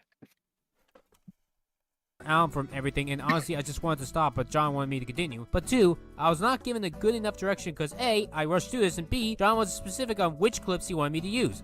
I do. Teenage Mutant Ninja Turtles isn't small though. It's not that it's small, it's that no one really cared about that animated series because it's got so many animated series and different adaptations. Like, they're not comparable kind of properties. Avatar's much more limited. I believe we have fixed these problems since with the Thundercats review, which I believe is one of his better reviews. But I hate to say it, Enter, you have the same problem in that regard with Louie, judging a product without seeing the product. Also, on the side note, Louie has not seen anything of Steven Universe Future and states that she hates Steven Universe Future. I tried in my past to always make John seem relevant. I remember his 2019 Stark Raven Dad review, I would show relevant critics an episode. Like the Bart vs. Itchy and Scratchy one only came out a couple of weeks before the review. So I put those clips in, and yet he didn't see the episode for a full year. I always use the newest MLP episodes, despite him not seeing season 6 onwards, and the Thundercats Roar had the Owl House credits at the end. And the Owl House just came out around that time. The people who made this show wanted to make an ass out of the franchise. And honestly, every frame from this show looks like they wiped theirs with it. Oh my god, these fucking end credits. Did other editors do this? Did they put themselves at the end being like, this is edited by, was that standard? Not then. The others then later asked me, so I said, okay. Ryan didn't ask me. Yeah, it's just so jarring. Again, Max is, when Max is edited for me, he's like, at the end, or there's something like that shows it's Max doing it. But that's something we agreed. That's fine. I don't mind. Holy shit! Can you believe that this quote-unquote professional still hasn't seen a single episode of Amphibia or The Owl House yet? And he thinks he's gonna get over 300,000 subscribers at the end of this year. A lot of people like to say about me, her editing is so bad, it makes me want to become an editor just so that I can prove that I'm better, or a drunk squirrel can edit better. Don't do that, ever. You probably heard this statement before, a mile one's shoes, which means that you can't judge what kind of person that I am until you know me. You can't say that you could edit better until you have my knowledge, my judgment, and my conditions. Side note, John claims that he's deleting any transphobic comments on me. Yeah, I found one easily. Also, some person claims that I should be dead, like fed to someone. Seriously, what the fuck? I got this comment before from several people. She's deleting comments! Apparently deleting comments makes you a bad person. The irony is that no one that stated this stated what I did delete. I deleted comments like, get fucking ratioed! Or the one that promoted me to make this video. Your dog deserved to die! And yes, these were real comments I've received. Matty Abraham will now talk about me. Oh, hey, Matty. He was the first to disown Ryan. Alright, I guess I'm and nervous. He joined our initial investigation and basically leaked all of Ryan's shit. Okay. Based. Hey, I'm Maddie. You know, the art guy. Working with Rebecca has had many ups and downs, especially as of late with all the controversies and drama going on. Now don't get me wrong, I like working with Rebecca, especially with all the friends I've made along the way that I've come to view as family. But I've always felt a bit underutilized. I'm not going to complain, but sometimes when I am being utilized, I'm given such a short amount of time to work on projects, causing thumbnails for videos to be finished after a video already goes up. Wait, is this meant to be a defense? What is this? For example, I was only given 5 to 10 by Maddie's minutes. own admission, it's very passive-aggressive. I'm listening to it, I'm like, it sounds passive-aggressive. It's like, yeah, it's been ups and downs, like, I have no time to work. I guess. Oh, fuck me. To work on the top 10 worst Christmas animations thumbnail, which the YouTuber The Infromentator made a comment on in his video, and I defended myself there, and will defend myself again here. Well, it seemed like I only had a few minutes to work on it, because I was very busy that day, which you could tell if you look at the following timestamps. Look guys, something I take very seriously is my art and how people view it. And if you think something of mine is lazy, then you should probably stop and think, maybe it's just his clients asking for this. Because people have stated that I have the skills of an amazing artist. In fact, Rebecca has asked me to make drawn art on multiple occasions. However, she doesn't pay me right away, but I'm well aware of her financial situations, and when she does pay me, she pays me a good amount. But she doesn't pay me for Photoshop jobs, but let's be real, anyone can do that job. Am I calling myself Rebecca's best artist? No, because art is subjective, and it takes a lot of passion to create something truly amazing. But now for what you really want me to talk about. Has Rebecca abused me in any way? Thankfully, no, but that's not to say she hasn't done some things that haven't The gotten answer under has my changed skin. in recent years. Such as her not letting me hide Easter eggs in everything I do, although half the thumbnails I made barely contain any places for me to hide any. Some very awkward situations the two of us share sometimes, and how she occasionally treats others, especially our mutual friends. I won't go into details for that last one, but I will say this. Rebecca is still capable of trying to make up for her mistakes. Is she any good at it? No, not as much as you'd like, but it's always better to at least try and improve as opposed to remaining this awful version of yourself.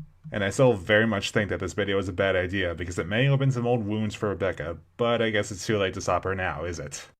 Holy fuck. That was amazing. Does it really matter if John has errors in his reviews? I guess it does. Why would you include that? Why would you include that? What does it get? Like, I don't... I do not understand at all. I don't understand why that's there. It just makes it just sounds like an attack. Dude, Since he claims to be a professional, I am sounding tired because I am tired of it all. I am so done with fucking everything in life. He made errors even after I left. Zazu can't really sing in this version of the movie either. I mean, I definitely prefer Rowan Atkinson over John Oliver, but this was certainly not his most shining moment. That's Jeff Bennett doing the voice here. You're flat out wrong, John. Usually an editor would put text up to correct someone if they make a mistake. Sometimes John would say something is a problem when it really isn't. Does it matter if John has been wrong for years about Seth MacFarlane? If I had to say something to Seth MacFarlane himself, I have to say this. Please stop. Stop trying to be funny. You are not funny. You're not a comedian. I know that you want to entertain people and make them laugh, and that is definitely admirable. I've also heard that you do suffer from depression, so maybe you think that trying to be funny is all that you have, but you are not an untalented guy. You may have signs of doubt, but try something new for once. And I don't mean try something that isn't a cartoon. Please try something that's not a comedy. Write something dramatic for once. Or hell, get out of the writing business altogether and become a singer. Because if there's one thing that you're good at, is singing. Trust me, you do not want Family Guy to... You know what's interesting? Like, just talking about Seth MacFarlane, I need a palate cleanser for 2 seconds. Like, it does feel like the closest he ever got to this was Orville. Like, Orville started, like, season 1 is, like, hyper jokey, and then becomes, like, a proper space opera. Like, it's clear Farlane wants to do that. To be the big thing. Yeah.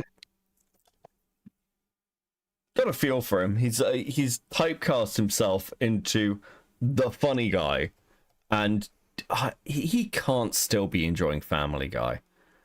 That you're known for the rest of history. I don't want that for you, and I hope to the fans that you don't want that either. It's gotten stale years ago, and it does nothing anymore but breed bitterness and resentment. Please, find a new act, and I will be there for you. But keep on this path, and I don't see it panning out in any positive way whatsoever. Family Guy is just going to get worse and worse. I'm MrEnter saying, I hope none of this crap survives into the 2020s, even though like half of these shows are still airing. I eagerly await the new flavors of shit that we have to deal with in the upcoming decade. And who knows, maybe someday I'll still be around on YouTube to make the top 10 worst cartoons of the 2020s. You know he hasn't written for the show since 2010, right? Before you even start your YouTube channel. So many characters in the 2010s. Did the and clip need to be that long to get that rebuttal? I don't know or think so. There's an hour of this left. Oh wait, we're coming up to KP? Did I see KP in this? KP gets mentioned a couple of times, yeah. Oh my god. To Korra again. Hello, Tila. It's the same picture. These two characters are not different. I don't have many examples, but I must have seen Tila's exact haircut 20 million times by now. So you don't have that many examples, and yet you complain about this as a cliche. If I were to complain about something that is cliche, I would try to find many of its problems shown over and over again. If it only happened 2 times, it's not really cliche. Sometimes people can be angry at others for their own personal situations. Apparently a couple of weeks after Enter's video on me was posted, his mother died, and then his great-grandmother died a couple of days after that. I'm sorry that he had to lose 2 family members, John. And it was problematic for a while, so I'm guessing my second DC video, you know, the original #frenemies episode, was not helping matters. I remember one time Louis Orchard once complained about Starlight with her own abusive wife. And she still hasn't learned how... What the fuck is this segue? Dude, yeah, I'm sorry about all the death. Lily Orchard. Oh my fucking god. Like, dude. If someone said something like that about my mother's death in a video, I'd be A-logging them to the end of time. I really do not blame you. Holy fuck. Dude. A goddamn thing. She is still abusive and nasty to everyone she knows, Trixie more than anybody else. I really felt for Trixie when she started crying over the loss of her wagon, because that is a fucking horrible thing that Starlight has done to her. How much lower is this garbage horse going to sink with only 1 season left to go? Louis, you do know that Starlight amended her mistakes in the episode and Trixie wasn't all that great either, and Trixie also accepted Starlight's apology, right? Trixie, I came back to apologize. I should never have traded away the wagon. It wasn't mine to trade. It belongs to my friend. I'm sorry your Saddle Arabian tour was ruined. Honestly, I don't think I could have stood 1 more second on the road. At a certain point, I don't even like traveling with myself. Like, I talked about this years ago. And yes, Road to Friendship is how I feel about John in general. When you get down to it, There are some questions that you probably don't think of asking, but here's one. Why did John never make a video on helping a charity? Or even a person/friend? Louis Orchard at least did that. I'm not saying that John is cheap or an asshole. Hell, I'm probably cheaper than him. I'm cheap. I'm not even gonna try to deny that. I mean, he pays the editors at least $10 an hour or $10 a minute. I only do $4 per minute. That's less than half. But you have to remember that John makes much more money than I do, and mine is more of a volunteer thing and not an actual job.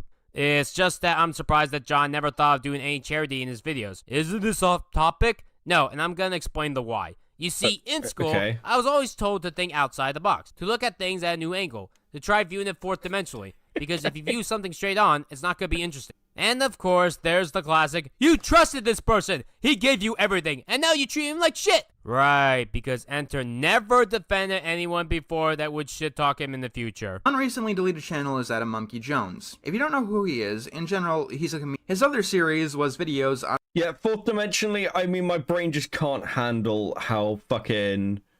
I don't even have a comment for it.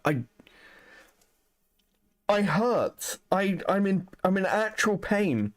I mean, now we're on Monkey Jones. On the shooter, Elliot Rodger, which is what got him booted from the platform. However, these videos were in a documentary style, which should be allowed by the terms of service. They went out of their way to understand what kind of a person would do the things that Elliot Rodger did. This wasn't the first time that Monkey's channel was deleted. The first time it happened, YouTube themselves said that their deletion of his channel was a mistake, and his channel was restored. This time, though, they've determined through a personal conversation that his channel deserved to be deleted, even though one of the videos deleted was a private video that had 0 views. This appears to be very targeted. This dumb motherfucker sold this book for money, intending for it to prove that he's capable of creating a quality product that people should crowdfund, and yet the book has no less than 40 obvious typos. That's an average of 1 mistake every 4 pages. This creatively bankrupt e-beggar couldn't even be bothered to proofread his own work before releasing it to the public with a $12 price tag. Somebody in my Discord told me he actually had an editor for this, in which case, you got fucking robbed. They didn't even try. MrEnter didn't even try. It might be the most embarrassing YouTuber book of all time. And in case you don't believe me, I wrote them all down. I'm not gonna say that John is a bad person. That's stupid. What you're like on the internet is not how you're like in real life. Though some people have told me that John has been like— Who's this angry shouting dude now? Okay, are we really reaching a point on the internet where people don't know who Monkey Jones is? Apparently. Oh my god, this is a dark time. I think I'm losing brain cells by the second you and me too kick in. Oh fuck. this for years, even the smallest things can have the biggest effects in the future. Oh, Yoda Jax, this is Ryan's neighbor. Like, real life next door neighbor. What? Yes, really, real life next door neighbor. They couldn't... Why is the cutie mark like a cutout box? Couldn't they... Couldn't they edit this? You had everything else drawn. Why is this a... Why is it a box? I know I'm focusing on like something that seems irrelevant. It's just really indicative of the fucking mess of all this. This is Jatson. I'm Rebecca's best friend. We've known each other since 2016 through DeviantArt, but we didn't meet each other in person until 2017. For 6 years, we've been hanging out almost every single day since we lived close by. We both really love cartoons, and there was even a time when we both enjoyed the mysterious MrEnter. I really love his reviews of Survival Super Sitter, the top 20 worst theme songs. Okay. I can't believe I'm gonna say this. Why does this person sound like brain damaged Saber Spark? I have no idea. Considering the complaints he's gonna have for me, maybe you'll get a clue.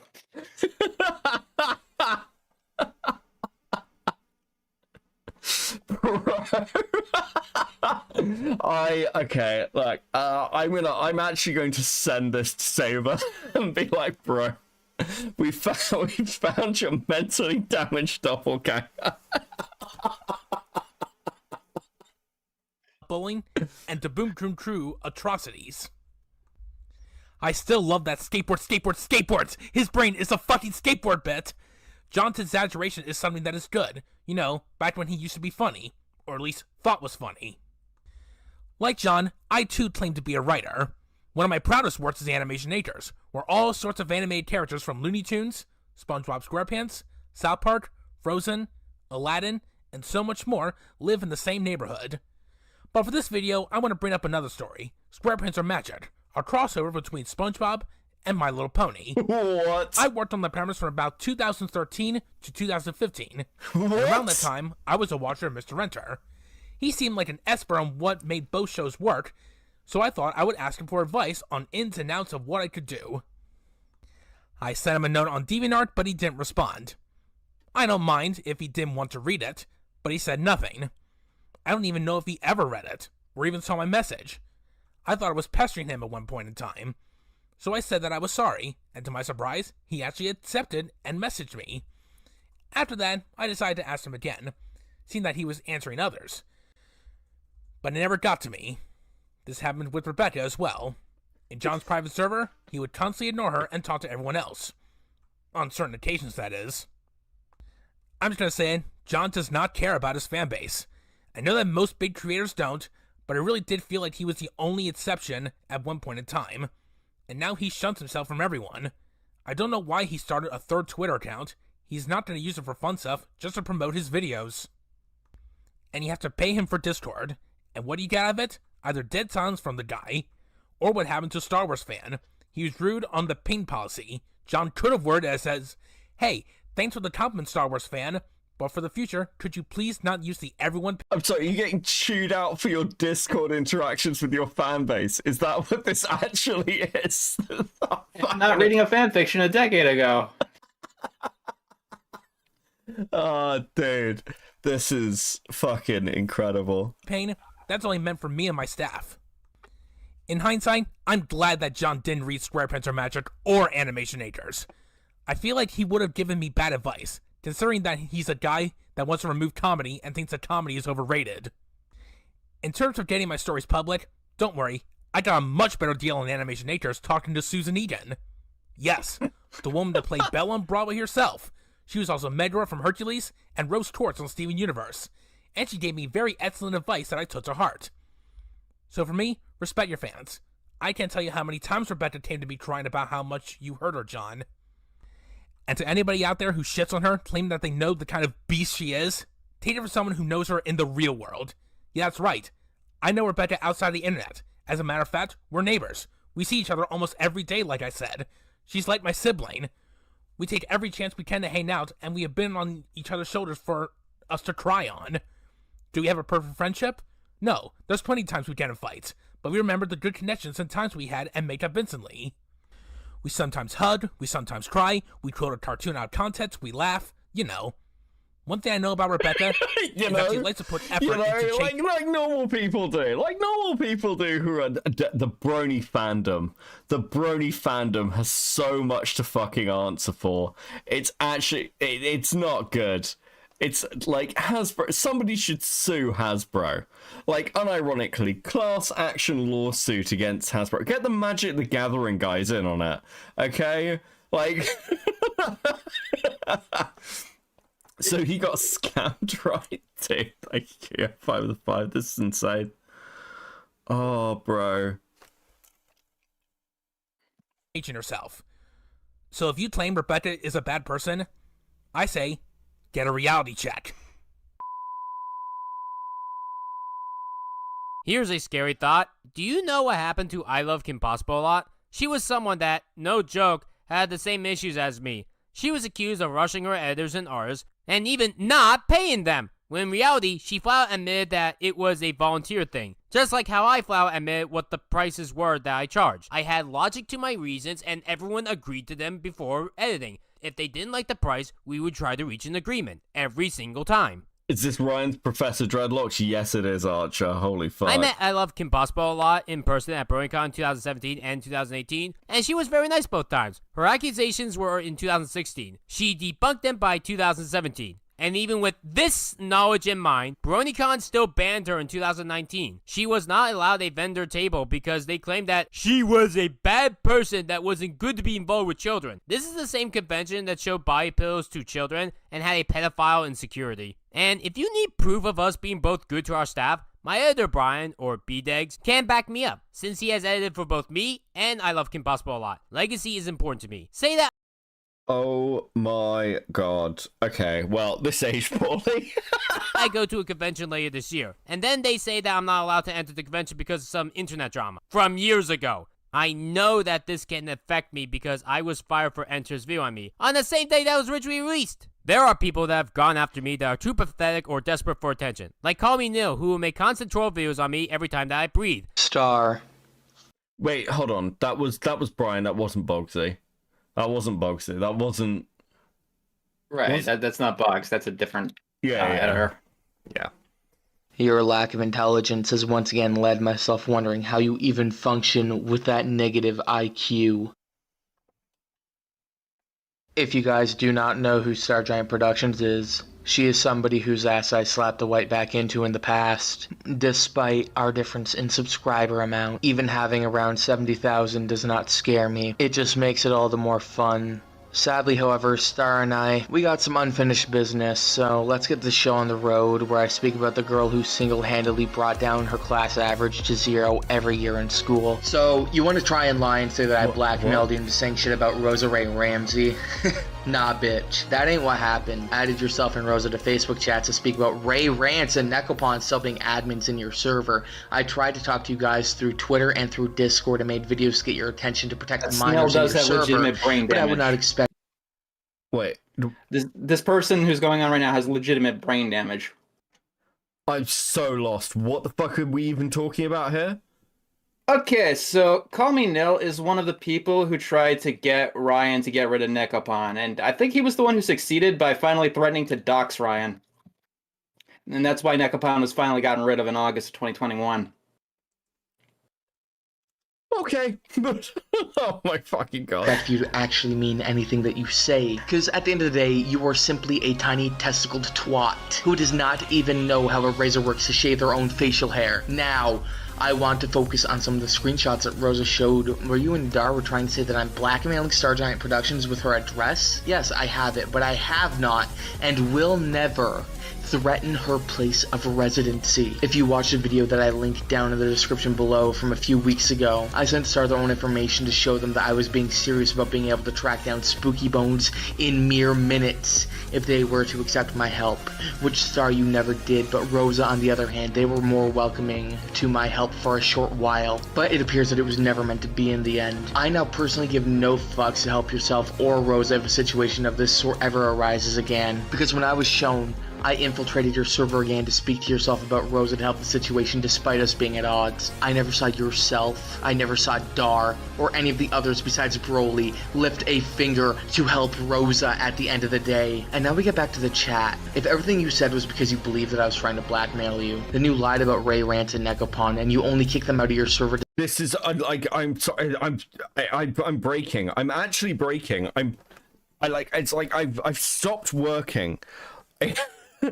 Something said earlier, like in chat, they were like, this whole thing is like sensory overload, and like, I've been assaulted. I just, this is aggressive. I think that this must be a crime. If it's not a crime, it should be a crime.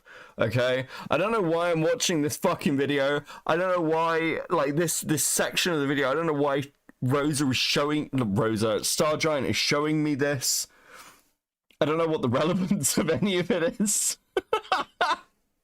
I'm still confused as to how, like, STARGIANT is being abused. Is this part of the abuse? I don't...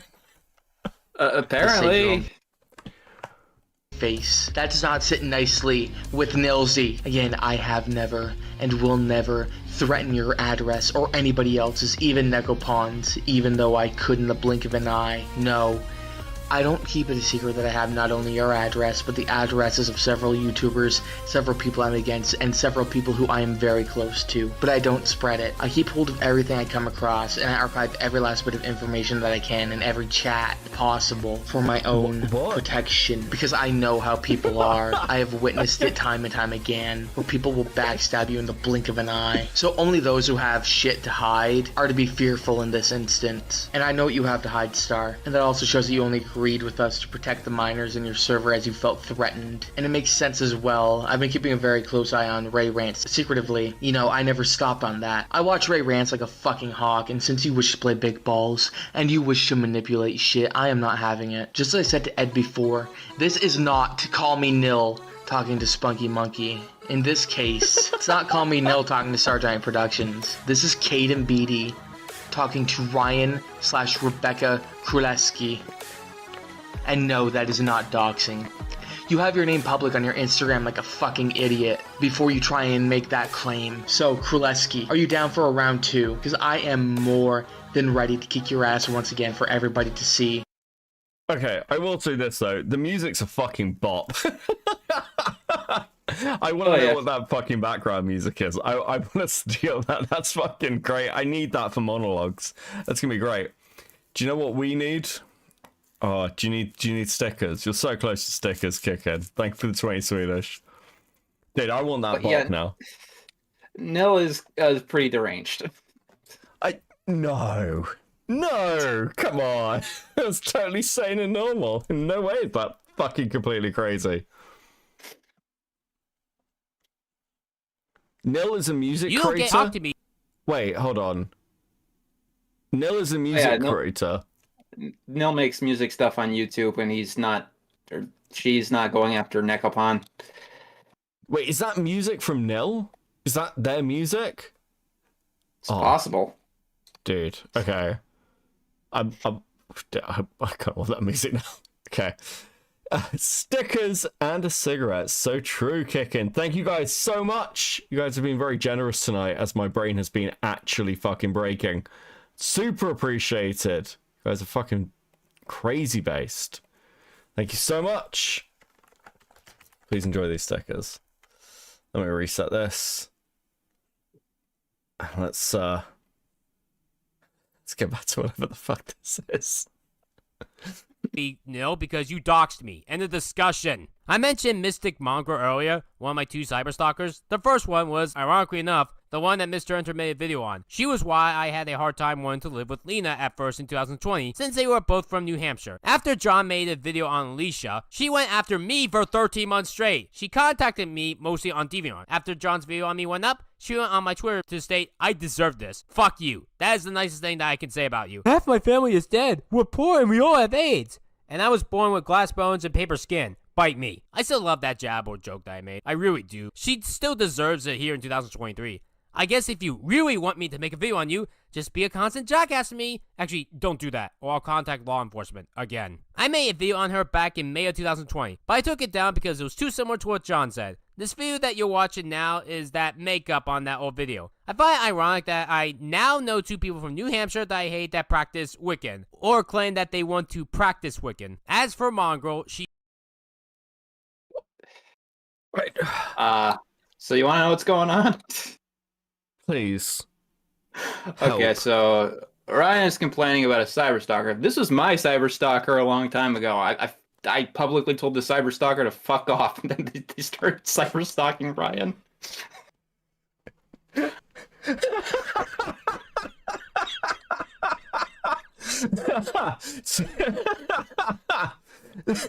So you offloaded one crazy person onto your other crazy person? Yep. That's okay. That is actually a level of skill I'm impressed by. She used to be part of my server, but she caused too much drama for my life, and so I blocked her. She was also apparently a mess in Phantom Strider server. I haven't talked to Josh since he blocked me, but when I was able to dispute the accusation on me, and Mongrel was another I insane decided to person. deny it because I didn't want to associate with people bigger than me anymore. It's why Okay. I don't feel like... I know you've had longer doing this as a creator, but you have collected a lot of fucking crazy people. Holy shit, bro. Mongrel wasn't in my circle. Mongrel was in Phantom Strider's circle. Who's Phantom Strider? Another cartoon creator. I don't think he does cartoon stuff anymore. But I believe Mongrel was a translator for him, and Mongrel did some crazy ass shit. But that's another rabbit hole. That would be way too off topic. Okay, I will pick your brains about this in the future, though, because you've got a great fucking rogues gallery. I'm in no big person's Discord server anymore. I am the biggest now. What did Mongrel accuse me of? Grooming a minor named Lovely Lena, a person that wanted me to move in with her in New Hampshire around Christmas of 2020. I even sent sexual messages to her when she was 18. Regardless if you think this is gross or evil, this is about law, not morals. Lena broke up with me and said that she was a manipulative liar, and I have people currently in my Discord server that could defend and back me up on this claim. Also, Mongrel would DM my friends saying that I'm shit and troll my premieres. And as such, the characters don't look like the actors. Zazu looks like Rowan Atkinson, and I think that was an intentional decision. Hannah Montana is in this movie. This is what Disney does. They take live-action actors from their shitty sitcoms and put them into animation, and it shows how bad they are. I highly doubt this has ever worked out once in their life. I'm a human being, and I come from another world. Hey, Oddblock, thank you for the raid. Amphibia Welcome in, was Fauci. voiced by Brenda Song? That brat in Sweet Life of Zack and Cody? And if you want any evidence, just ask my Discord friends. Lena leaked our entire Discord conversation that we ever made to my friends and to the police, who called me around Christmas of 2020, which once again was easy to debunk because there was nothing sexual going on when she was a minor. Whenever I do think I did something wrong with someone, I talk it out to see if I did. Sometimes they're nice to say that I'm a good person. Lena was the I don't understand. I don't understand. It's like, so you're leaking it. Oh, fucking hell. Okay. Okay, so what do you want to know? I don't understand why we're now at the section of her just talking about her. He's at the section where he's just talking about his random fucking haters, and how that he's had good conversations with people, and that's fine, and then they become his friends again. And bro, how is this person going to claim that they have like a real life? How do you get this invested in internet drama? I'm not this invested in internet drama, and this is how, like, this is my channel. I've never met. It is worse than Jar. It's like Jar wouldn't do this. Opblock gave up and keeled over. What was Falgi looking at? Oh my god, oh, bro. The one that wanted me to do negative videos and make more Louis Orchard videos or call things in animation pedophilia. So if you want to know why I said shady things like that in my top 20 worst animation 2020 list, early 2021, that is why. She more or less wrote that script, and thus that's why I deleted that video. She wanted me to move in with her to get a job in photography. Okay then. I think she said it was a scam website. I don't remember now. She would later backpedal and say that was a lie or that it didn't work out. I could believe either at this rate, even though I can't trust her ever again. Wait, so hold on. Yes? He's claiming that he's the victim because he was scammed by a 17-year-old who wanted him to move in with them and do photography. Something like that. This is the only time Ryan ever mentions photography, and the billion times he talks about this person. Okay. Has anyone else ever spoken to this person? What do they say? This person that Ryan's talking about? Yeah.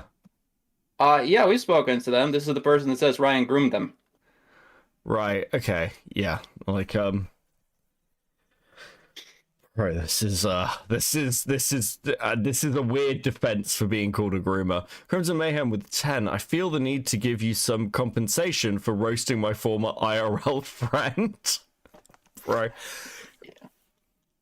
You knew this person IRL? I'm so sorry. Holy fuck. Thank you for the 10. Much appreciated. This is brutal. Yeah, there must be a class action lawsuit and a compensation scheme for having to spend time around STARGIANT Productions. Holy fuck. I don't trust liars. I don't know how hard it is for me to state that. Speaking of Louis Orchard, Lena wanted me to do a video on someone named PK Russell, someone accused of being a pedophile and making a shitty has-been hotel review. That is all that I know. The review is bad, but I have no idea if they commit any sex crime, so I don't want to make the video. I wrote the top 10 best, worst, and blandest Louis Orchard video script, and because I didn't want to go into lace despite Lena leaving me, I had Dashi doing it. Then I enjoyed collaborating with Dashi so much that I decided to do more videos on her. This is where the Pixar Path series idea came in. I loved Mystery Science Theater 3000 at the time, and I saw that nobody ever did this parody series for Pixar, so I saw a goldmine opportunity right there. And I wanted to do this before anyone else could take my idea. I don't like making drama videos. I'm not part of the commentary community. Hold on. The whole point of Mystery Science Theater was you're doing like B-movie shit. You're not doing it with like high-end stuff like Pixar. What? I don't know how StarGiant, Bonk, and KP, the worst of the worst. I mean, it really is a fucking smorgasbord of insanity. hard it is to state that. I'm part of the StarGiant Productions community. That is the only community that I am in. Not the Giantess community, and especially not the cartoon community. People that shit talk about me night and day need to get lives. They really fucking do. Mongrel never let go of that accusation on me and decided to go after close friends of mine like Dashi the YTB and my girlfriend Leslie for 2 straight years! That's 24 months of not letting the grudge go. I don't know anything present about Nekopan, so people saying that I had a pedophile in my server knowingly for 8 months are all liars. And maybe some... Wait, what? Multiple people? This is a lie. Even I know this is a lie.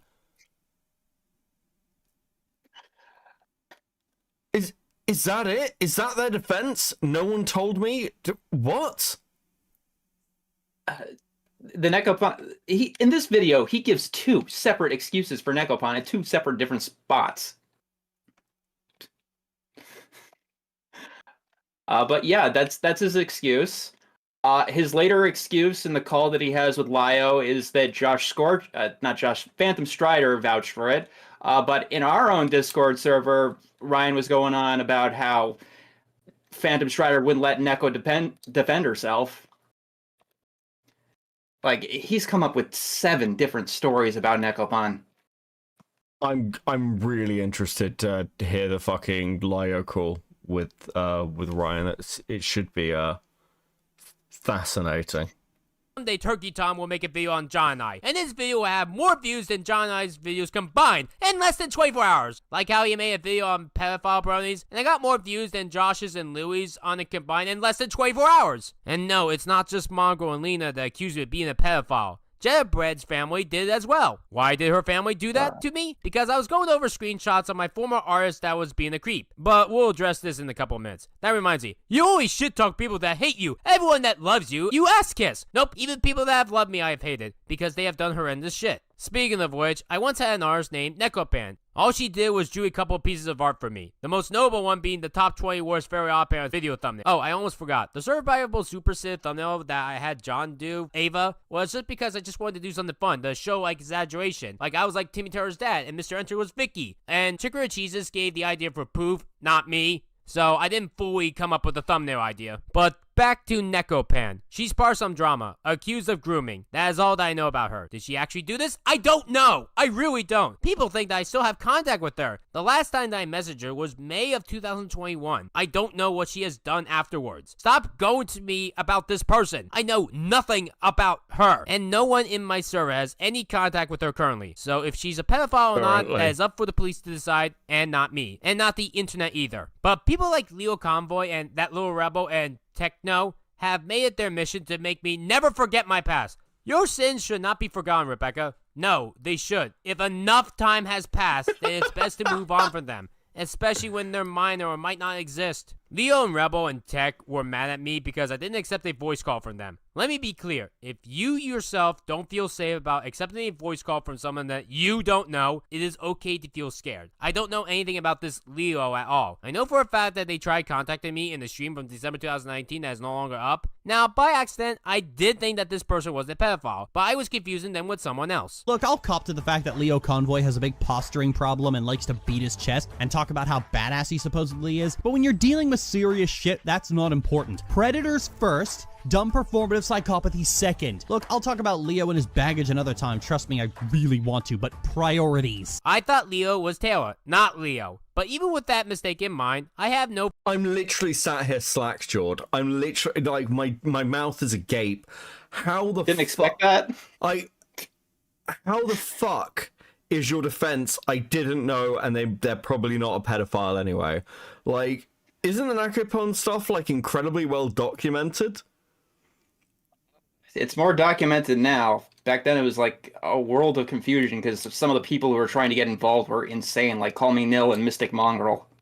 Yeah, because I remember this shit, like, even cropped up in the fucking Roblox community. Like... dude. forgiveness for Leo. And no, I didn't know that Neko was a groomer. Actually, I still don't know. It took you days to remove a child predator when you knew I think it was like... It took you days? Probably... Days? Hey, the fucking days? Rosa Tech. It should have taken you 5 goddamn seconds! It was probably like 4 days. Dude, that was a good reason we bullied Leo. It was totally fair game. 4 days like between 4 or finding 5 out someone days in your until server is a eventually child we predator got it and removing kicked them. out. Are you stupid?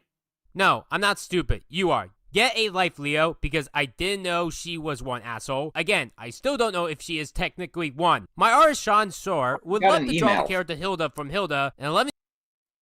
Wait. Ryan was one of the 2 YouTubers who got an email about Nekopon linking directly to the Twitter thread about her allegations. Jesus.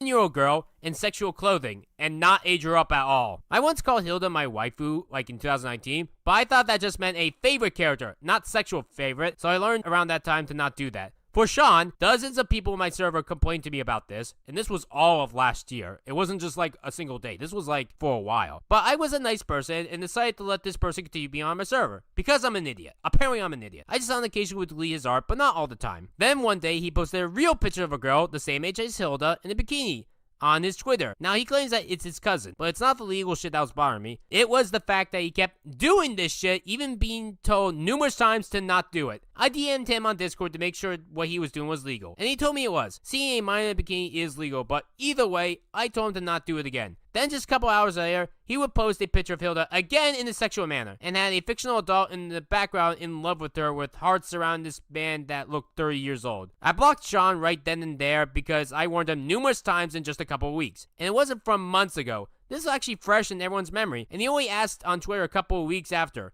This was all 2022. I told him everything, and that was the last straw that I heard from him. When I was showing all of this to Jedobread, explaining why I fired said artist and why my girlfriend Leslie banned Sean from my server, Jed's mom came in and saw this and thought that I hosted a child sex trafficking ring. This part is insane. Hello everyone, this is Jedobread. I am one of Rebecca's close friends online. To keep things brief, I was, and still am, a fan of her works. I joined her Discord very early, met many people, engaged socially. One day, after making a bunch of fan art, I decided to try 2D animation. Just for fun though. I got an idea from Rebecca herself, we talked for a bit. After enough time passed, here I am today, a closer friend than I ever expected. To talk about the butterfly effect.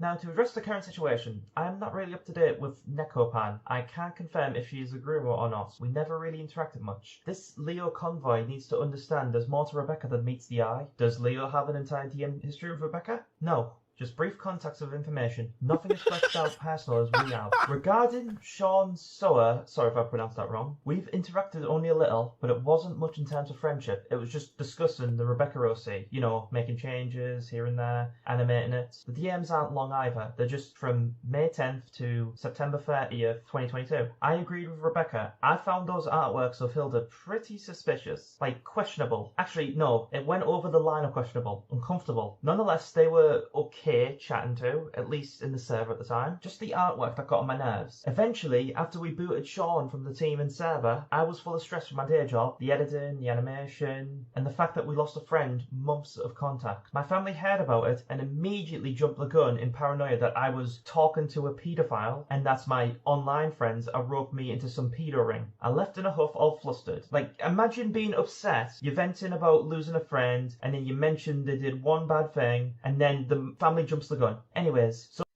You know, one bad thing. It's like, yeah, like, I can't, like, Mom, Dad, it's so hard. My friends go, oh, that's really sad. Yeah, no, we just not talking to them anymore. Oh, it's gonna be okay. And then what they did was they, you know, like, they were a pedophile. And like, dude. Jeddah Bread is actually a special kind of insane. She sounds coherent in this, but we've actually got her DMs with Ryan, and they are the most batshit fucking insane things that we've ever seen. Okay, please send me a copy of those. That sounds fucking hilarious. They're super long, so you'll be reading for a while. That's fine. That's fine. We'll work this into another Star Giant stream. There will be more Star Giant streams. I am fucking so invested. Rocky with 2, is Ryan cognitively impaired like Rosa? I mean, not like Rosa, but like, dude, there's no way this person's fucking normal. So during my huff, my mum was out and she was comforting me. I asked her to talk to Rebecca in a voice chat. I asked Rebecca as well, and honestly, this was a huge favour, and I understand that Rebecca was pressured. Nonetheless, she agreed, my mum agreed, and they both talked. Rebecca was very professional with her discussion, and it eased my family's worries. Now, I understand why my family was paranoid, but jumping to conclusions, well, assume means ass, you, me. Make an ass out of you and me. Funny how many people assume things about Rebecca. She's probably one of the best online friends I've ever made. It just ends. God, what? But I think it's time I talk about my home life. Do you want to know why that testimony Not- just ends? Yeah, go on.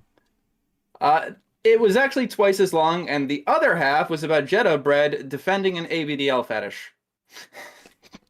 Wait, But one of these two, cut it out. Is there a full version? Do you have the full version? I'll see if I have it. I know it's in the...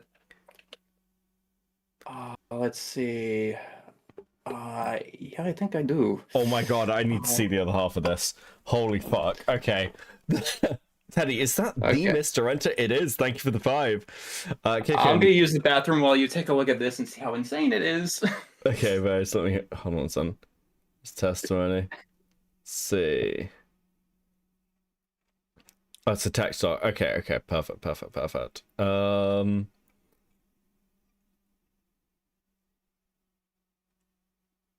Oh my god.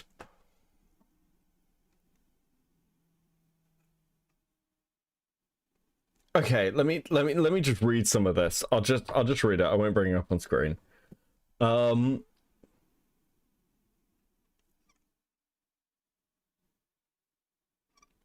my god, what? What? Okay, so long.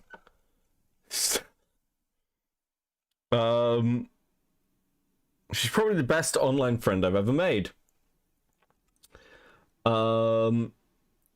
Everyone is usually entitled to their own privacy, their own secrets, stuff that is often kept behind closed doors, since it doesn't really affect our work or person as a whole, just something we do to cope and have fun with. It's hard to write this up, as is since I wasn't really expecting to talk about it. A core part of myself is that I am ABDL, adult baby diaper lover. I urge anyone who is immediately thinking the worst to take a step back and remember, assuming makes an ass out of you and me.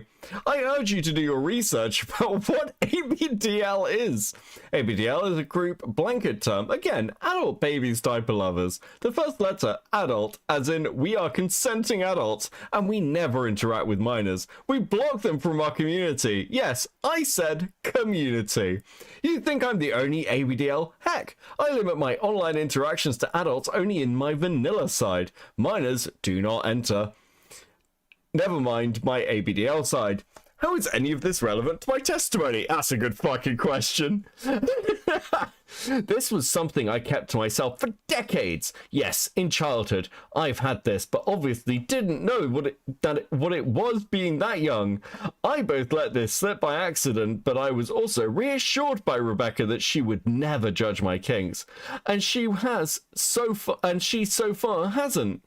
She was shocked by anyone would be shocked by this. Unlike the others, she didn't cut me out. She didn't get angry or upset. She did need time to correct herself, but her handling this was more than I could ask for. Even tell the truth, Rebecca has trauma surrounding diapers. From what I gathered, it was due to a family member being on the verge of needing them, and thus it was stopped before it went there. And also, there are unfortunately bad people who have this, but there are bad people who have anything kink or therapy related, not just ABDL. Yes, in the past, Rebecca has voiced her opinion on the fetish in question, but let's face it, she is entitled to her opinion, and so are you. Remember, you do not have the holy fuck, this just goes on. Guys, okay, I'm on page 3 of 8. It's insane, isn't it? This is completely fucking crazy. Jetto Bread is doubly insane. Okay, look, I'm gonna keep coming this dog. I'm gonna read the rest of this when I go over this person, because holy fuck, that is. Jetto Bread is the one who proofread for this video, by the way. This was the person that Ryan was bouncing feedback off of for addressing my abuse. It shows. Holy fuck, it shows. Okay. I need to get another drink. I am completely out of Coke. I need something, because holy fuck, and I need to walk around my house. I'm gonna let this play, and then you can scream quietly to chat while it goes through. I'll be back in like 2 minutes. All of it, but what I can for now. A lot of what makes me, well, me, is my home life. I don't think I've ever been open about it, but I really want to. My older brother Ryan's is an abuser. family. I stand by that. Well, the first week I was born, he had to be taken away from him, repeatedly trying to hurt me. At one point, my mom claimed that he tried to strangle me. They would later then debunk it, saying that's not true, so I don't know what to believe in anymore. I was 2 weeks old, actually. Keep in mind, he is 2.5 years older than I am. My grandparents took care of him for a week, and that did seem to do the trick. But yeah, I guess I should be lucky that I am alive. We lived in the woods and never around people, so my brother would only use me as his only friend. He had no social skills. Social media wasn't a thing yet. Our only neighborhood kid that was my brother's age was a complete weirdo that wanted nothing to do with us. My brother would like to punch me whenever I step out of line, most notably for me eating my boogers, because he believed that he was doing something right and making the world a better place. Or even making my life a better place. So he is basically a social justice warrior at the age of 5. He did this because some kid in his class got made fun of for picking his nose. And that gave my brother the logic of him wanting to make sure that I didn't do that same mistake.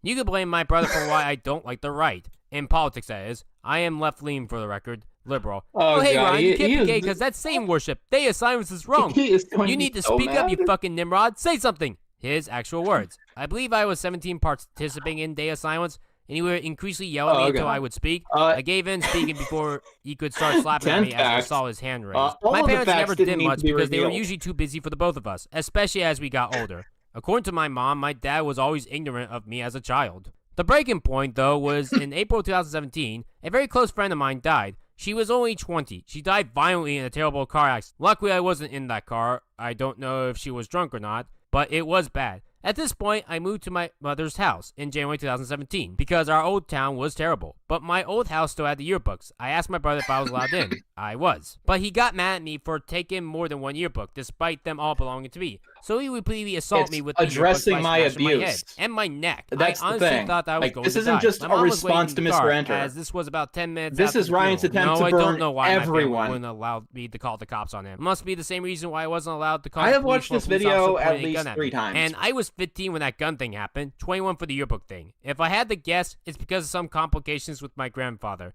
And he passed away. Oh, wait, I don't think I verified the 15 thing. So basically, my grandfather was leaving the school with me. He was trying to drive in one direction, but wasn't allowed, like, say, turn left, so I had to tell him to right. He was then turn left, right, after accidentally almost turned left, but there was a cop, like, pointing the gun at both of us from outside, but we were only, like, 5 feet away from him. It was, like, kind of dangerous. I'm getting tired of this. I really am. I don't want to go on. I was going to bring up my mom and dad's scene, but I don't care. More. I'm going to link the script to all of this, like, in the video. So if I missed up, the friend died because the picture was in the yearbook that his brother assaulted him over. He sadly passed away recently. He was battling kidney failure for a couple years. We didn't know when it started.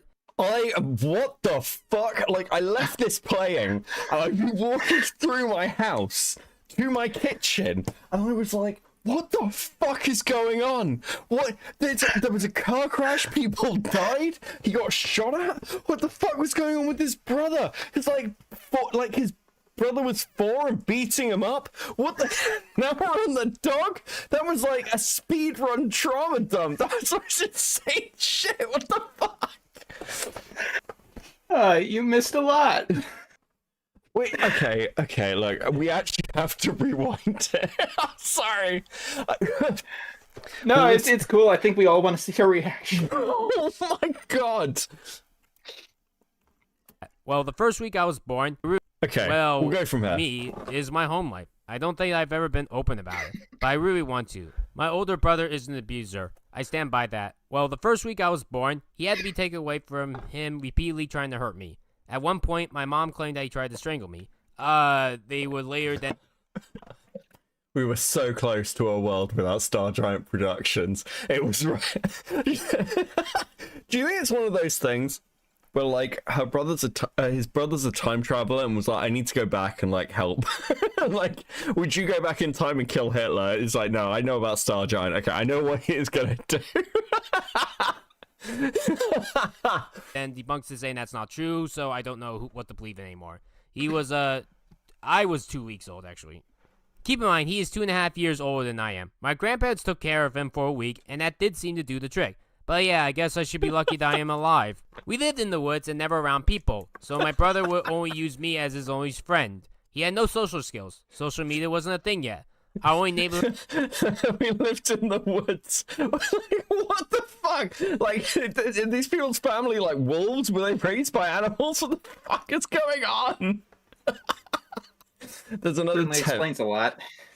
Dude, oh my god. Crimson Mayo and 10. Here's another 10 for reading through this. Don't worry, this won't be the only stream on this. This is fucking crazy.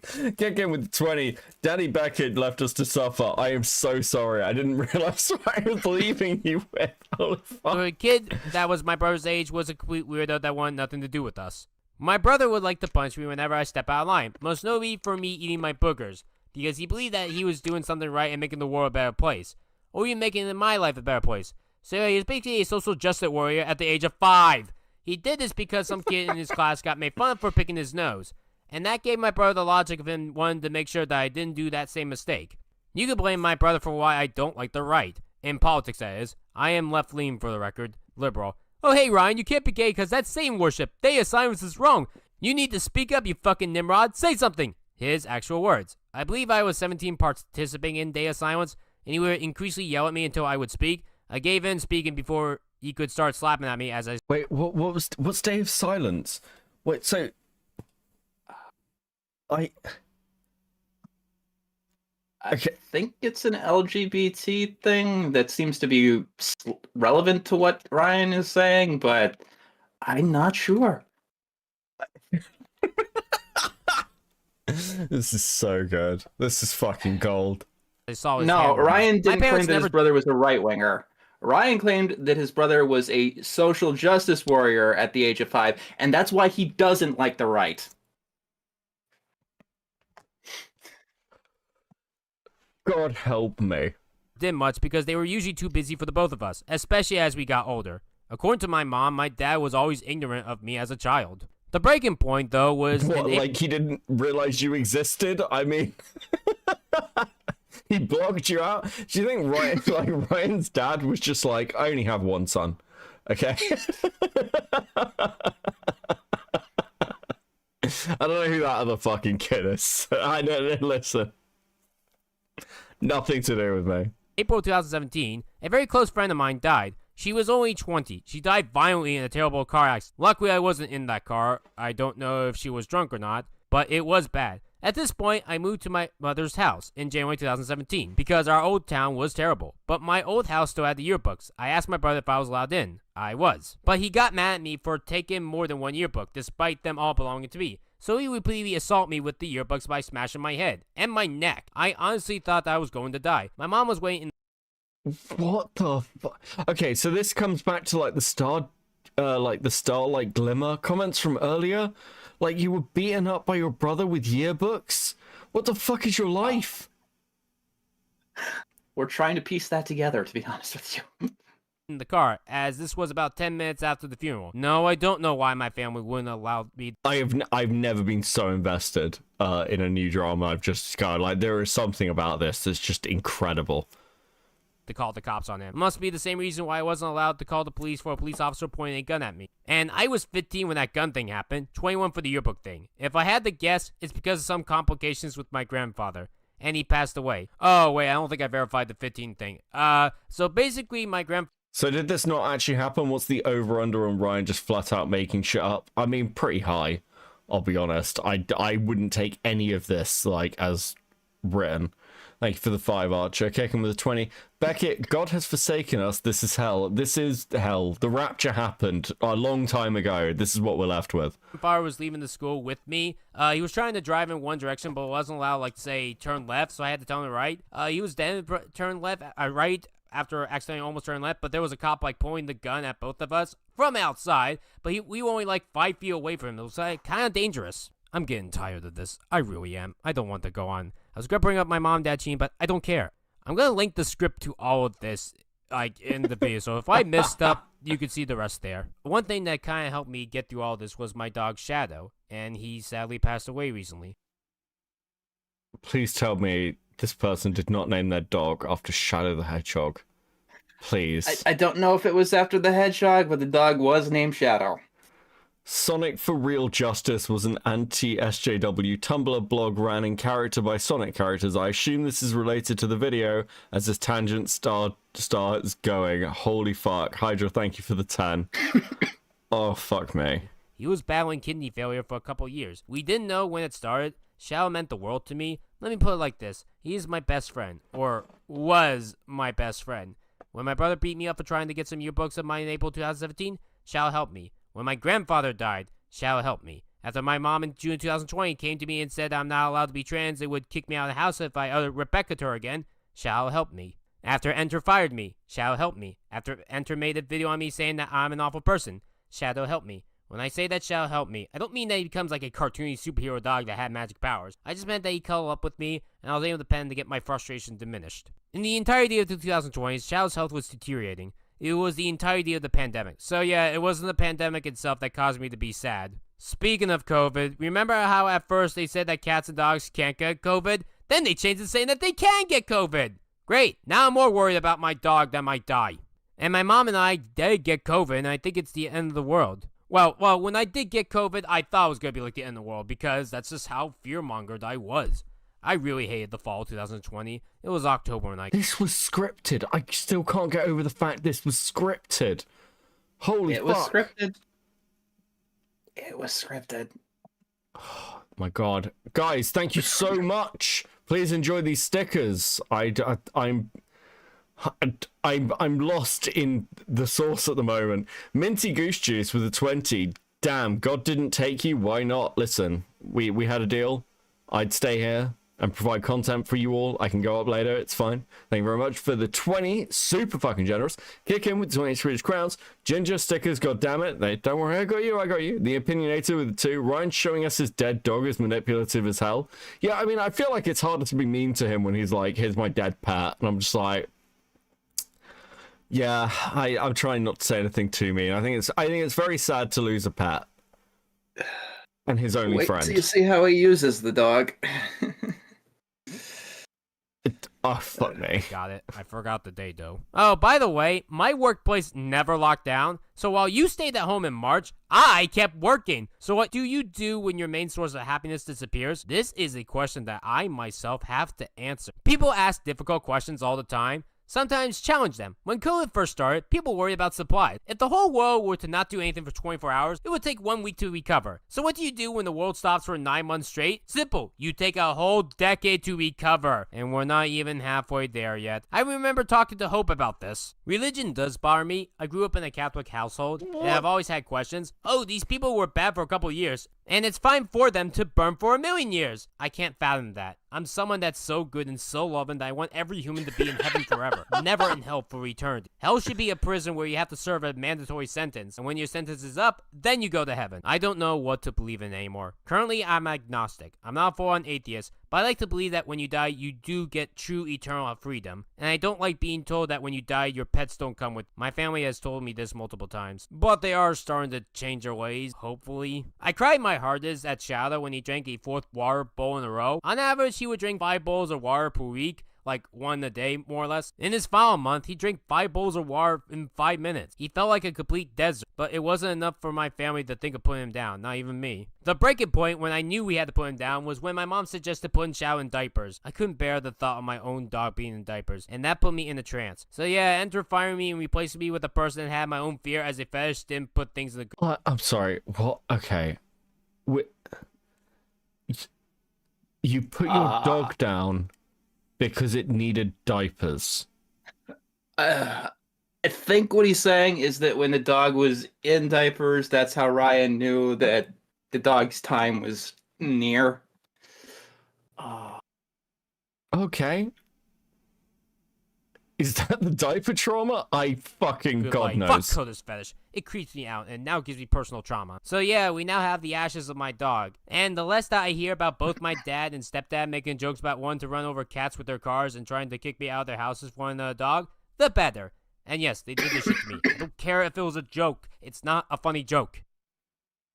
I mean, at least nothing really bad happened to you, personally, right? This is the worst that you ever dealt with, Rebecca, right? You can't have been through worse than this. Well, there was this one time in the fall of 2018 when someone who claimed to be transgender forced me to make out with them and would later rape me on the same day. That's a left turn. I talk about the time I was sexually assaulted. One of my friends, the animated freak, corrected me on something major. I claimed to be raped. I was taken advantage of, but I was not raped. I was sexually assaulted. So every time that I say rape, please replace it with sexual assault. That is the correct term. I didn't re-record this because I was in tears at the end of this, and I was too weak to try and correct myself. I am crashing the fuck out. Yeah, it's bonkers and it comes out of nowhere. She grabbed my ass without permission for over 30 seconds straight, and I'm being 100% serious. That's PTSD that I am still dealing with to this day, almost 5 years later. I want to talk to you 100% real. You probably think that I was mad at MrEnter for his entire video. None of that bothers me. I don't care what he says about me. He can say that I'm the worst person ever, or that it will take 4 or 5 whatever years to crawl out of this pit that my personality sits in. Even the lies like the soul thing don't bother me. But there are 2 things that will forever piss me off. What he said about my friends and rape victims. When I got a new editor, people were rejoicing because they thought I was replacing Crimson. Some of them thought that he wasn't working fast enough, ignoring the fact that he has his own videos in his own damn life. If I fed the trolls originally and gave them some kind of reaction, some kind of tell that this was getting to me, well, maybe they would have left the people I knew alone instead of using them as a— And yet you then throw Adam under the bus for no reason. There was no reason to make that shitty claim on Twitter, and then never apologize for it. And Matt at least made a video for Adam. We actually do have a comment here from Crimson Mayhem himself. Crimson, I'm sorry if this really did. I'm sorry if this really put you down. I know that like this might be tough for you to watch, but hopefully you did enjoy the rest of the show. But anyways, he stated here, I am literally sad and depressed how low this has become. I have a few words to describe my extreme disappointment. I swear he was a smart guy at one point. As his former editor, I am honestly on the verge of tears and felt that I ultimately failed him. I wanted to save him from this turmoil. I hate it. I am terribly sorry. Okay, Chrism, I can already say right now that is a bad take because honestly, this is not your fault. Do not blame yourself for this. This is not because, like, what MrEnter has become, this is not because of you. We all know that what you have done great work for MrEnter. You've done everything you can in order to make not just your work, but his work to be great as well. You've done everything possible that you can. And I know you get that feeling that what you have done may not necessarily be enough, but that is not your fault. You've done whatever you can, and God damn, this turning red thing really pissed people off, didn't it? Holy fuck, bro. Yeah, like, it's not the worst thing I've done, but it's the biggest controversy I've ever been in. Dude, the animation community needs some serious fucking help. in your mission of what you tried to do, it is already successful as is. It's just that the situation that you have faced is much worse than anyone could have ever expected. So I just want to say this, Crimson, this is not your fault whatsoever. I know you're a good dude, and I do believe you when you say that he was a smart. I know nothing about this person's lore, but everyone in chat's like, "Fuck this guy! What the fuck? What should I know about Animat?" I haven't really been paying attention to him for a long time. He's another animation reviewer, and he used to call me out a lot of times. I don't know what he's up to nowadays, so I can't really speak to that. Right, fair. Guy before he went on his whole anti-woke and anti-mask brigade, that he was actually intelligent at one point. I do believe you that. And I'm sure that that smart MrEnter of him is still inside. There's just so much hate and pain that is with him that needs to be get rid of in order to find that. I once helped my dad in a rape household, as in a place that helps people that have been raped, and other problems, like single mothers. Apparently it became a whole family thing at the turn of the decade, but that's not important now. And even at places that I've worked, I have made friends with people that are rape survivors. And from what they have told me, as in, not my words at all, they rather have been murdered than to go through rape. As they mentioned multiple times that the rape that they went through was the worst experience of their life. Now, why am I... I'd like to remind you all just to quickly, because fuck me, I guess. Right? Like, what Ryan is talking about here is having his ass grabbed. Which, like, yeah, sexual assault bad. Like, no, but it is so jarring to have him sat here being, calling it fucking rape and comparing his story to rape survival. What? He's building up to a takedown of one of my more controversial opinions over the year. Associating rape with John. Some men have even been audacious enough to say that they'd rather be raped than falsely accused of rape. I know to most that probably sounds crazy, but it's not. I feel like I'm taking a significant risk by saying this, but for me, personally, the line is if a child is conceived and my rapist would carry it to term, and I will give you the best explanation I can give. If I were to be raped, immediately I'd be branded as a joke. If people believe me at all, they would laugh at me. People would use this video as a statement to minimize my suffering and pretty much anything else. My chances of getting any justice at all are zero. There are a lot of reasons for that. But remember, this is if my rapist would either be male or female. And this is all assuming it happens to me outside of prison. I'd get all of the typical feelings of trauma and violation, the feelings of loss of control. Keep in mind, this is an asexual who abhors the thought of engaging in any kind of sexual activity. Afterwards, I need to get myself checked for STDs and HIV, which is a problem in and of itself, while I would be trying my hardest to get the police to take this issue seriously. The people who claim to be rape victim advocates, they would probably be using me as a political pigeon. See? Men get raped too. We need to keep up this fear-mongering that's stopping rape victims from coming forward. Meanwhile, if I was raped by a woman, for the next 9 months, possibly longer, I'd be terrified and wondering of how drastically my life would be changing. She'd be able to use this possible child to extort me into all kinds of scenarios. Remember, I probably wouldn't know if she was or wasn't pregnant until the second term, at least 3 months, and if she put on weight, she could probably keep the lie going on a little bit longer. I'd be saving up for a lawyer to try to get sole custody, while wondering how the hell I'm going to tell a judge that I'm a more responsible parent than a rapist, while at the same time explaining that my job is yelling at SpongeBob for a living. This is why the line for me is drawn at childbirth. After that, either I'd have to pay a rapist for 18 years for what she did to me, or I'd have to pay thousands of dollars to keep my child away from a terrible person, and proving that I could be not just a competent parent, but the best parent in the world to get sole custody, when I'm not even in my 30s yet and I have no idea what to do with my life. My life has barely begun.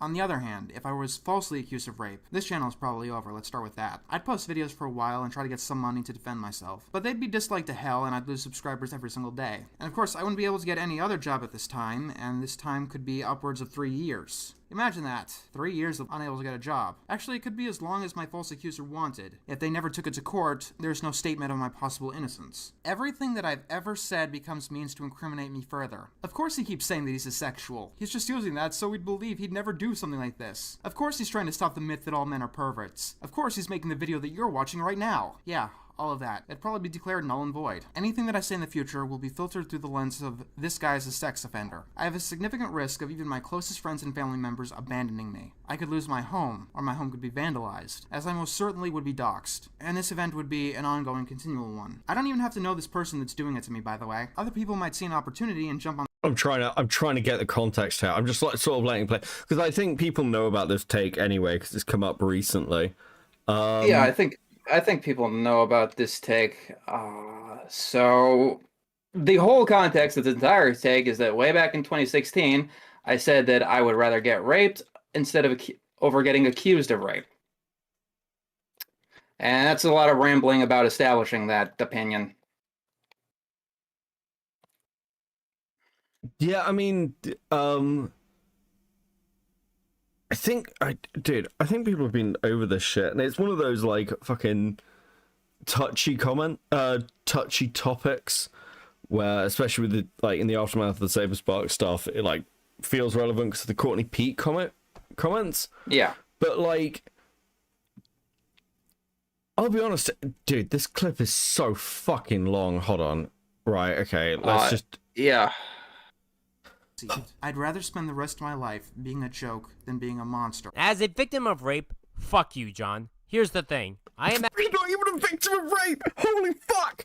Okay, right. The opinionator, oh god, does testimony. As someone who spoke to her in DMs last year, I feel so awful for what she's about to be forced into. Jesus. So, yeah, in retaliation for this opinion that I had a long time ago, Ryan gets a CSA survivor to talk about their experiences to take a pot shot at me on the internet. Wow, you really had your own Saberspark video. That's interesting. That's exactly what fucking KP did with Courtney.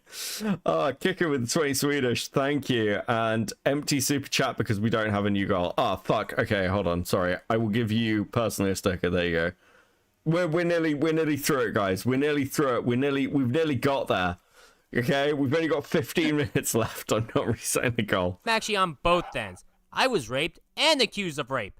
Well, accused of grooming a minor, but still, for the accused, I was able to present my side. People stopped talking about the situation and the problem was solved.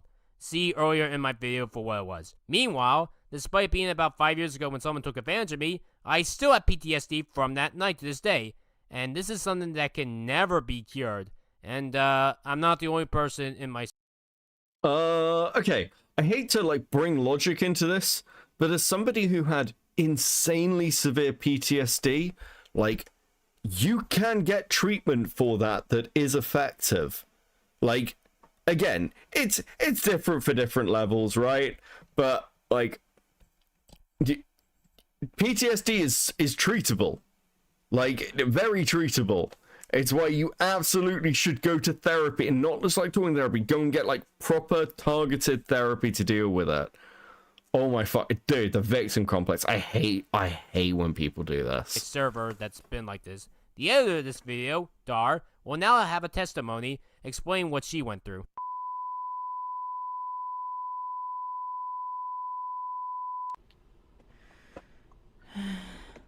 Alright, let's get this over with. Hi there, my name is Daria, or Dar the Star. I am an editor for Rebecca Starlight. I am also the voice of Becky, Rebecca's fictional daughter. I really want to skip this because it seems like fucking insane, but also... yes, that would be wise. Yeah, but, okay, we are going to skip this, but I do want to just acknowledge the fact that this begins with, I'm the voice of STARGIANT's fictional daughter, because holy fuck.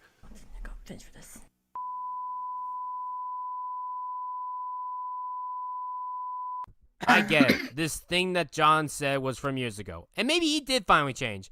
But he never apologized about it publicly. And this is what I'm getting at by holding on to grudges from years ago.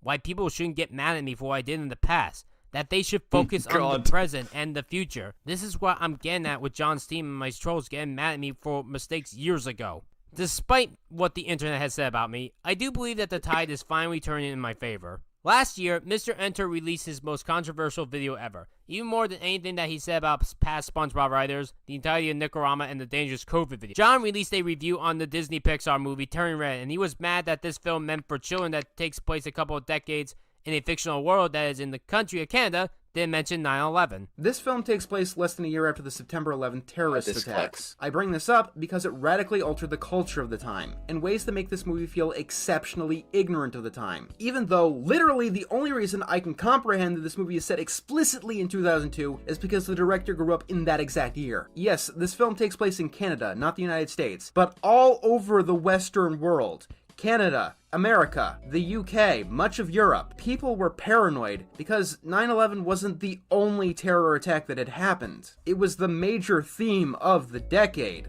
I mean, I can understand not wanting everyone to be so fearful, as that goes against the tone that the movie is trying to establish. But then you have very awkward moments. Nah, you know what? You know what? Nothing to do with... Do you know what? I actually agree. I on some level, I've not seen the Turning Red video, but do you know what? Okay. I think it would have been a better film. I think that would be a fucking really interesting film of like a girl turning into a panda or whatever the fuck this story is, and then littered throughout it is things like, and now we're upping TSA stuff and people being like crossing the road, like people like are more interested in like spending time with the panda than potential terrorists. I think that would be a fucking incredible. It would be like, it wouldn't do well at the box office, but it would be a fucking fascinating film to watch. When was the last time anyone even fucking talked about Turning Red? You want to have some legacy to your piece.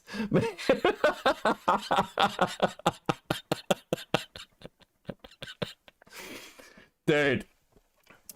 Fuck. Oh, fuck. If you actually were there and you do actually remember the time period. And when John made the shitty review, all he had to do was apologize for what he said and the internet would have forgiven him.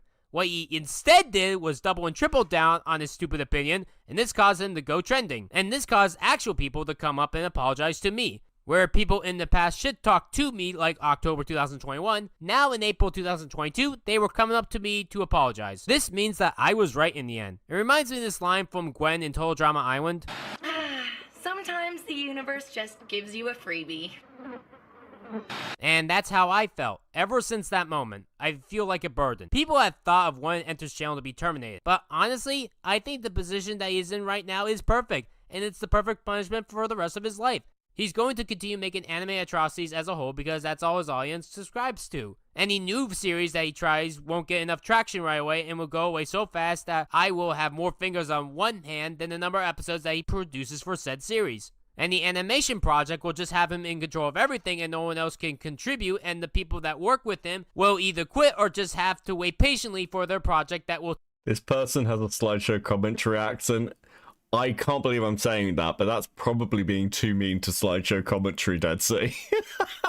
Thank for the two. Take forever that may or may not even be done. Any political stuff will just be another COVID saga.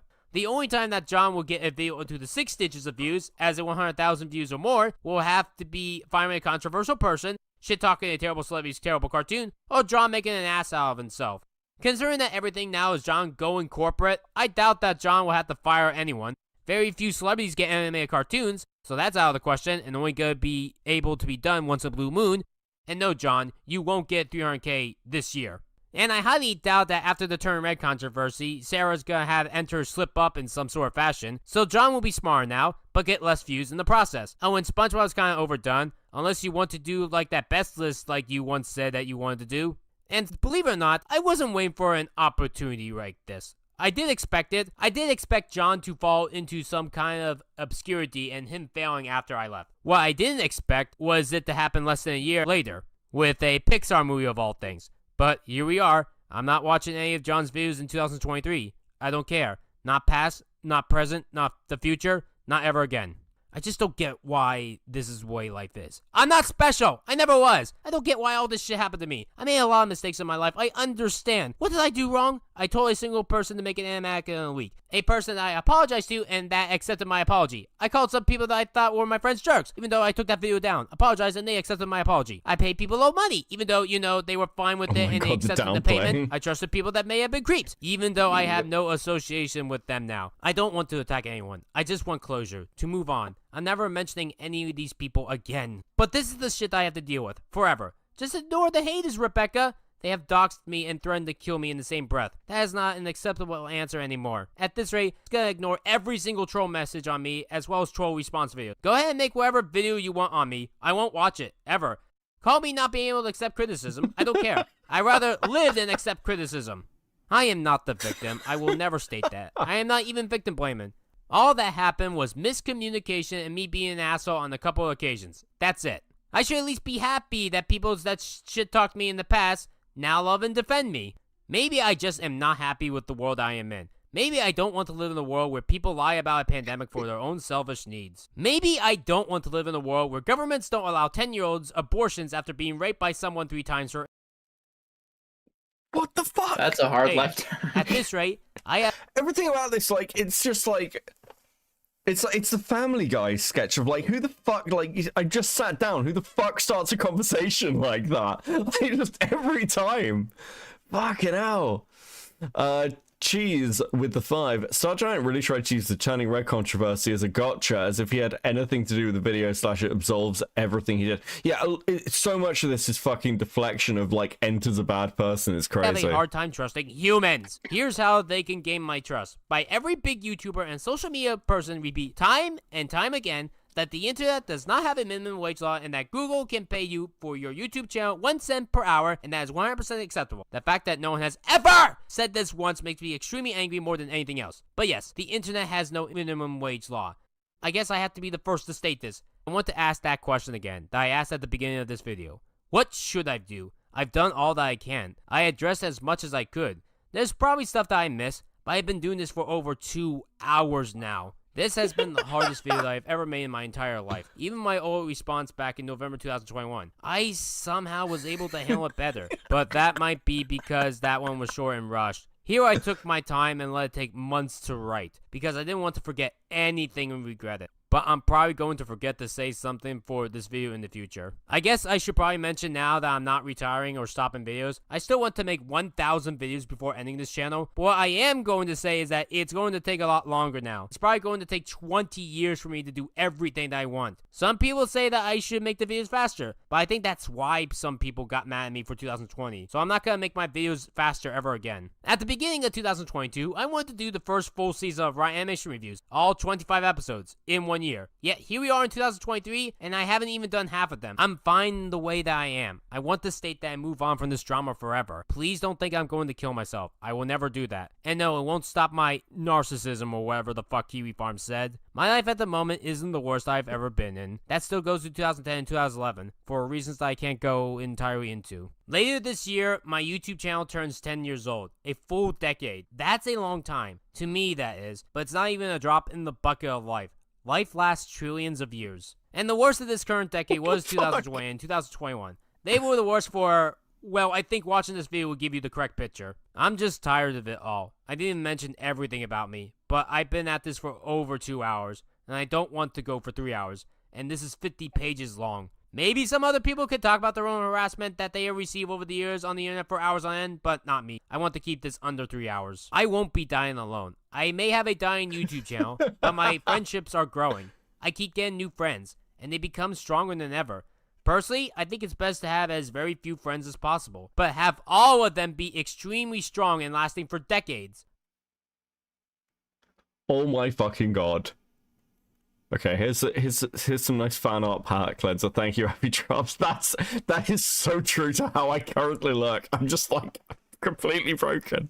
I'm completely broken, chat. Holy fuck, the opinionator with 2. StarGiant keeps ear raping us with yelling. Dude, I can't balance the audio. It's so bad, right? Fuck.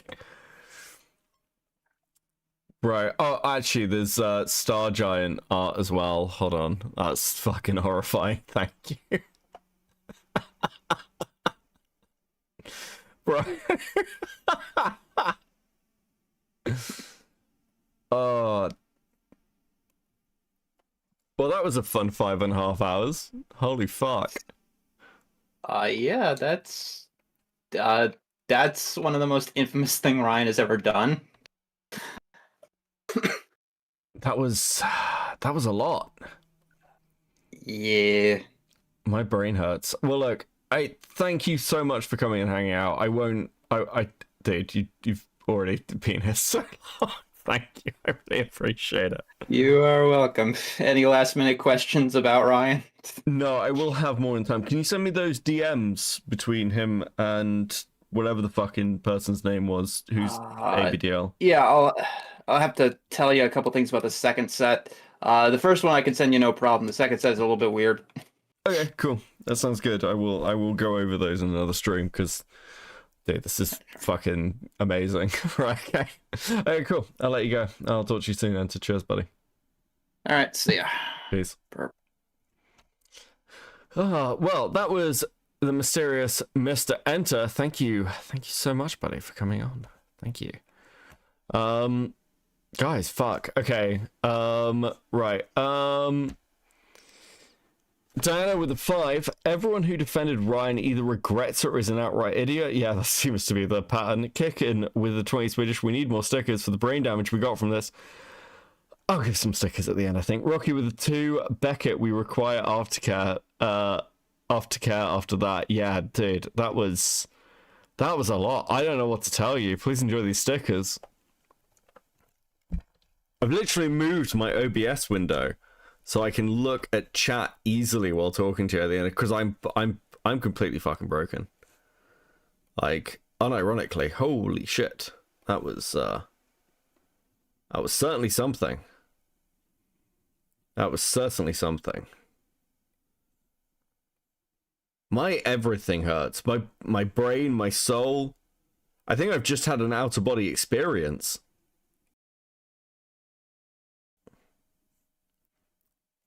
Dude, the fucking fart fetish mother bit. What the fuck? We need mecha stickers. Mecha stickers next time. Tammy's got some great art on, I retweeted it on Twitter. It's really good for this stream. Next Stargate stream when? Probably next week. Probably next week. If I'm awake enough, I'll do it tomorrow.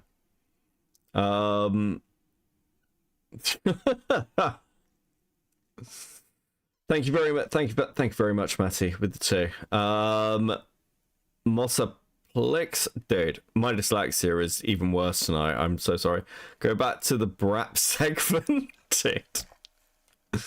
I might play that on a yearly basis. It's fucking incredible. Absolutely fucking incredible. I've heard that Sai has been coping in her Discord, by the way. She's full on Fortress Arch. There's your Sai update as the stream's gone on. I don't think she's coping very well with getting the disavowal from Ant. I don't think that's made her very happy. Also, I have a cigarette with me. I've got one on the go. Holy fuck! I've smoked, basically chain smoked through the entire thing.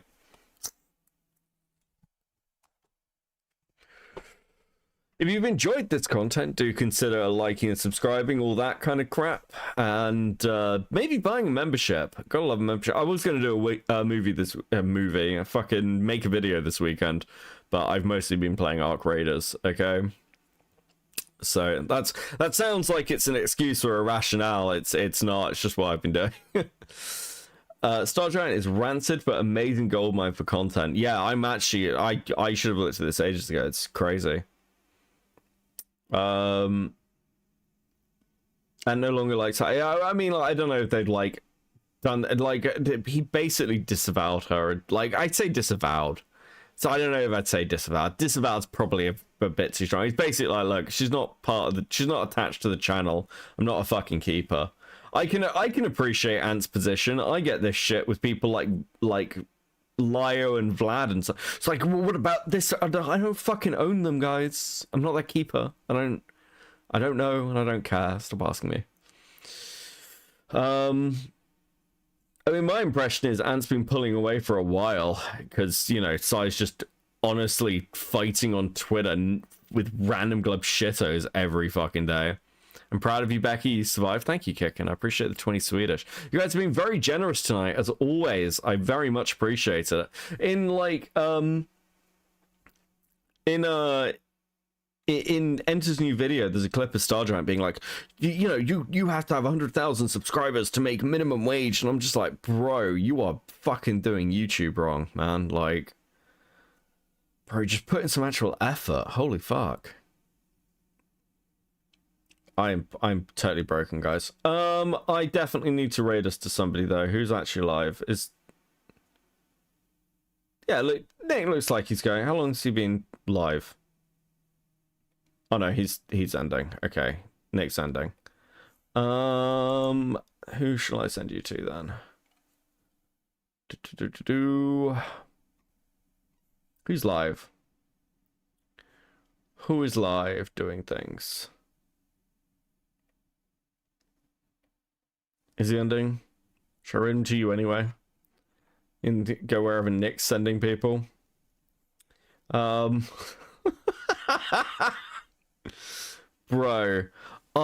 Internet Adjacents apparently had a massive fucking... Dude, people have been DMing me about internet. Nick was going to send people... Okay, Nicholas Cioro, thank you for the raid. Just as I'm looking at ending. Fuck. Okay, well now I feel guilty. Thank you, buddy. I hope you had a great fucking stream. Absolutely, Kino. Bro, guys, you're coming in at the end of one of the most insane streams I've ever fucking dealt with.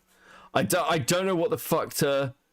I mean, we've had people trauma dumping about their mother's fart fetish. I don't know what tonight has been. I don't know what tonight has been. I'm so broken. Welcome in, Nick Raiders. How you doing, guys? What the fuck? Who's messaging me? Okay. Holy fuck. We've been going over STARGIANT Productions, and it is unquestionably the most insane shit I think I've seen on the internet in ages. The whole thing is fucking crazy. Dick is alive? Okay, well, I'll tell you what I'll do. I will continue reading the ABDL fetish. Right, we've got like fucking another 3 pages of it to go. This will make no... Nick is looking for the Templar call. Oh, okay, cool. I'll send it to him. Yeah. I'll hold on. Let me do that quickly while we're getting involved in whatever the fuck this is. If he's looking for the Templar call, I think it's like page 10 out of 10 goal. I wasn't gonna reset, but I guess I will now.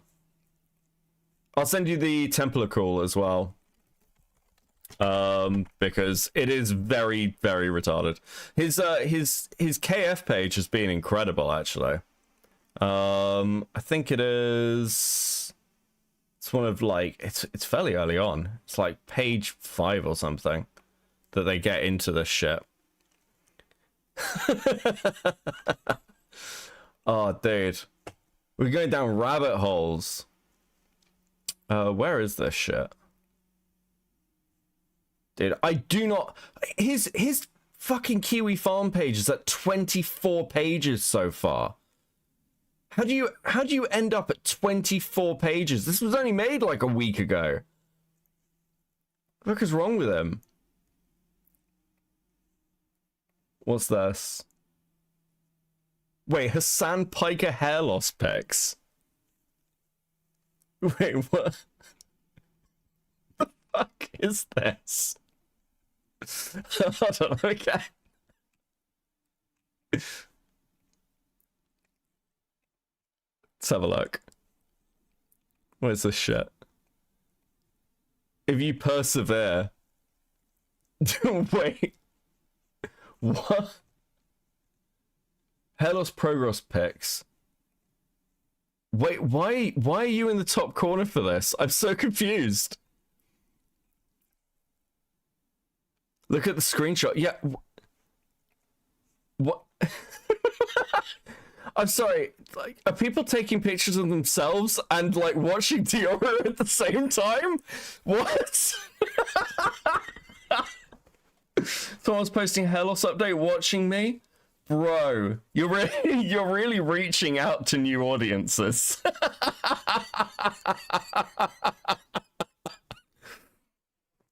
Bro, that's actually insane.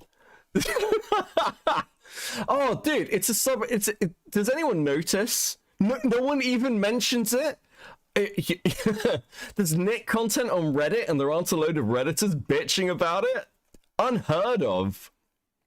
Actually unheard of. Okay, hold on. Which page is this on? It's like one of the first posts. Okay, I'm gonna have to find this later. I will find you the Tactical Templar call. I will track it down. It didn't get deleted, did it? Okay, I'll find it. It'll be good. Oh my god. Hold on, where? I can't believe this fucking farm thread has done so well. Templar Seethe compilation. Oh my god. I need to dip back into him as well. Donating to Give Beckett New Brain Cells Fund. Thank you very much for the 5, Emily Rocks. Yes, I actually do need those. They would help.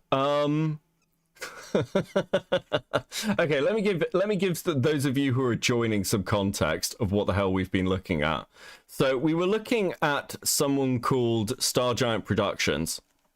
And STARGIANT Productions is insane. This was one of their defense videos. One of the people defending them was this person.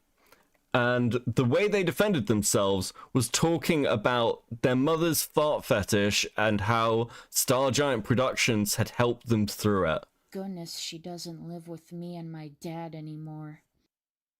And Rebecca was more or less my therapist. Since the day we met, she's been giving me advice. Luckily, my dad was able to save me. He was even understanding of me holding off on going back to college since I felt like I wasn't. The whole fucking stream has just been mouth breathers defending this one person who kind of got cancelled for defending a pedophile.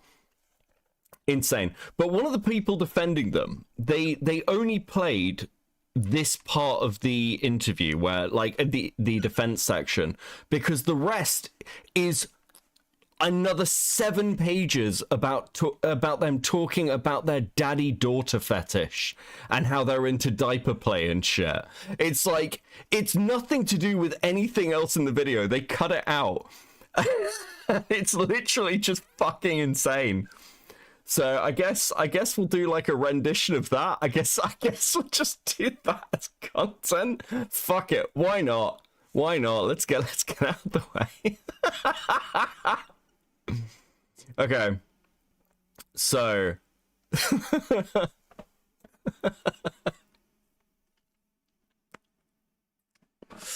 oh fuck. Okay. So everyone is usually into. We'll go through. We'll do it from the beginning. We'll do it from the top.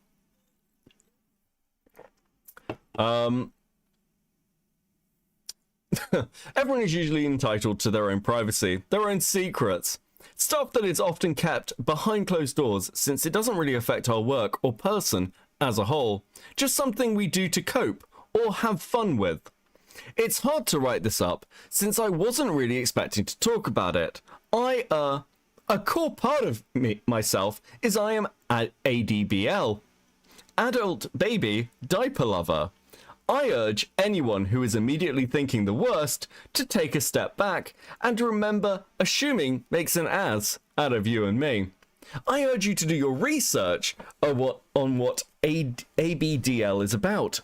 ABDL is a group blanket term. Again, adult baby diaper lovers. The first letter, adult, as in, we are consenting adults and we never interact with minors. We block them from our community. Yes, I said community. You think I'm the only ABDL? Heck, I limit my online interactions to adults only in my vanilla side. Minors, DNI. Never mind my ABDL side. How is any of this relevant to my testimony? Well, here's a few things. To be clear, the testimony they're talking about It's basically shitting on MrEnter because MrEnter fired the person they're defending from being an editor. Close enough. Welcome back, Doodle Tones. True. Thank you, Kicking, for the 20 Swedish crowns. This is not how I wanted my week to start. I'm just here to... Listen, I'm just here to help, okay? Okay, 1. This was something I kept to myself for decades. Yes, in childhood, I've had this, but obviously didn't know what it was being that young. I both let this slip by accident, but was also reassured by Rebecca that she would never judge my kinks. And she so far hasn't. Yes, she was shocked by anyone would be shocked by this. Unlike the others, she didn't cut me out. She didn't get angry and upset. She did need time to collect herself, but her handling of this was more than I could ever ask for. Even tell the truth, Rebecca has trauma surrounding diapers. Rebecca is STARGIANT, the person they're defending. And the reason Rebecca has trauma around diapers, we found out from the video, is that their dog had to wear diapers, and that's how they knew they had to put the dog down. So now they have trauma over diaper fetishes. I'm not really sure how that works out. I don't know. From what I gathered, it was due to a family member being on the verge of needing them, and thus it was stopped before it went there. And also there are unfortunately bad people who have it, but there are bad people who have anything kink or therapy related, not just ABDL. Yes, in the past, Rebecca has voiced her opinion on the fetish in question. But let's face it, she is entitled to her opinion, and so are you. Remember, you do not have to like something to respect it. You can simply be like, it's not what I'm into, but whatever, as long as you aren't hurting anyone involving minors or whatever. This was meant to be in the defense video. I do not understand why... They scripted this shit. I cannot believe people like, yeah, no, sure. Like, we need to script. We need to script the fetish section. That's important. It's essential viewing. I used to be so hopeful about humans, not anymore. It really doesn't last long, that whole hope thing, does it? Fuck. Remember, we've been friends for a couple of years now, and only recently has she found this out. I was scared, like mortified. This was the first time in forever that I told someone this. After it came out, I told the truth because I got nothing dangerous to hide. I trust Rebecca, and I don't want to lie, because one lie equals 1,000 lies. Yes, this was hidden, but the difference was it didn't affect her life or anyone else's. It was simply a private thing. It's like a dox. We don't just go blurting where we live because keeping it hidden is lying. No. Use your common sense, people. Dead City with the 5. I don't care if Monday is blue. Monday is blue. Mummy braps and daddy poops. Thursday's slideshow, CC News. It's Friday, I'm on drugs. Oh my fucking god. Anyway, yes, Rebecca did wish not to bring this up, and I respected that. But you said she didn't like it. How is it respectful? Boundaries! If she didn't want to hear about it, I respect it. Now, I'll be honest myself. Yes, I did try to touch more on the topic, but my intention was purely as education. Wait, this person tried to educate fucking STARGIANT Productions on diaper fetishes. Oh my god, bro. What the fuck is this person's life? Can you imagine being sat talking to a friend and then be like, listen, I need to have a serious conversation. I need to have a serious conversation with you about my fetish, because you say you're traumatized about diapers, but have you ever considered how sexy they can be? Dude, are you fucking kidding me? Oh my god. And to try and settle her fear or worries, I would never push this onto Rebecca. Rather, to make them understand, I'm exactly the same person I was before Find Out. Perhaps all that changed is that I got a little more confidence, less afraid to lose a best friend. Besides, until she found out, I never once poked about ABDL, diapers, any of that. The only time was when I would defend someone's kink, because it wasn't relevant to the topic and was simply nitpicking. Plus, I don't judge kinks. I draw the line when minors are involved. That's illegal. Anyway, she didn't change her opinion of me. We are still besties. And at that point, she pretty much gained the most trust. Like, I don't know if this trust level can be topped. It was my last secret, aside from docs, lol. Nothing else to hide or worry about. I want to keep her close as a friend. Holy fuck, bro.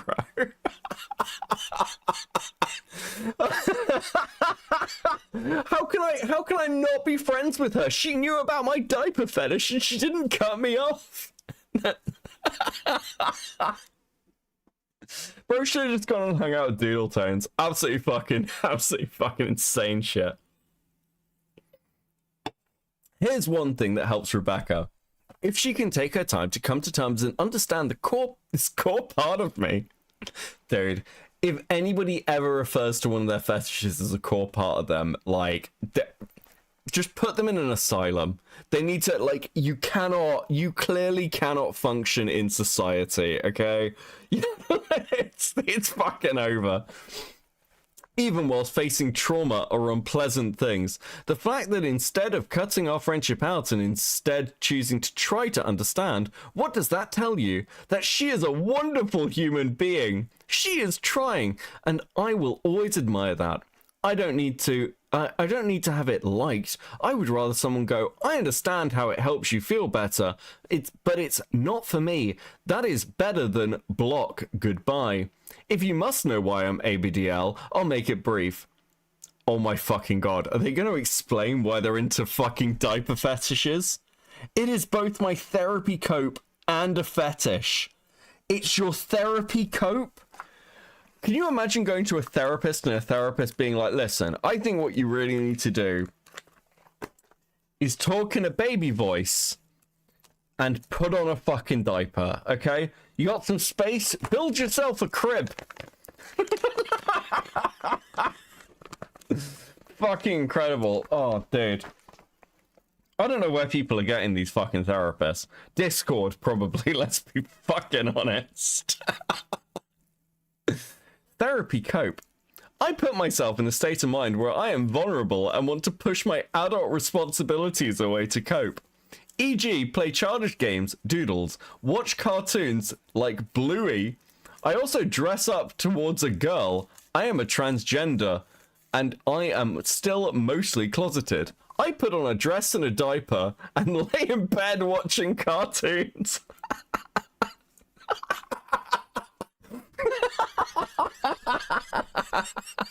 Okay, so again, for the people joining from the raid, one of the things that this person basically said is the reason they had issues was they were explaining to their parents that one of their friends had left the community, and their parents apparently like pushed, oh, what happened to your friend from the community, and they had to explain that their friend had been accused of being a pedophile, and their parents freaked out and was like, what do you mean? Their parents became convinced that they were in a community full of pedophiles, which, like, to be fair, they kind of were.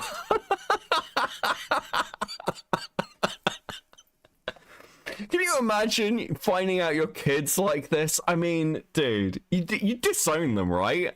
Like this.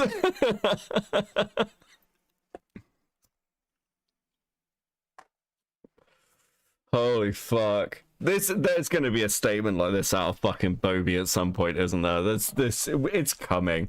That's the next stage. It's fucking Bo Black's like doing a stream where he's in a fucking diaper and a tutu or some shit.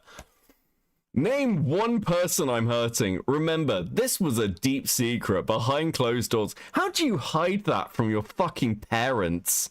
How do you hide that? Can you imagine your parents walking in and they find you in bed watching cartoons in a fucking diaper as you're 20? I mean, wouldn't, like, dude. I mean, that's the sort of thing where you just end it, right? Like, you can't, there's no coming back from that. It's called age regression, and it's a legitimate form of therapy. Many therapists are becoming more aware and encourage this behavior. Actually, bear with me. Age regression itself is a therapy technique, and age play is ABDL equivalent. It's a blanket term. Yes, you regress your mind, but it isn't always ABDL. It it'll muddy the water, but that's why it's called blanket term. You can go into specifics, or you can just call it even. After all, consent is important, and gatekeeping is the fastest way to anger people, so keep it loose. Fuck me. Think this way. You're going about your daily life and stress is mounting up. So you got bills, car, your day job, your side job, editing/animation. You may be socially burnt out. Things may have went wrong and you try to put on a smile. A mask. Well, everyone needs to cope and needs an escape. Yeah, everyone needs to cope. Like and subscribe. An escape of reality to prevent burnout. Some drink or drugs. Me, I'll put on a diaper, a onesie, or any comfy clothing. Stick some cartoons on, cuddle a plushie, keep to myself and relax. Seriously, who am I hurting? Minors? No. A in ABDL is adult, as in 18 plus. No minors, period. Here's another thought exercise. Take the diaper off the person. What do you see? A grown adult. I fucking what? Oh my god.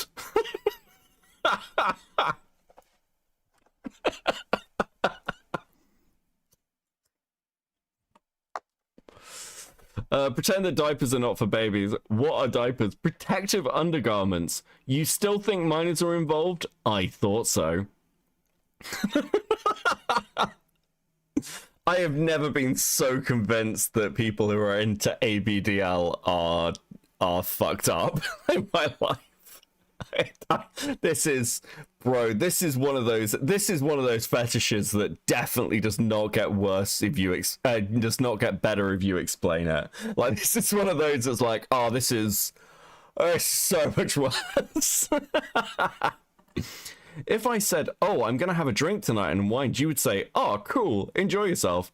If I said, I'm gonna wear a diaper and watch cartoons, you'd probably say, ooh, you're weird. Let's say I need to cancel my plan and use my car to pick someone up. Well, I can't drink or drug drive. ABDL, I can just change into my adult clothes, sort out the short notice plan, then come home. No drink or drugs. Healthy cope. Bro, okay. Fun fact before we bring up ABDL. Did you know that ABDL were one of the first early communities to welcome LGBT with open arms? No, okay, no. You cannot defend this with being like, listen, guys, if you hate ABDL, did you know that we're responsible for gay liberation? Are you a gay person? You owe us. You should wear a diaper in solidarity. Maybe we do need to gatekeep things more. I don't know. I don't know. Maybe there's a point to this. Fuck me. Oh my fucking god. It is both my therapy cope and my fetish. How therapy, age regression therapy. There's a concept in which an adult person will go back in time where they didn't have any adult responsibilities or stress in order to heal from stress, trauma, or anxiety. Just any negative mindset, really. The concept is that you let yourself become vulnerable, aka letting your guard down. To make it super broad, imagine you're stood with a shield in front of an attack. Well, you can't stand shielded forever. You'll shake, get tired, and burn out. And when attack happens at that point, you'll be more than hurt.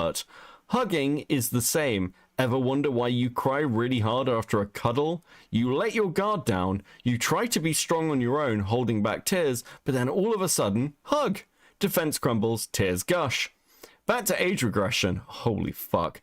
But for example, the person may dress up in babyish clothing from diapers to onesies, skirts, dresses, anything childish, but it isn't just dress up. There is the vulnerable mindset. You may dance, lay around, play games, doodles, watch cartoons, whether more aimed towards preschool or even child level. Animation certainly is getting better at understanding older audience topic and humor, even in a kid show. I saw something recently on Twitter, which was somebody posted, like, it was just a tweet of, oh, I tried reading 1984 and then a few pages in, the main character starts talking about rape and I just put it down. And somebody like quote tweeted and it was like, the like loss of many adults to engage with adult content or literature or media is like a real fucking travesty. And I think there's a lot of truth to that. The state people have gotten themselves into. You've got like people in their like late 20s, 30s, even older, who just cannot deal with the concepts like rape or murder or like on any fucking level. Like people are infantilizing themselves to such an extent. Like no wonder. Like you look at places like fucking Reddit and shit, and you're like, no wonder that they're like this. What the fuck have people done to themselves? Like, I can't imagine like a fucking Reddit mod having a normal human interaction or a relationship. All the dress up being for girls is something that should be studied. Yeah, I mean, it is interesting how much this ends up in a fucking gender play. At the very least. Why is this involved in a defense video? That's a very good fucking question. I mean, they cut it out, but it's not much better than some of the other shit. Because, like, again, there is an entire, like, 15-minute segment on the person StarGiant is, like, apparently dating. Like, how their mother is abusive because their mother, like, farts on them. And that's not an exaggeration. This entire person's story is like, yeah, my mother's... Like, okay, so I'll recount the story as best I can for those of you who weren't here. This person has, like, an abusive mother, apparently. And their abusive mother, because their boyfriend died and he used to work on a farm, like, their mother apparently developed a fart fetish to keep the, like... ex-boyfriend's memory alive or some shit, and it's all in the video. I don't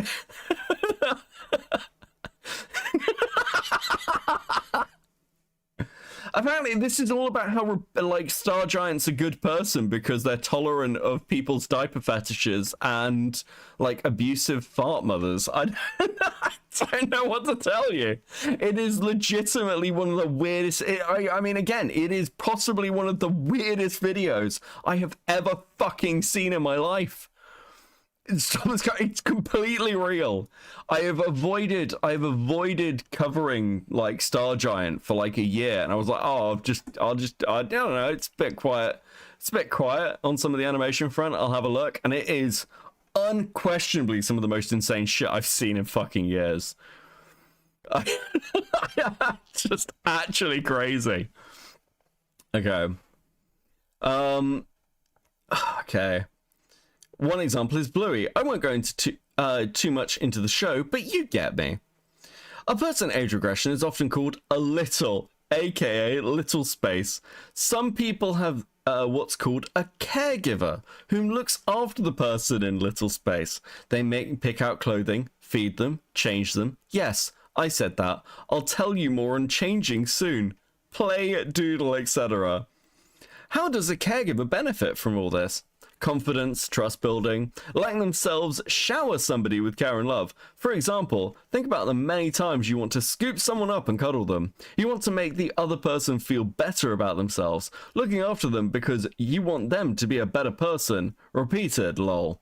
Now note, this is about trust building.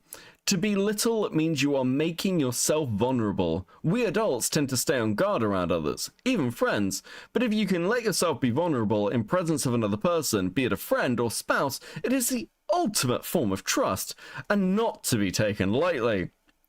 Before we talk about the fetish side, it's important to note that littles vary in ages. For example, some may regress to newborn side, completely vulnerable, may babble, may bottle feed, play with bare basic toys. Holy fuck. Diaper freaks like this make normal people think age regression is entirely sexual. It's supposed to be a trauma response, but the internet version of it makes me actually fucking sick. Yes. Because, like, it is something that you can have as a trauma response. Like, there are studies on this, but this is entirely just, it's a sexual fetish. That's all it is. Imagine having to make a paragraph after paragraph trying to justify what you goon to because it's that repulsive. Yeah, bro, if you have to write a 14-page document explaining your fetish is fucking weird. Oh, dude. What, studies on age regression? Yeah, there are. I mean, again, I am to fucking hand, but yes, it is. Like, again, it's not common. You have to go through some really fucking serious trauma to age regress. Okay, like it's the sort of thing where you're like, it's the sort of thing like you're barely functional, right? Like, this is not like a little, oh, sometimes I talk in baby language. Yeah, like it's a serious, oh, specifically diapers. No, that's not what we mean by age regression. When we say age, if someone's like going through age regression, it's like you shut down mentally. You're unable to deal with like serious topics. And like you, it's like you just kind of go into yourself. This is just fetish shit. There is the toddler age. Oh god, what a thing to have to read, where they will be a bit more active. They may doodle, watch cartoons, dance. There's also child side, where they are more active. They may drink from a sippy cup, play video games like Minecraft for example, nothing competitive. Caregivers also have different ways of expression. Some are completely full of love and care, to which they will coddle, encourage, being positive, being patient and kind. Some caregivers like to tease or humiliate. How is this caregiving? It seems like bullying or toxic. Trust building. Remember, we are adults. The little can, at any time, just disengage in their behavior should they not trust the caregiver. This is something minors cannot do easily, hence why they are never included, period. Wait, that's why they're never included? Yes, we never include the minors because, like, it would be really hard for them to disengage from the caregiver if they were, like, you know, abusing them in this sexual fetish roleplay. That's a bit quiet out loud, isn't it? What the fuck? Dude. How does humility help? It's an escape from reality. We know and trust that this caregiver doesn't really bully or be toxic. They're just playing, so we also play along. Now, sweetie, you're too young to pick your own clothing. Let me pick someone out for you. Mummy knows best. That scrapes the surface. I don't want to say anything more not safe for work, but you can find more of this in the fetish side. Oh my fucking god, bro. They really thought they kirked. One more thing to note. There is a therapy towards transitioning. What? Yes, some trans people may have wanted to be their gender identity in childhood, but never got the chance or had to hide it away in the closet. ABDL is a great way to express that childhood side, e.g. playing girly or boyish games that they couldn't previously, like dolls, plushies, etc. I'm sorry, fucking what? So you... Oh, dude. Oh, okay.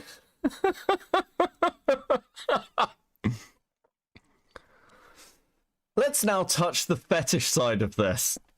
Okay, sure. Why the fuck not? Now I know what you're thinking. You're sexualizing minors. I mean, I am now. Did you forget what the first letter of ABDL is? Adult. As in, all the parties above must be 18 plus. No minors, period. Okay, but right, like... Save Bo Blacks. Oh my god, this is so fucking weird. Fuck, that one doesn't work. There we go.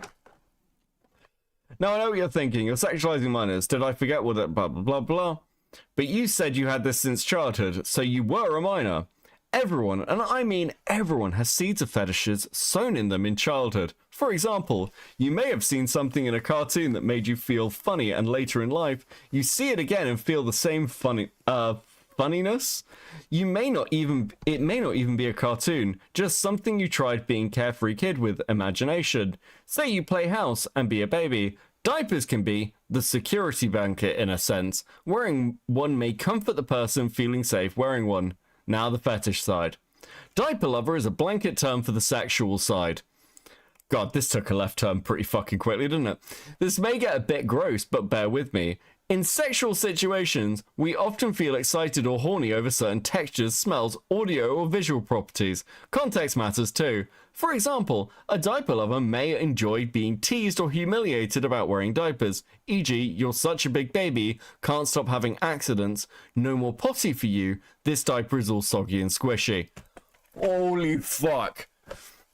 I do not get paid enough. I don't get paid anything, but I do not get paid enough. Fucking read documents like this. This is God has abandoned us. This is, dude, this is horrifying.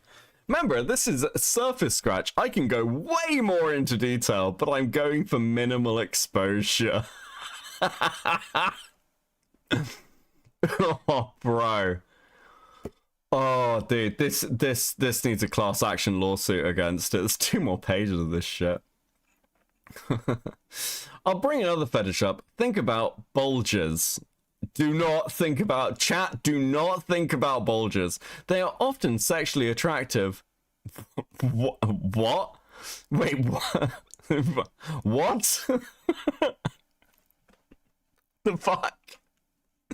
How do diapers achieve this? A simple bottle bulge. If, say, the diaper gets soggy, it gets bigger. You can argue that it's like boobs or ass. They get big and we get horny over it, or even the penis bulge. I feel like I can sue you for emotional damage from this. I honestly wouldn't blame you. If the user takes it further and messies their diaper, a bulge also forms, which triggers the same sexual response as seeing a penis bulge. Wait, they use the diapers? Yes, now I know what you're thinking. Gross, perhaps. But gross is a subjective take on life, really. I know you think this is fucking disgusting and that I'm a degenerate freak, but that's just your perspective.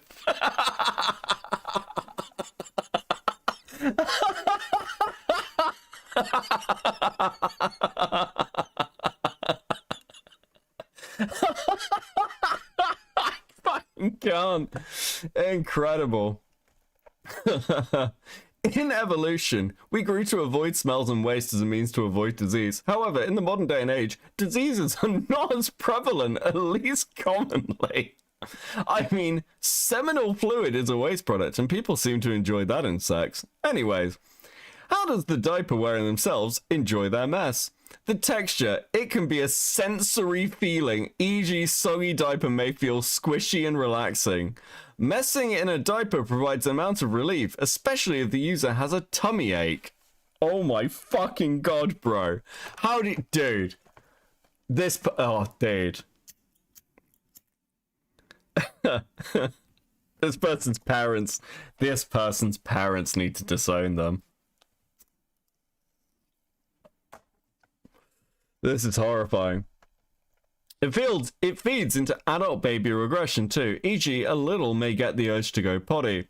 Some will roleplay by trying to run to the potty. They may not make it in time. An accident happens. Some will be blissfully unaware and continue to play. Others will realize they had an accident and feel upset. This is where the caregiver will come and reassure the little. Oh, sweetie, did you have an accident? It's okay. Mummy still loves you. Let's get you cleaned up.